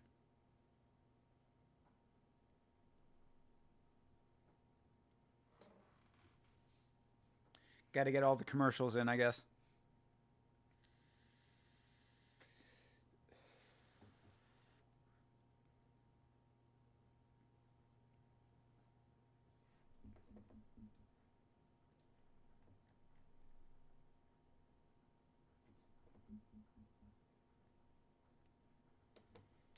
Yeah, Strickland as number 1. Israel Adesanya versus Dricus coming up next event. Robert Whitaker versus Hamzat Chimaev also happening. Be kind of cool. Oh, all right, we do got a fight now. And this website is still not working correctly. Oh, man. Yeah, that fucking sucks to miss weight by 1/4 pound. Jesus Christ.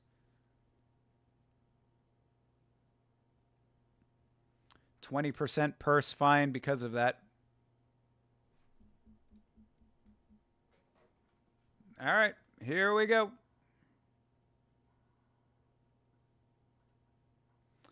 From Uzbekistan, a flag that Chase Parton just added to his collection. I'm starting to learn these flags because of him.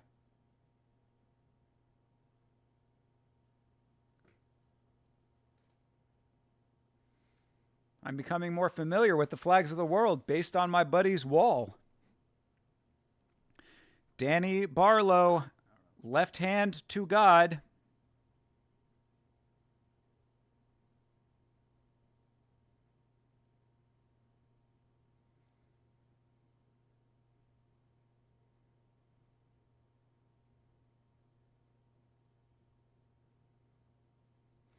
Smacks the floor of the cage, smacks the canvas. Mike Beltran is there to make sure that everything is on the up and up. The hottie Brooklyn Wren, making sure that everybody knows what round it is. Oh, and he's got the skullet too. All right, round one. Here we go. Fights on.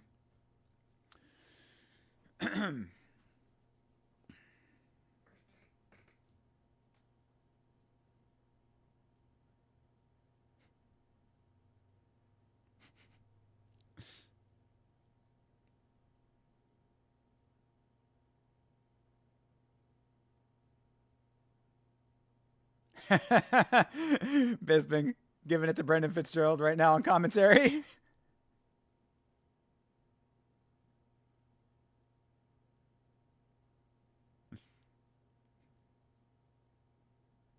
Oof, nice body shot for Veretennikov.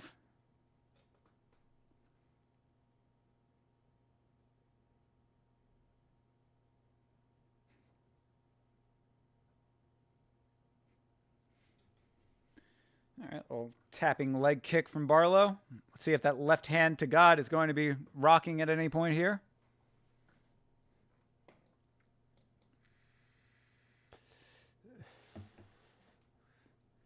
Oof. Yeah, Barlow was going up for a knee and timed it weird. Both of them were kind of in an odd position with that for a second.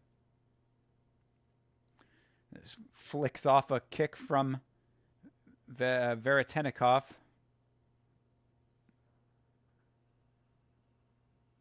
Oof. It's like a slapping. Yeah, it's like a hammer fist, they're saying. It looked like a slap to me from Barlow.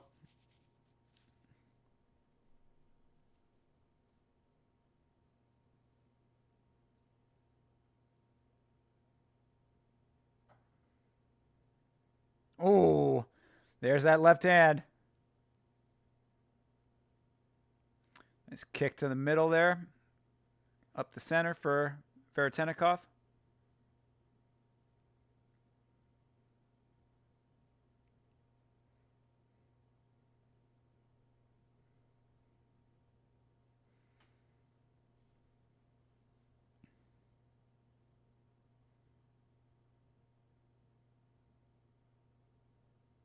Nice inside leg kick for Barlow.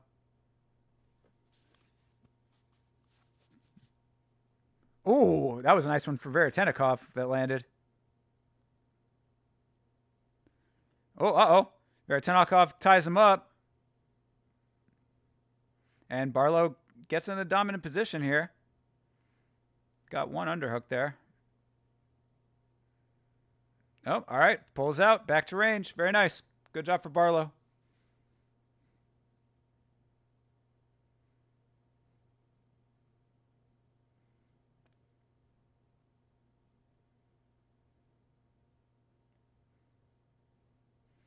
Veretennikov trains with Benil Dariush, who is in his corner tonight.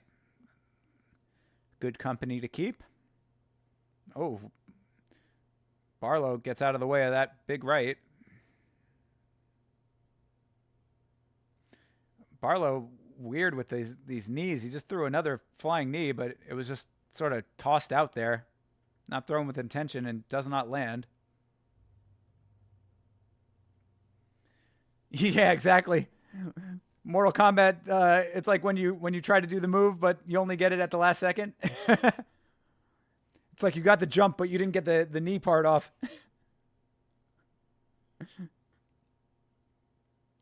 Switch kick.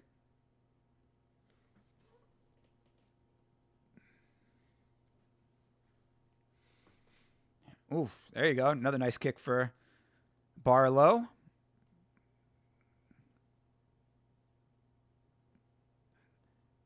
Barlow gets a couple of shots in there, tries to get him down, but now Veretennikov got the leg in there, trying to get a trip of his own. And who's going to actually get it? Neither of them. Nobody. Good balance for both of them there. Pretty even round, to be perfectly honest. I mean, Barlow's getting a little bit of the better of it, but they both had their moments. As we get into the last 25 seconds of the fight, the round here.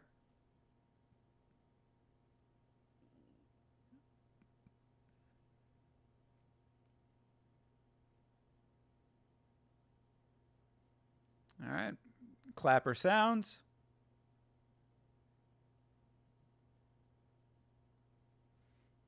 And Barlow locks it up, keeps him on the cage. Oh, almost gets a takedown at the very end there. Doesn't really matter, but, you know, optically pretty good for Danny Barlow. I'd say that he took that round.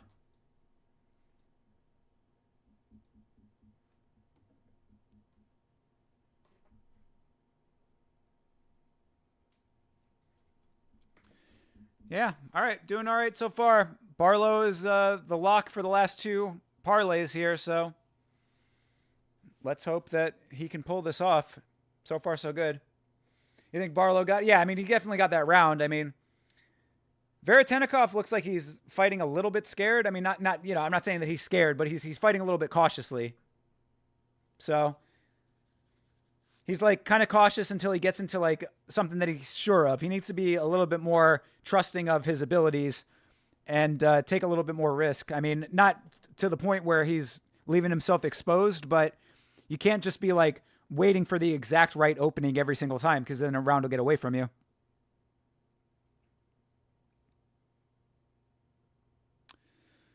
All right, round two. Here we go.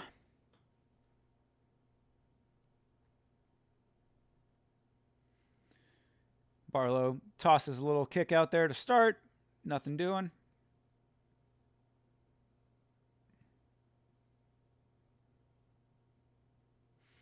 Yeah, commentary is basically saying what I was saying. He needs to be a little bit more active here and not be so cautious about trying to pick the exact right shot. Ooh, that kick looked like it was a low blow, but Barlow does not flinch on it. Yeah, that's just Bisping says the same thing. That looked like it was right on the cup, but Barlow's all right. He fights on like a true G. He said kick to the nuts. What kick to the nuts?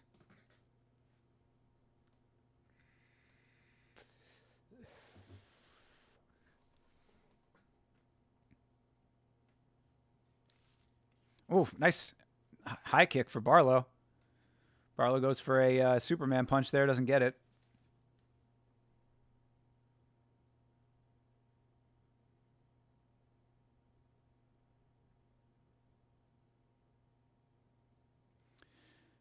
Body shot for Barlow.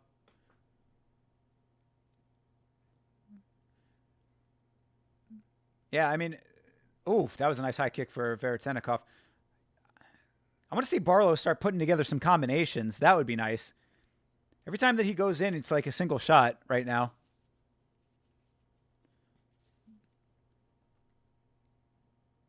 Actually, really, for both of them, it'd be nice if they could string together some combos.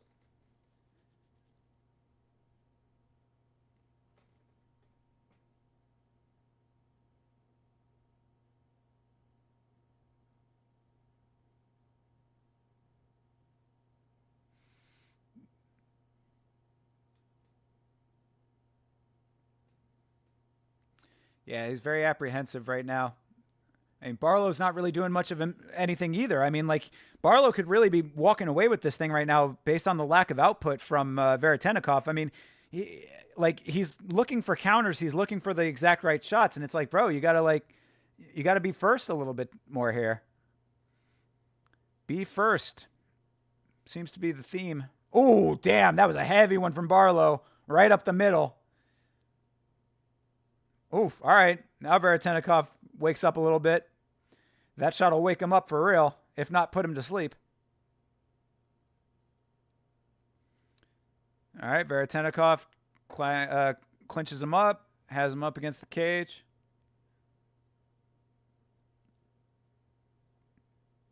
Barlow reverses the clinch, though. Nice knee for Veretennikov in the clinch.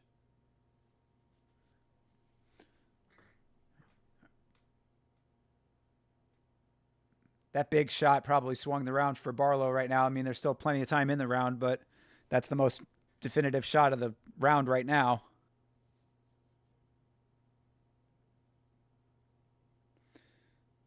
Oh, another low blow. This one he actually does decide to halt on for a little bit.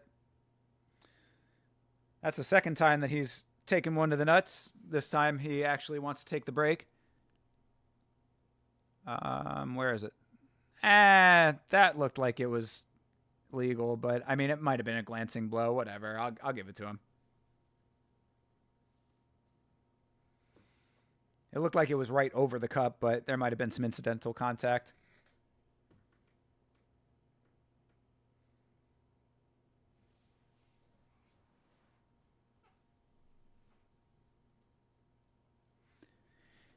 Yeah, that's what they're saying, but it didn't look like it was full on flush.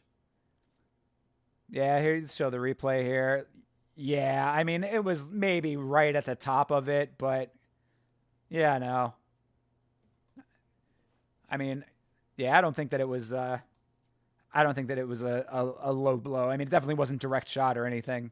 So, but I mean, that does make up for the first one that he took, because he did take a pretty hard one earlier in the round and then just didn't say anything about it.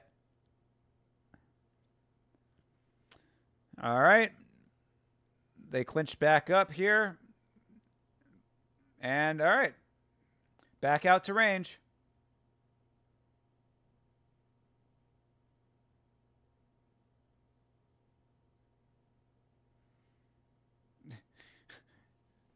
And Beltran's being a strict taskmaster over here, saying don't grab the cage when they are nowhere near the cage.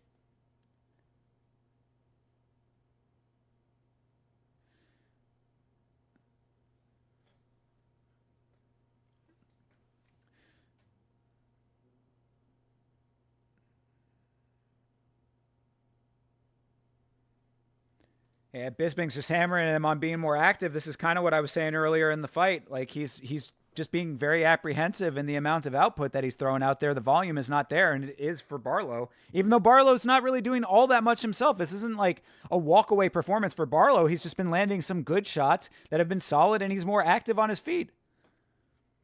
You know, he's first to the engagement. What the hell is going on in this fight, though? Jesus Christ. Referee just having to step in weird times and stuff. This is all kinds of weird. It's always wild to you that they hug and then go right back to trying to hurt each other. Yeah, no, that's how you got to be, right? If you are a professional athlete, be a professional, you know? It's like, hey, I understand. I fucked up. That's not what you're supposed to do. We're all good. We're all good. Hug it out. And then we fight on.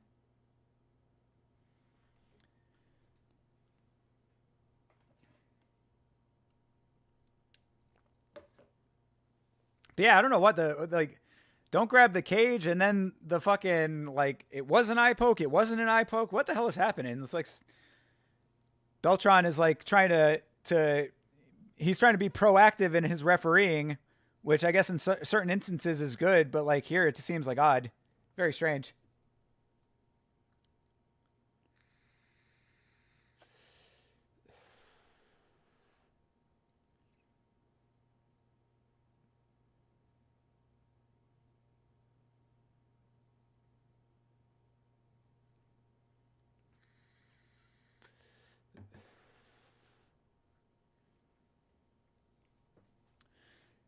See if we got any weirdness in the officiating in this third round. Hopefully not. But really, I would like to see Barlow put a little bit more effort in himself here now, because I mean, he's got a little bit of a blank canvas. I mean, it's not like Veretenikov's not doing anything, but still, I mean, like if he's going to be the second one, if he's going to be second to the gate here, then I mean, Barlow could really be walking away with this thing. Yeah, exactly. He seems like he's just coasting. It's like, dude, you could turn this up yourself here. And yeah, Veretenikov needs to turn it up himself. I mean, he could still do something here. I mean, there's still a knockout to be had, perhaps. I mean, test his chin a little bit, man. Get in there and make it dirty. Because, yeah, right now they're both just staying at range, and Veretenikov is just not first to the draw here.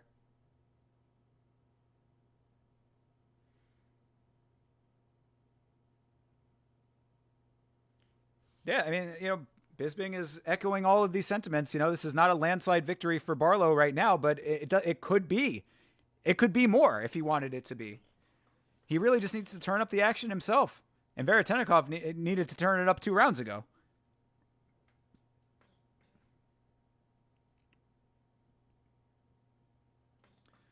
The strange glove touch. Yeah, you're right. This fight is kind of cursed. Yeah, the glove touch was weird. He was going in for like the 2-hand, shake kind of touch, and Barlow was not having it. And then he was like, hey, come on, man, touch it up. And he was like, all right, I'll touch it up. Very strange.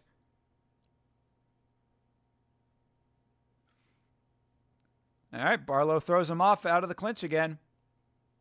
I mean, yeah, Barlow really doesn't have to do much to win this fight, but it would be nice to see him put in a little bit more effort here. Because this is not the type of performance that's going to make people remember you as far as like what his streak was. They were just saying that he's on like a 3-finish streak right now. Like, bro, if you finish this fight, that's going to really up your stock. Like, this is a way more measured and cautious performance from Barlow when his opponent is being cautious and measured. Like, you could be really, be putting a mark on this thing, and he's just not doing it.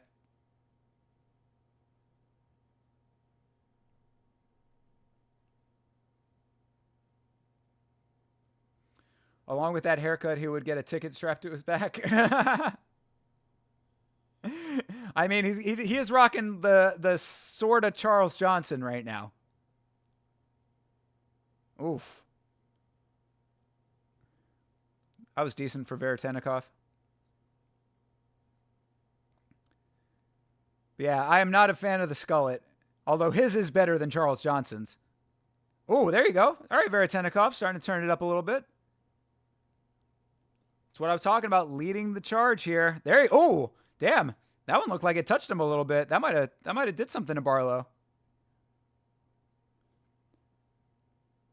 Oof. All right. He's starting to feel himself a little bit here, Veretenikov. Might be starting to put it together a little bit. He's got plenty of time to work. Oh my God, another one. Yeah. If Barlow took him down right now, he could win the fight that way. Shoot for a double leg, my guy.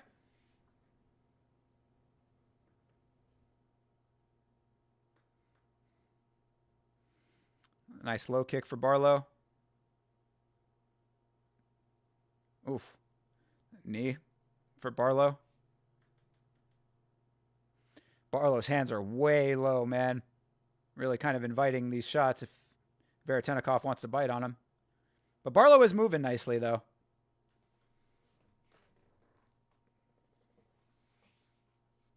Oof. Heavy overhand for Barlow.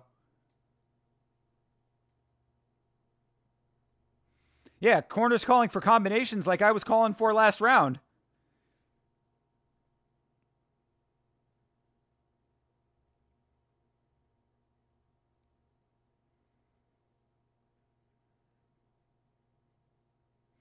Yeah, Barlow is just fucking really on coast mode right now. He is an autopilot, dude. Nothing going on.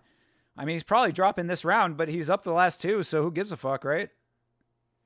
I mean, I don't know, though. This goes to decision. We'll have to see what the judges say. 2 judges going for Veretenikov isn't like the craziest thought on the planet. There you go. Barlow added a nice one there.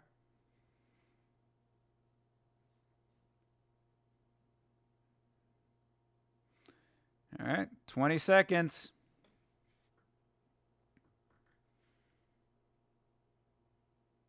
Yeah, lay it all on the line, man. 10 seconds to go here. Heavy for Venetenikov at the end. But that's about it. Yeah, Barlow took a fucking vacation in that last round, bro. He was sightseeing, dude. That dude was in tourist mode taking pictures. Each other's heart will find we're never too far apart and maybe love. I'll tell you, that song is a fucking banger.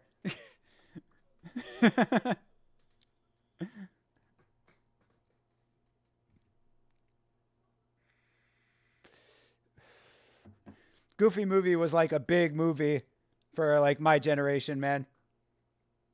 I think I saw that movie in the theater like 2 times.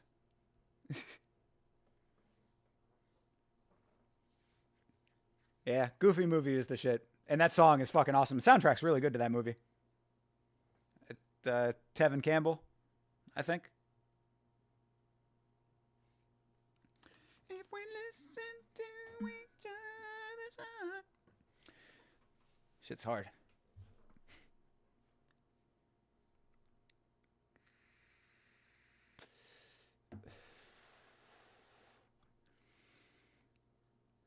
But yeah, if Barlow gets this win, which I guess he's probably going to, but if he gets this win, it's not the most impressive win on the planet, man.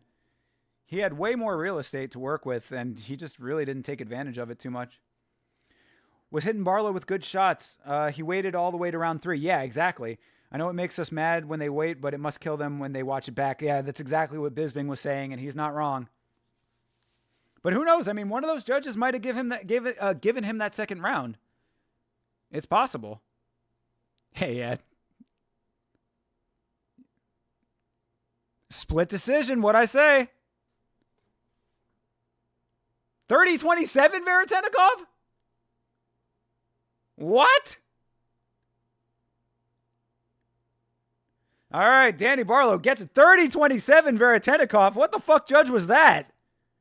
What the fuck? Bro, never let it go to the judges, even if it went his way. But, God, that was not the greatest performance from Danny Barlow, bro. That's not one that gives you a lot of, like, you know, that doesn't give you a lot of, like, confidence going forward betting on him. I mean, I'll take the win. Win's a win, but shit.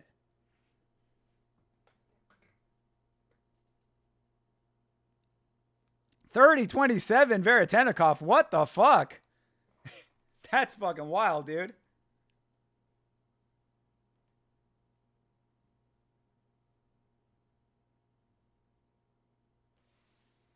Yeah, for real, bro. Had one of those judges in his pocket, for real. But Neil Dariush was over there cage side handing him a couple of bills, you know? That reminds me of the I think it was on the TV show, on the Ali G show, with it was one of the Borat sketches where what was it though? Was it I think it was like baseball or something.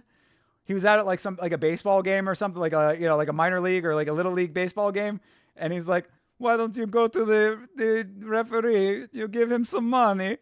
And the guy's like, "No, you can't do that. We don't do that over here." He's like, "What about $50?"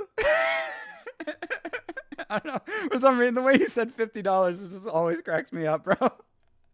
Maybe $50. That was Beneil Dariush. All right, I'll take $50. He got one of those referees, one of those judges. One of those judges was on the payroll. All right. Let's see if Chepe and his big head can get the job done. Got that George Lopez head. Maybe $50.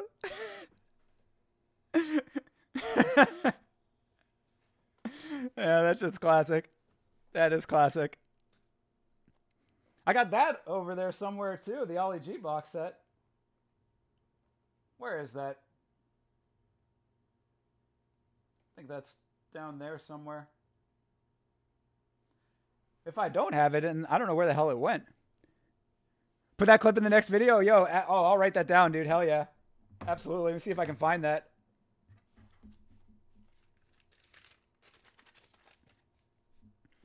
Actually, it's a good call too because I got to pull a couple of clips. We have a couple of clips we want to add to the stream deck.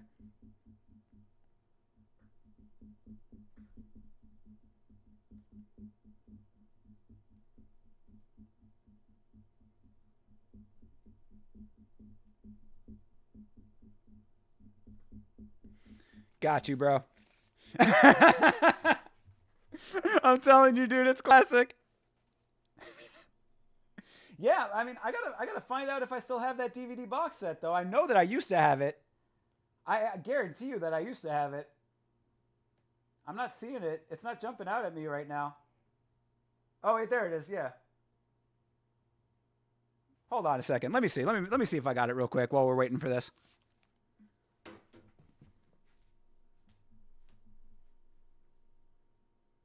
Where the fuck is it?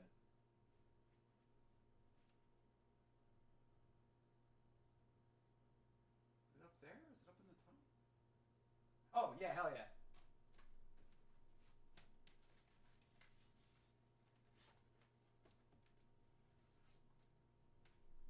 Yeah, we got it. There you go. Been a while since I've watched this, but yeah, this art is cool on this too because it's like a two. I don't know if it'll show up on camera, but yeah, there you go. You can kind of see it. Got the bow rod on the one, and then it changes to Ollie G. It's kind of cool. But yeah, I haven't watched this in so long, man. Yeah, I got to see if I can find a way to clip it though. I don't know I don't know how to get it off a DVD. I have to get like an external DVD player or something, grab it that way. Shoot, I don't even remember what episode that was though. It's been a long time since I've watched this, man. But I got it pulled now, so there you go. I'll have to grab it. See if I can find it on YouTube.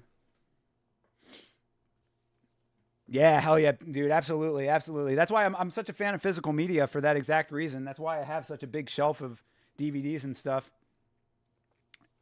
I'll go back and watch all that stuff. I really do watch a lot of my DVDs. Like, I got a whole bunch of new stuff that I've been watching too. I pick up new stuff and add it to the collection and whatnot. But I go back and watch the old stuff too. Let me see if I can find that real quick while we're waiting.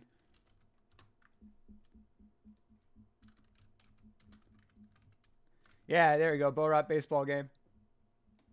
Yeah, here we go. I think that was the clip right there.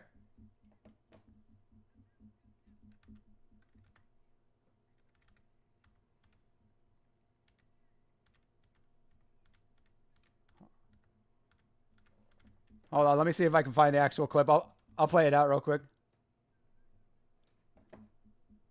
Let me mute this and I'll...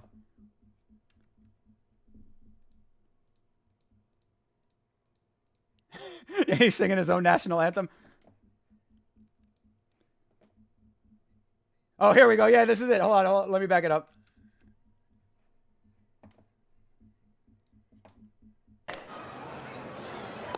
Did you pay some money to the boss to make sure your side wins? That is not done in baseball. But maybe $50. No, Yeah. You want to pay him Maybe $50? No. I have a 40,000 tampon. All right. No applicator. You want I give to the umpire? All right. Maybe $50. That is not done in baseball. Oh my god, dude. Yeah. All right, I'll clip that. I will definitely clip that. Maybe $50. I have 40,000 tampon. No applicato. Oh my god. Yeah, hell yeah, dude. That guy was not having any of that shit.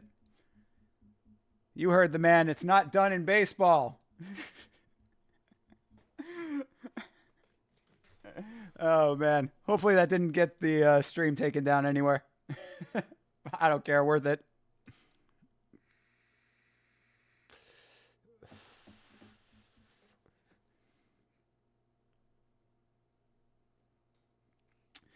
Ah, man. Thank you for reminding me of that. I haven't thought about that in years, dude. I also love there's this one song that they use for like the like transitional clips on the Ali G show, and it's like yo mazy. I'll see if I can clip that too.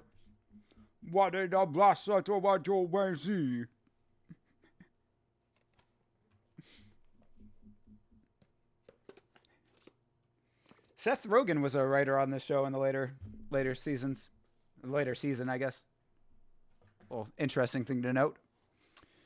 Haven't seen Ali G all the way. Need to go back and watch it. Yeah, dude, I highly recommend the original series here. I mean, this is the American series, but yeah, the series that they aired on HBO. Yeah, highly recommend it. Very funny stuff.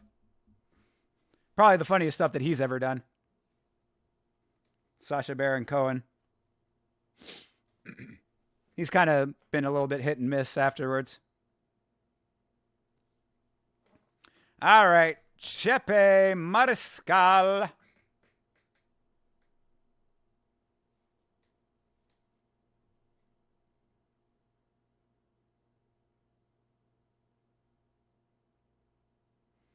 Yeah, Dictator was just okay. The Borat movie was great.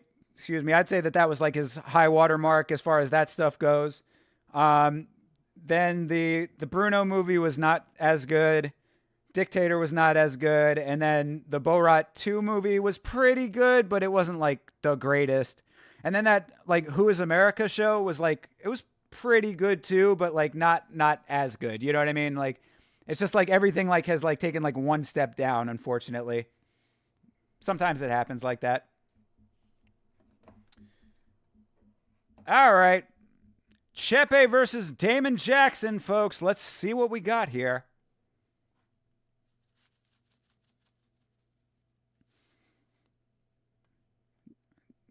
Jughead Chepe. Damon Jackson hot out the gate with that fresh new head of hair of his. Man went to Turkey. Oof. Damn. Clinch going both ways. Damon Jackson with some nice knees. Chepe with a couple nice shots in the clinch there. Damon going really heavy with those knees. Yeah, I like Damon Jackson. I mean, he's a good fighter for sure. And that full head of hair looks real weird on him. Oh, damn. Heavy takedown for Chepe. And Jackson right back up with it, though. All right. That was a nice takedown for Chepe, though. Damon Jackson's one of those kind of guys, man. He finds a way to win. Count him out every time, but, you know, he'll get a win. Chepe is the favorite.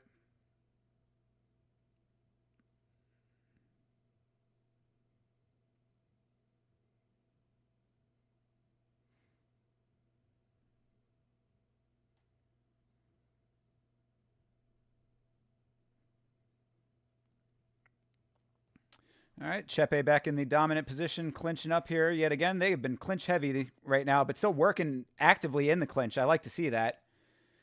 If you're going to be in a clinch situation, be active. They keep reversing each other in the clinch too. Back and forth going on here, clinching.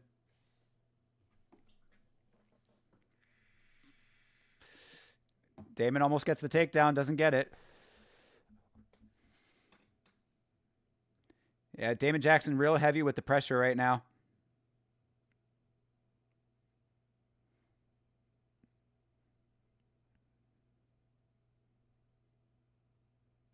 He's kind of holding him in place right now. Sort of inactive at the moment, though.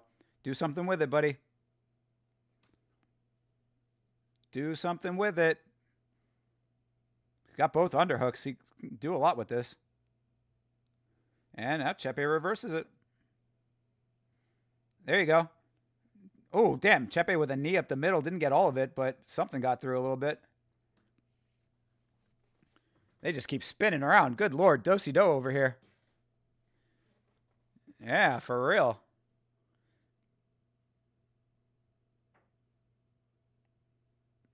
Oof, there you go. Nice one from Chepe. There you go. Ooh, heavy hands from Chepe now. Clinched up again.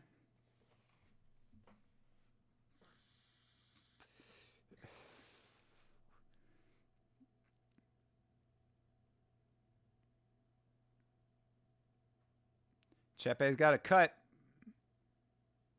Oh, and a nice takedown. Chepe just fucking tossed him over into the cage, and he is pounding away now. Yeah, got to be careful of the back of the head there, but yeah, Jackson not happy with that. And another takedown for Chepe. Good Lord. Oh, Jackson got a cut in the hair there. Man, they are all kinds of flipping, flopping all over the place here. Jackson trying to get a leg. He lets go of it. Has Chepe up against the cage now again. This is all kinds of craziness in this first round. Chepe's cut is pretty big comparatively to what I thought. Thought that I didn't think that the cut was so bad. This pace is nuts, man.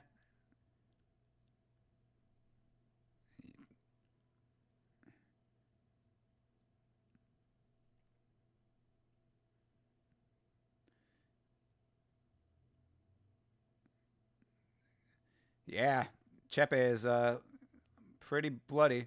Oh yeah, and Chepe is he missed weight as well. 3.5 pounds. That's another crazy weight miss.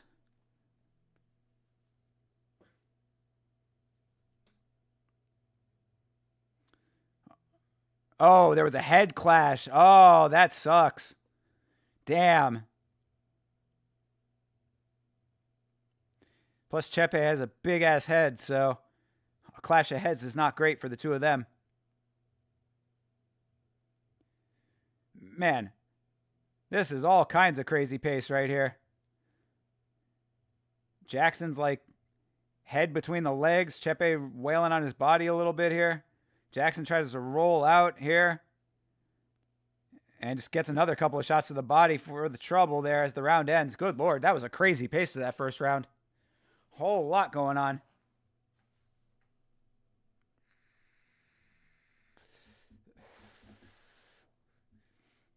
Yeah, a lot of activity in that round.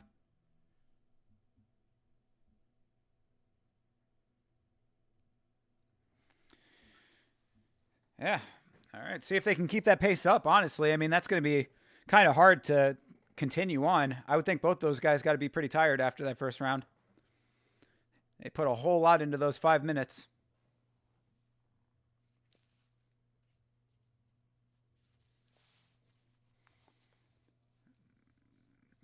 Headphones are fucking killing me, man. Got to put that on the list, man. I really need to make that order already. Just get some new headphones. Just a pair of cheapos, honestly, for these streams, really. Something decent.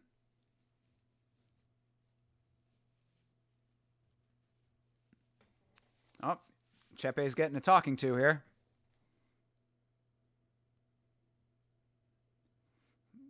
And Jackson's getting a talking to. Careful of the clash of heads. All right. Round 2. See if the pace is just as high.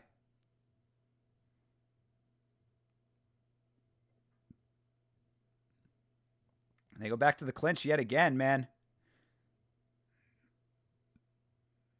Chepe's got a leg here. Got Jackson's right leg.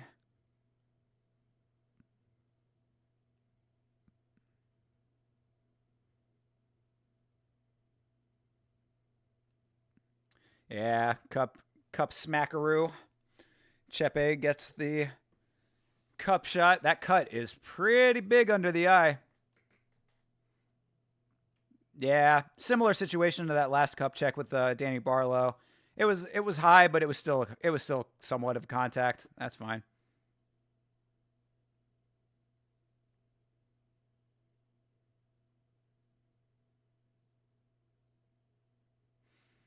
All right.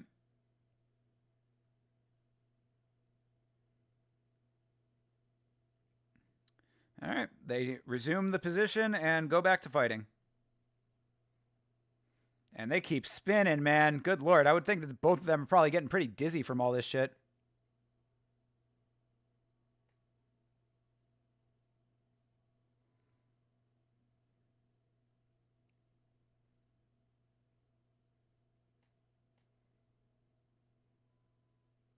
Another big knee for Jackson. Yeah, Jackson stays throwing those knees in the clinch. It's nice. Jackson trying to get a sweep here, trying to get the leg tripped, but Chepe on top of it. Just spinning and spinning and spinning. Good Lord.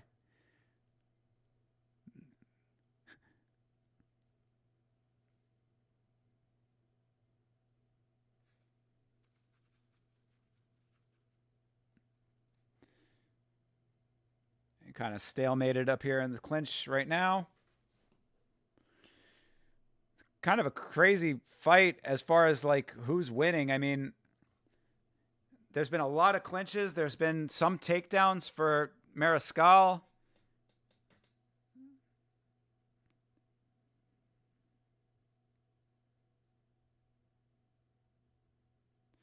Chepe digs for the underhooks, gets him.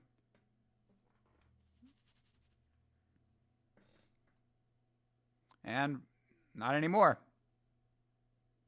They just keep reversing and reversing and reversing. Both of them have significantly slowed down after that first round, which was crazy, crazy pace-wise.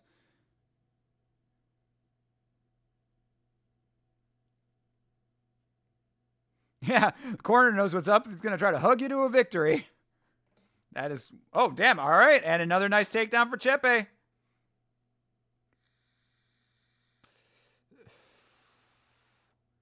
Jackson really doing a nice job to fight his way back up, but Chepe on top of it right now. Jackson tries to roll out, doesn't have anything doing with it. This is good work.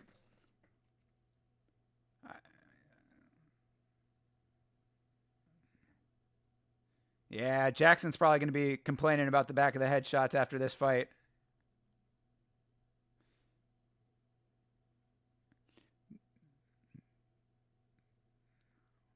Yeah, Jackson needs to get himself back up, but Chepe doing a really nice job of just striking when he can, picking a couple of shots. You know, these back of the head, that might be a little bit close, but I mean, he's all over it. Yeah, picking them nicely here.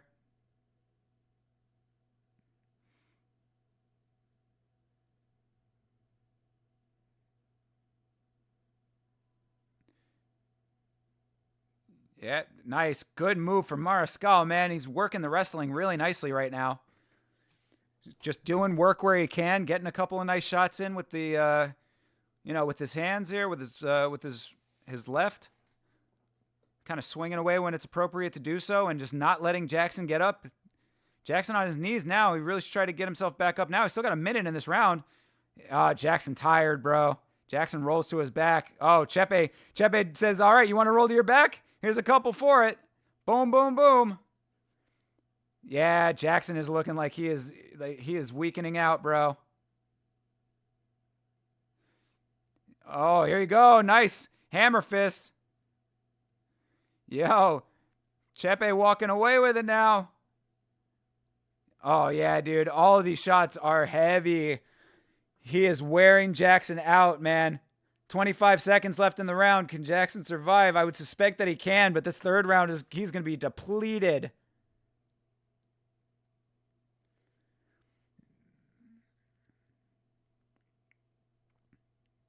Living up to the machine gun nickname is Mariscal with these rapid fire shots that he's landing to the side of the head. Yeah, dude, jeez. That was a really good round for Chepe, and Jackson is in a deep hole now. Ooh.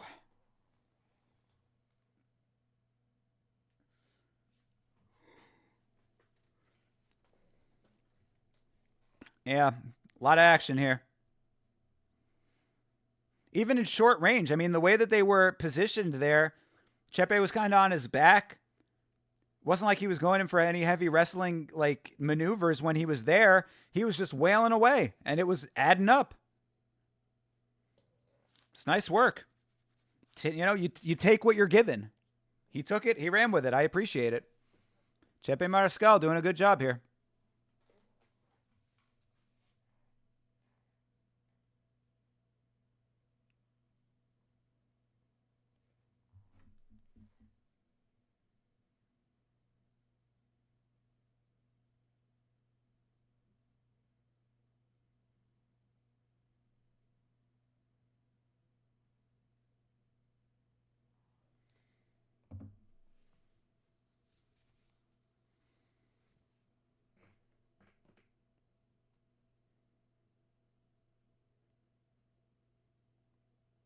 Oof, heavy body shot. Nice kick for Chepe to start that off.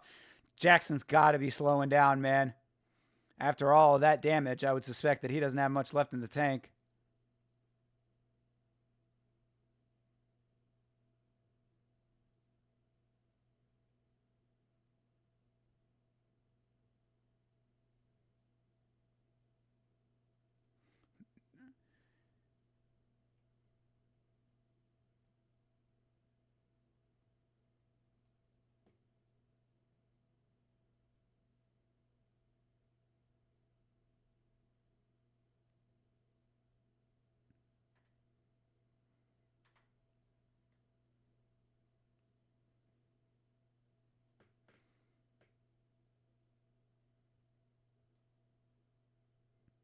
All right.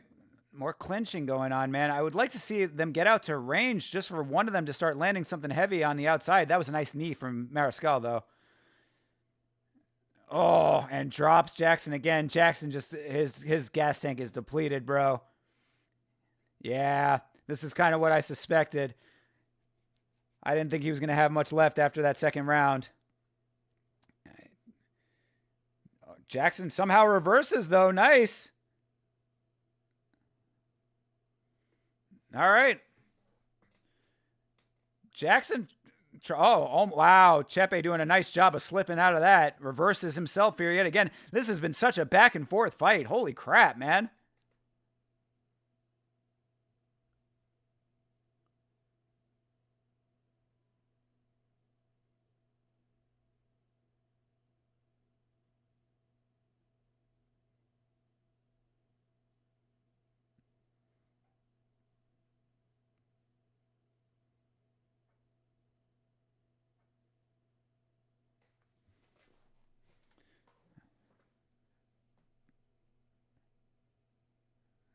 All right.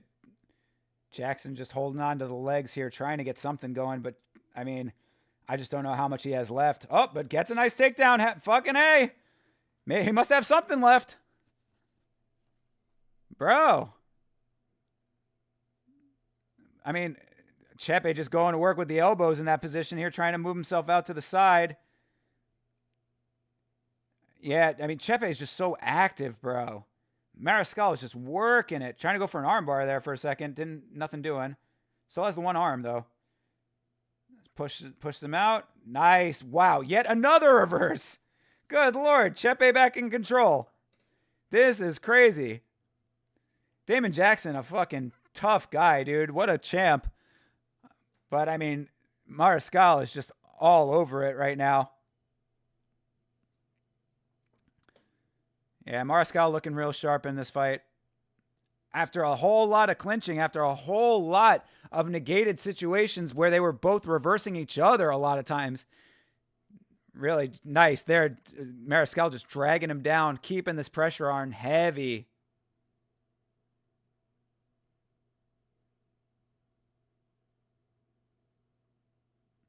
Oof.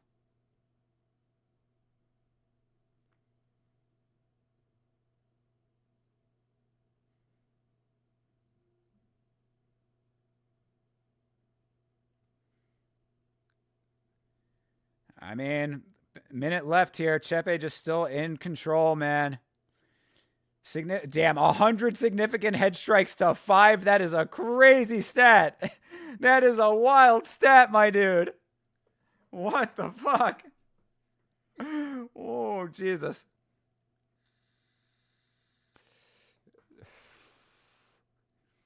Yeah, bro, like white on rice. This is crazy. Oh, that knee, too. Damn. Bro. Jackson Dunzo, dude. Yeah. Oh, man. Jackson all kinds of out of it right now. Can Chepe get this late finish here? Yeah, I mean, after that, yeah, I would say that was probably a call it moment, but Jackson's so tough, dude. Good for him to stay in it till the end here, but man. 5 seconds, 4. Chepe eases up, man. Yo, if Chepe hadn't eased up, he might have been able to have gotten that finish there, even in the last seconds. But wow, What a crazy fight that was. All kinds of back and forth action going on there. Jesus Christ.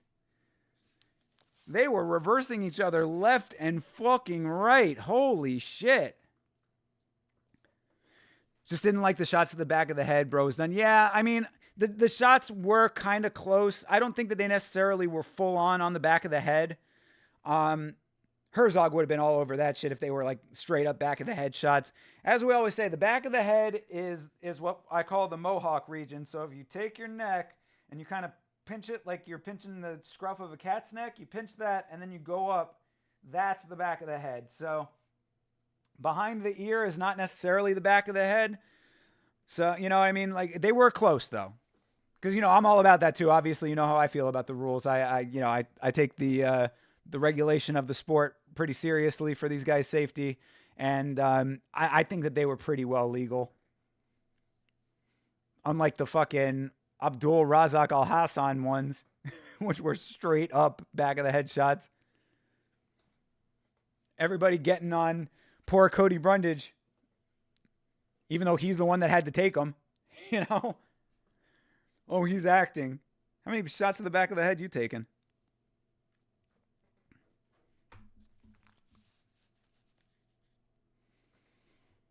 Damn, they 30-26 is one of those rounds, huh? Nice. Good win for Chepe.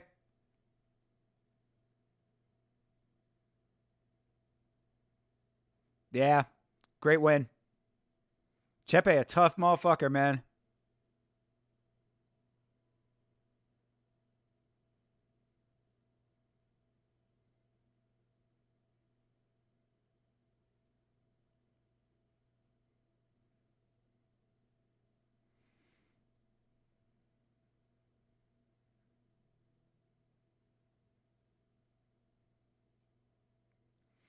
Talking about the weight miss. That is unfortunate. That is a little asterisk on this very nice win here. The weight loss does, the weight miss does kind of taint this win a little bit, but still a very nice win nonetheless.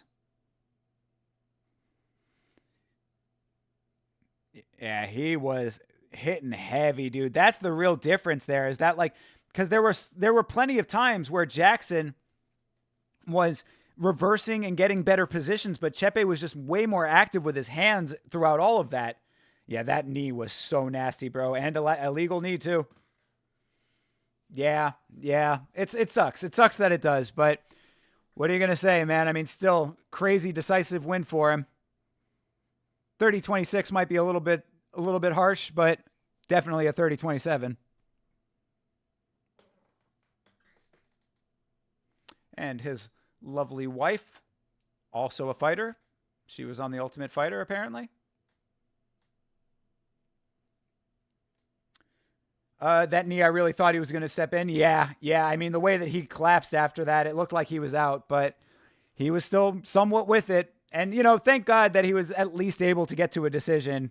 He probably took a little bit of unnecessary damage, but for a guy who put in that much work to try to stay in that fight, you know, I'd rather him go to decision, lose it that way, than to have to get it stopped.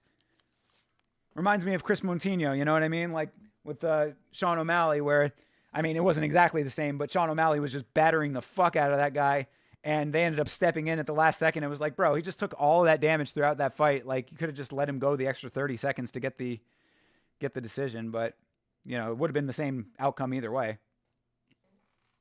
Yeah, I don't think anybody will ever forget that fight. That fight was fucking crazy.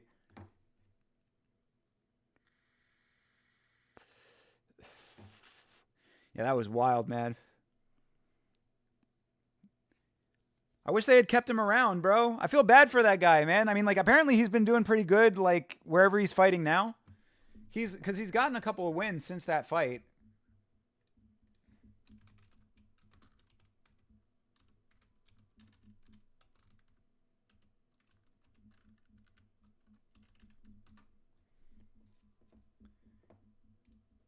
Yeah, 13-6. I mean, that's not the worst record in the world.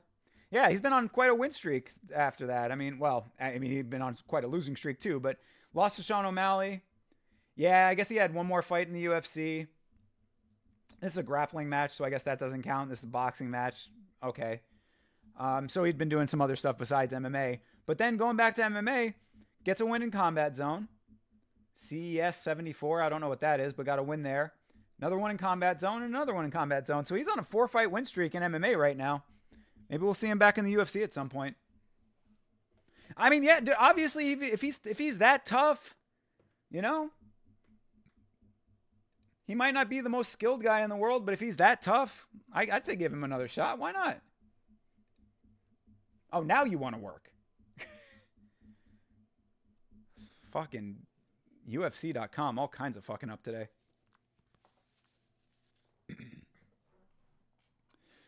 All right, who do we have in the main event? I'm rocking with Tybura for some reason. Just what my gut's telling me.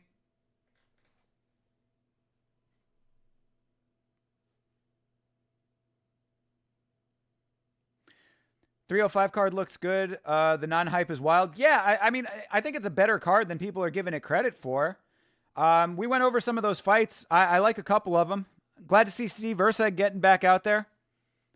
People are all saying that Kai Kara France is washed. I don't really know where that's coming from necessarily, but I do think Steve Erceg could win that fight. I just think that Kai Kara France might be a little bit more active than him. Kai Kara France is kind of a jittery fighter. He's a little bit of a fast twitch kind of guy. So there's potential for him to outwork Steve Erceg, but I want to see Erceg win because I'm just a fan, man. You don't think he's a wash? You got Steve winning that? I hope so. That's kind of how I feel too. I don't think he's a wash, but I do think Erceg can pull it off. But yeah, there's a couple of good fights on there. Dan Hooker versus Mateusz Gamrot. That's definitely a good fight. I'm riding with Dan Hooker on that one, even though I'm kind of not confident in it. You know, Dan Hooker is one of those guys that he's racked up a good amount of losses. He's kind of let you down in times when you really thought that he was going to be able to pull it off. So I don't know if he's going to be able to get that win, but you know, he's got a fan-friendly style to me. Mateusz Gamrot, not necessarily as much.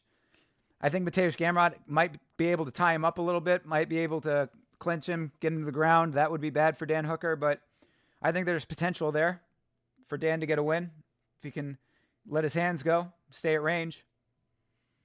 Tai Tuivasa versus Rosenstruik. That's one that we had talked about a little bit.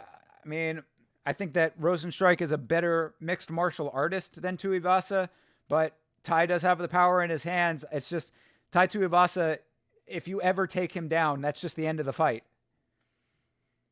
It's the same way with a lot of the Polynesian power strikers, man. They just don't have the fundamentals. Like, you know, they need to be able to be like well-rounded mixed martial artists as opposed to knockout artists, which is what a lot of them are.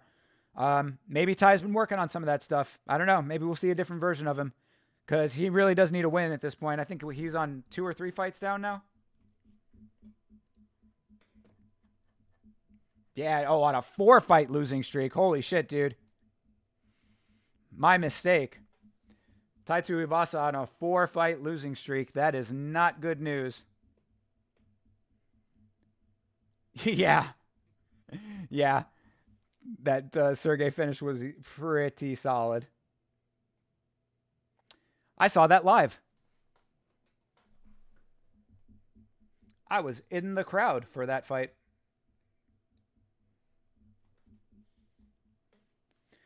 Pretty heavy. It was quick, too. We were hanging out. Yeah. Oh, yeah. Everybody was going crazy. It was pretty heavy.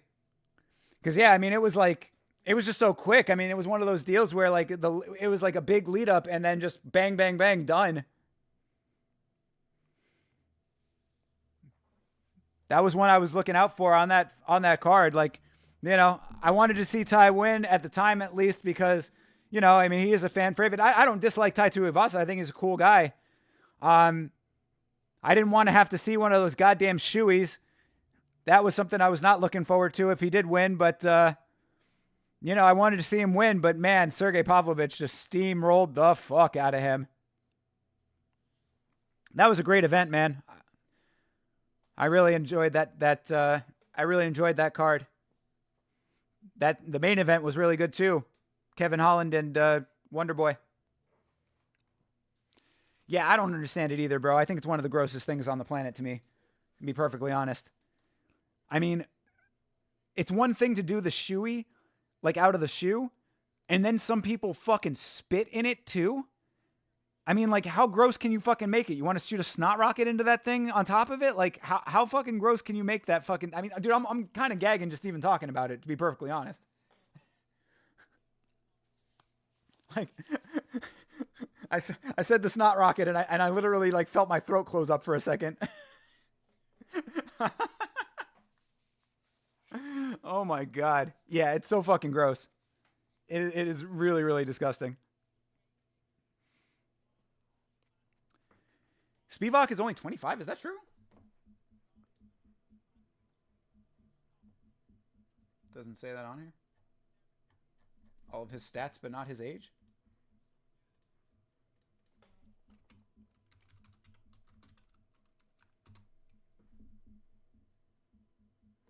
Oh, he's 29.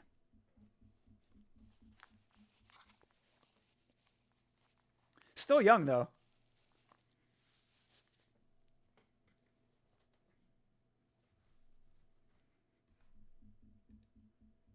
Oh my God, this is another person coming out to Red Hot Chili Peppers.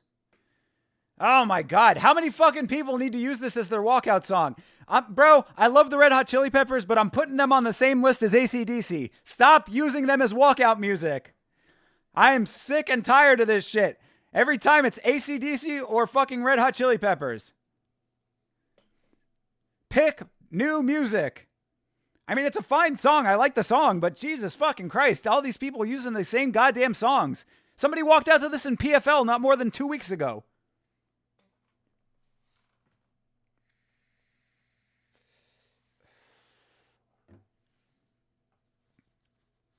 We need them to keep coming to our events, so use it. Yeah. Well, I mean, Anthony Kiedis is a big fan of MMA. I didn't realize that at one point. I don't know if it's still the case, but at one point, Anthony Kiedis was an investor. He was a shareholder in Endeavor back when it was still Endeavor, before it became TKO. So, yeah, Kiedis is a big fan. Good for him. It's pretty cool. Yeah, I mean, don't get it twisted. I love Red Hot Chili Peppers. I've seen them live. I saw them on the Californication tour, actually, when I was real young. My whole family went. My parents are both fans, too. So I got nothing but love for Red Hot Chili Peppers, bro. It's just everybody using this goddamn music for their walkouts. Yeah, that show was fucking awesome. It was so cool. It was fucking Red Hot Chili Peppers, the Foo Fighters, and Kool Keith was the opening act. Like, what a fucking card that was. What a playbill. What a show.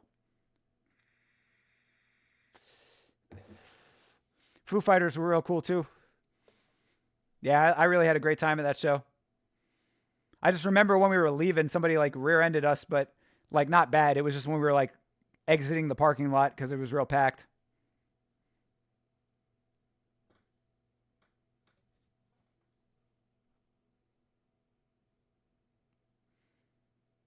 But show itself was great. I was in South Florida. All right, main event time. Yet another UFC fight night comes to a main event. Feels like it just started. 5 hours just fly by.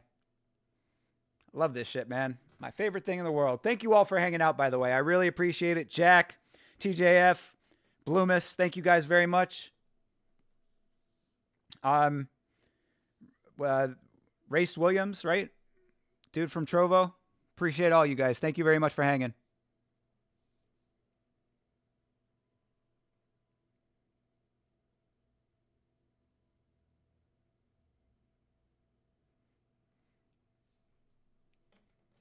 Hell yeah. I'm ready, Joe Martinez. I'm making some noise. I'm making more noise for his outfit, though, man. I'm telling you, the drip is fucking real for Joe Martinez.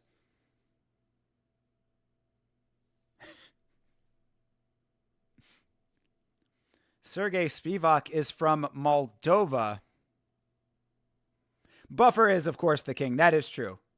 But I don't think enough praise gets heaped on Joe Martinez for his amazing fly outfits, bro. And his shoes are always on point. How are you going to compete with Buff? It's like everybody's going to be second place. It's Buff and everybody else. But that being said, Joe Martinez always coming out looking fly. Everybody talks about how terrible it's going to be when Buff retires, and I just don't want to think about it. What they really need to do is start getting some more guys in there doing it in general so that we can get used to some different guys, you know? The one other guy that they have in the UFC that they never use, but I kind of like him, is Justin Bernard. He's the dude that does the Contender Series. I always thought he was pretty good. All right. They touch gloves. Tybura is not sporting the crazy lock of hair deal. His hair is looking a little thin on the top, but it is at least all in one piece. Here we go. Main event is underway. Ooh. All right, Spivac heavy out the gate.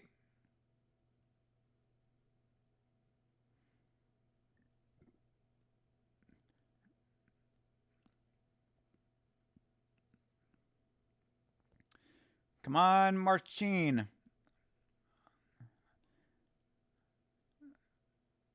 All right, Spivac takes his back. This isn't good. Not good for Tybura. Uh-oh. Trying to get the rear naked locked up, but nothing doing yet. Tybura lets his back go. Uh-oh, that hand's getting closer now. Oh my God, so much time. Fight literally just started. Nice, good reversal for Tybura. This is good. I was hoping that the experience of Tybura would be the deciding factor here. Whenever Buff leaves, his phrase needs to be the official call before fights. I mean, yeah, I hope so. I don't know if, I guess that's like dependent on the person though. You know what I mean? Like it's like specific to each announcer. So he might have that trademarked even. Because I know that Michael Buffer has the Let's Get Ready to Rumble trademarked. Yeah, it's gonna be a whole different world when Buff is gone. I don't even want to think about it. All right, Tybura doing some. Oh no! Oh no! No! Spivac got the armbar. Oh my God! What the fuck? Ah! Ah! Oh my God. God damn it. One away from the parlay. Why the fuck did I have to go underdog on that one?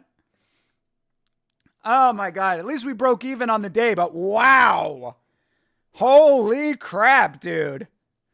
Tibura's stomach momentum worked against himself. Oh my God. Bro. Yeah, all that weight. You're right. Look at it. Flopping. And oh, that armbar just gets locked up so quick. Bro. Oh my God, man. Tybura looked tired from like that first shot. He might have got kind of rocked in that first shot.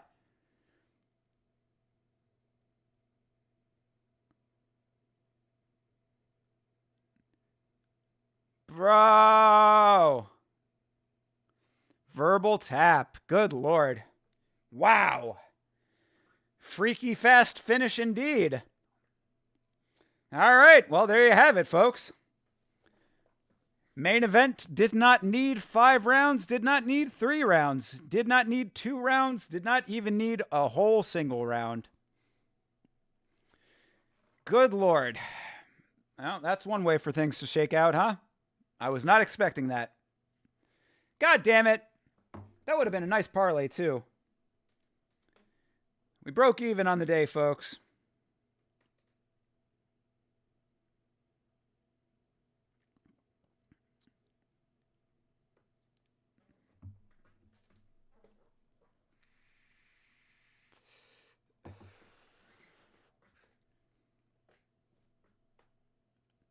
Spivac smothers, but he always trying to finish. Yeah. Yeah, I mean, obviously. That was quick, too, bro. He found that opening and just really locked that thing in. Man. Well, I don't know. So Jack, I mean, we were talking about what Spivac can do in the division. I mean, does that sway you in any way? Andy, what do you think? What do you think his top out is? Because, I mean, everybody, going into this, Chase was saying that he thought that he was such a bum. It's like, bro, I mean, I don't think that you can really call him a bum when he did that. Granted, he was fighting Marcin Tybura, who I had faith in, you fucking bastard.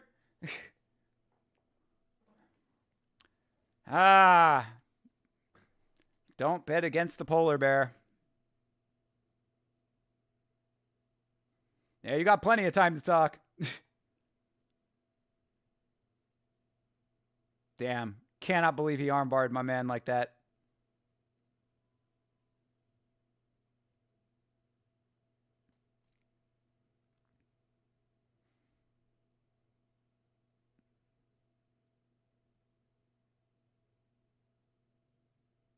Spivac is good. He's athletic. I don't know he could move like that off his back, though. Yeah, I mean, well, it wasn't even really that he moved like that off his back. It was that he. You're right. He went with the momentum, because there.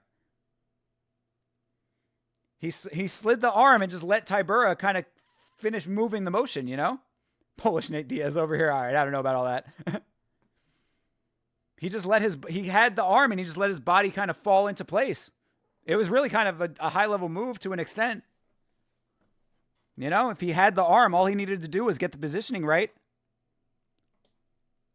And he did that. So good for him.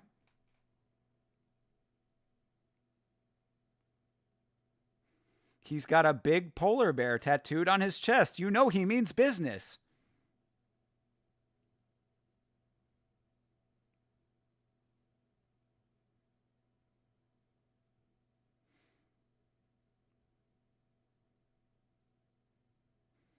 He's a top 10 guy. He's already been a top 10 guy, but he's even higher in the top 10 now.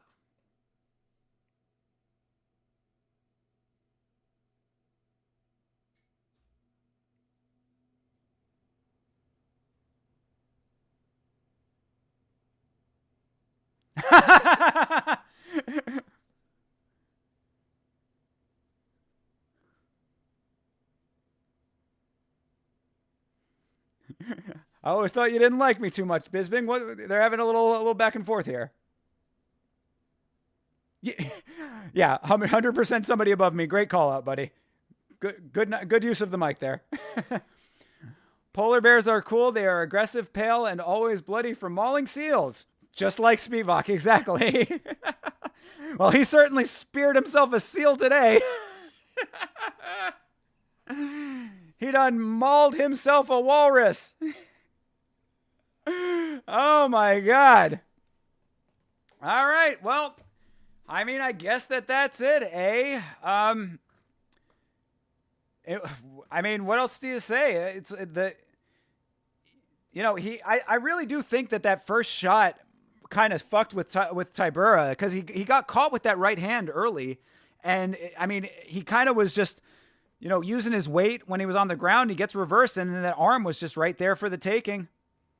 Good for him to find that. That's what I'm saying. It's kind of a high-level move, because he really had to recognize that the arm was in the position that it needed to be, and if he had grabbed it, that it would go into the right position when the body weight was shifted.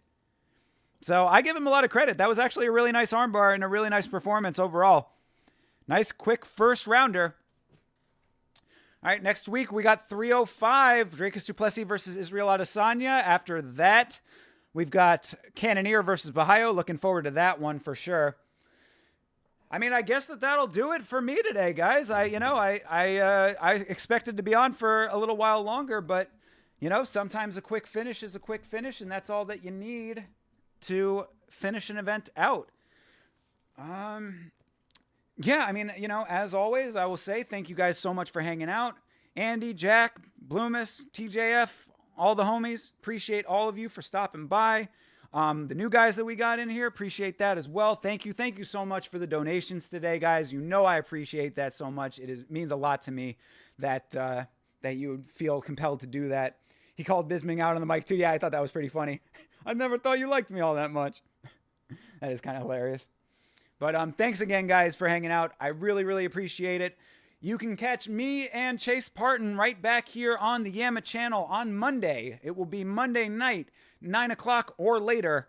We'll be doing last week's fights. That's my podcast with Chase. We go over every single fight that just happened on this card, so you can hear all of our opinions about that. Then on Tuesday night, we will have the Contender Series, and I will be streaming for that as well. We might even do the marathon for the final episodes of The Ultimate Fighter. Haven't decided on that one yet, but I will definitely be doing the Contender Series. So Monday and Tuesday, you'll catch me back on stream. And again, for the fights on Saturday coming up for 305. During the week, I'm hoping to get another video out this week. Sooner than later. I've already got the script going, so it's really just about me getting the time to do the recording, so hopefully that will happen soon. Check that out. Make sure that you're subscribed to the channel, youtube.com/@YamaShow and @YamaShow on all social media, Twitter, Instagram, and Facebook, even though I don't do much on Facebook. Have a great rest of your weekend, everybody. You take very good care, and I will see you in the next stream. Make sure that you fight on.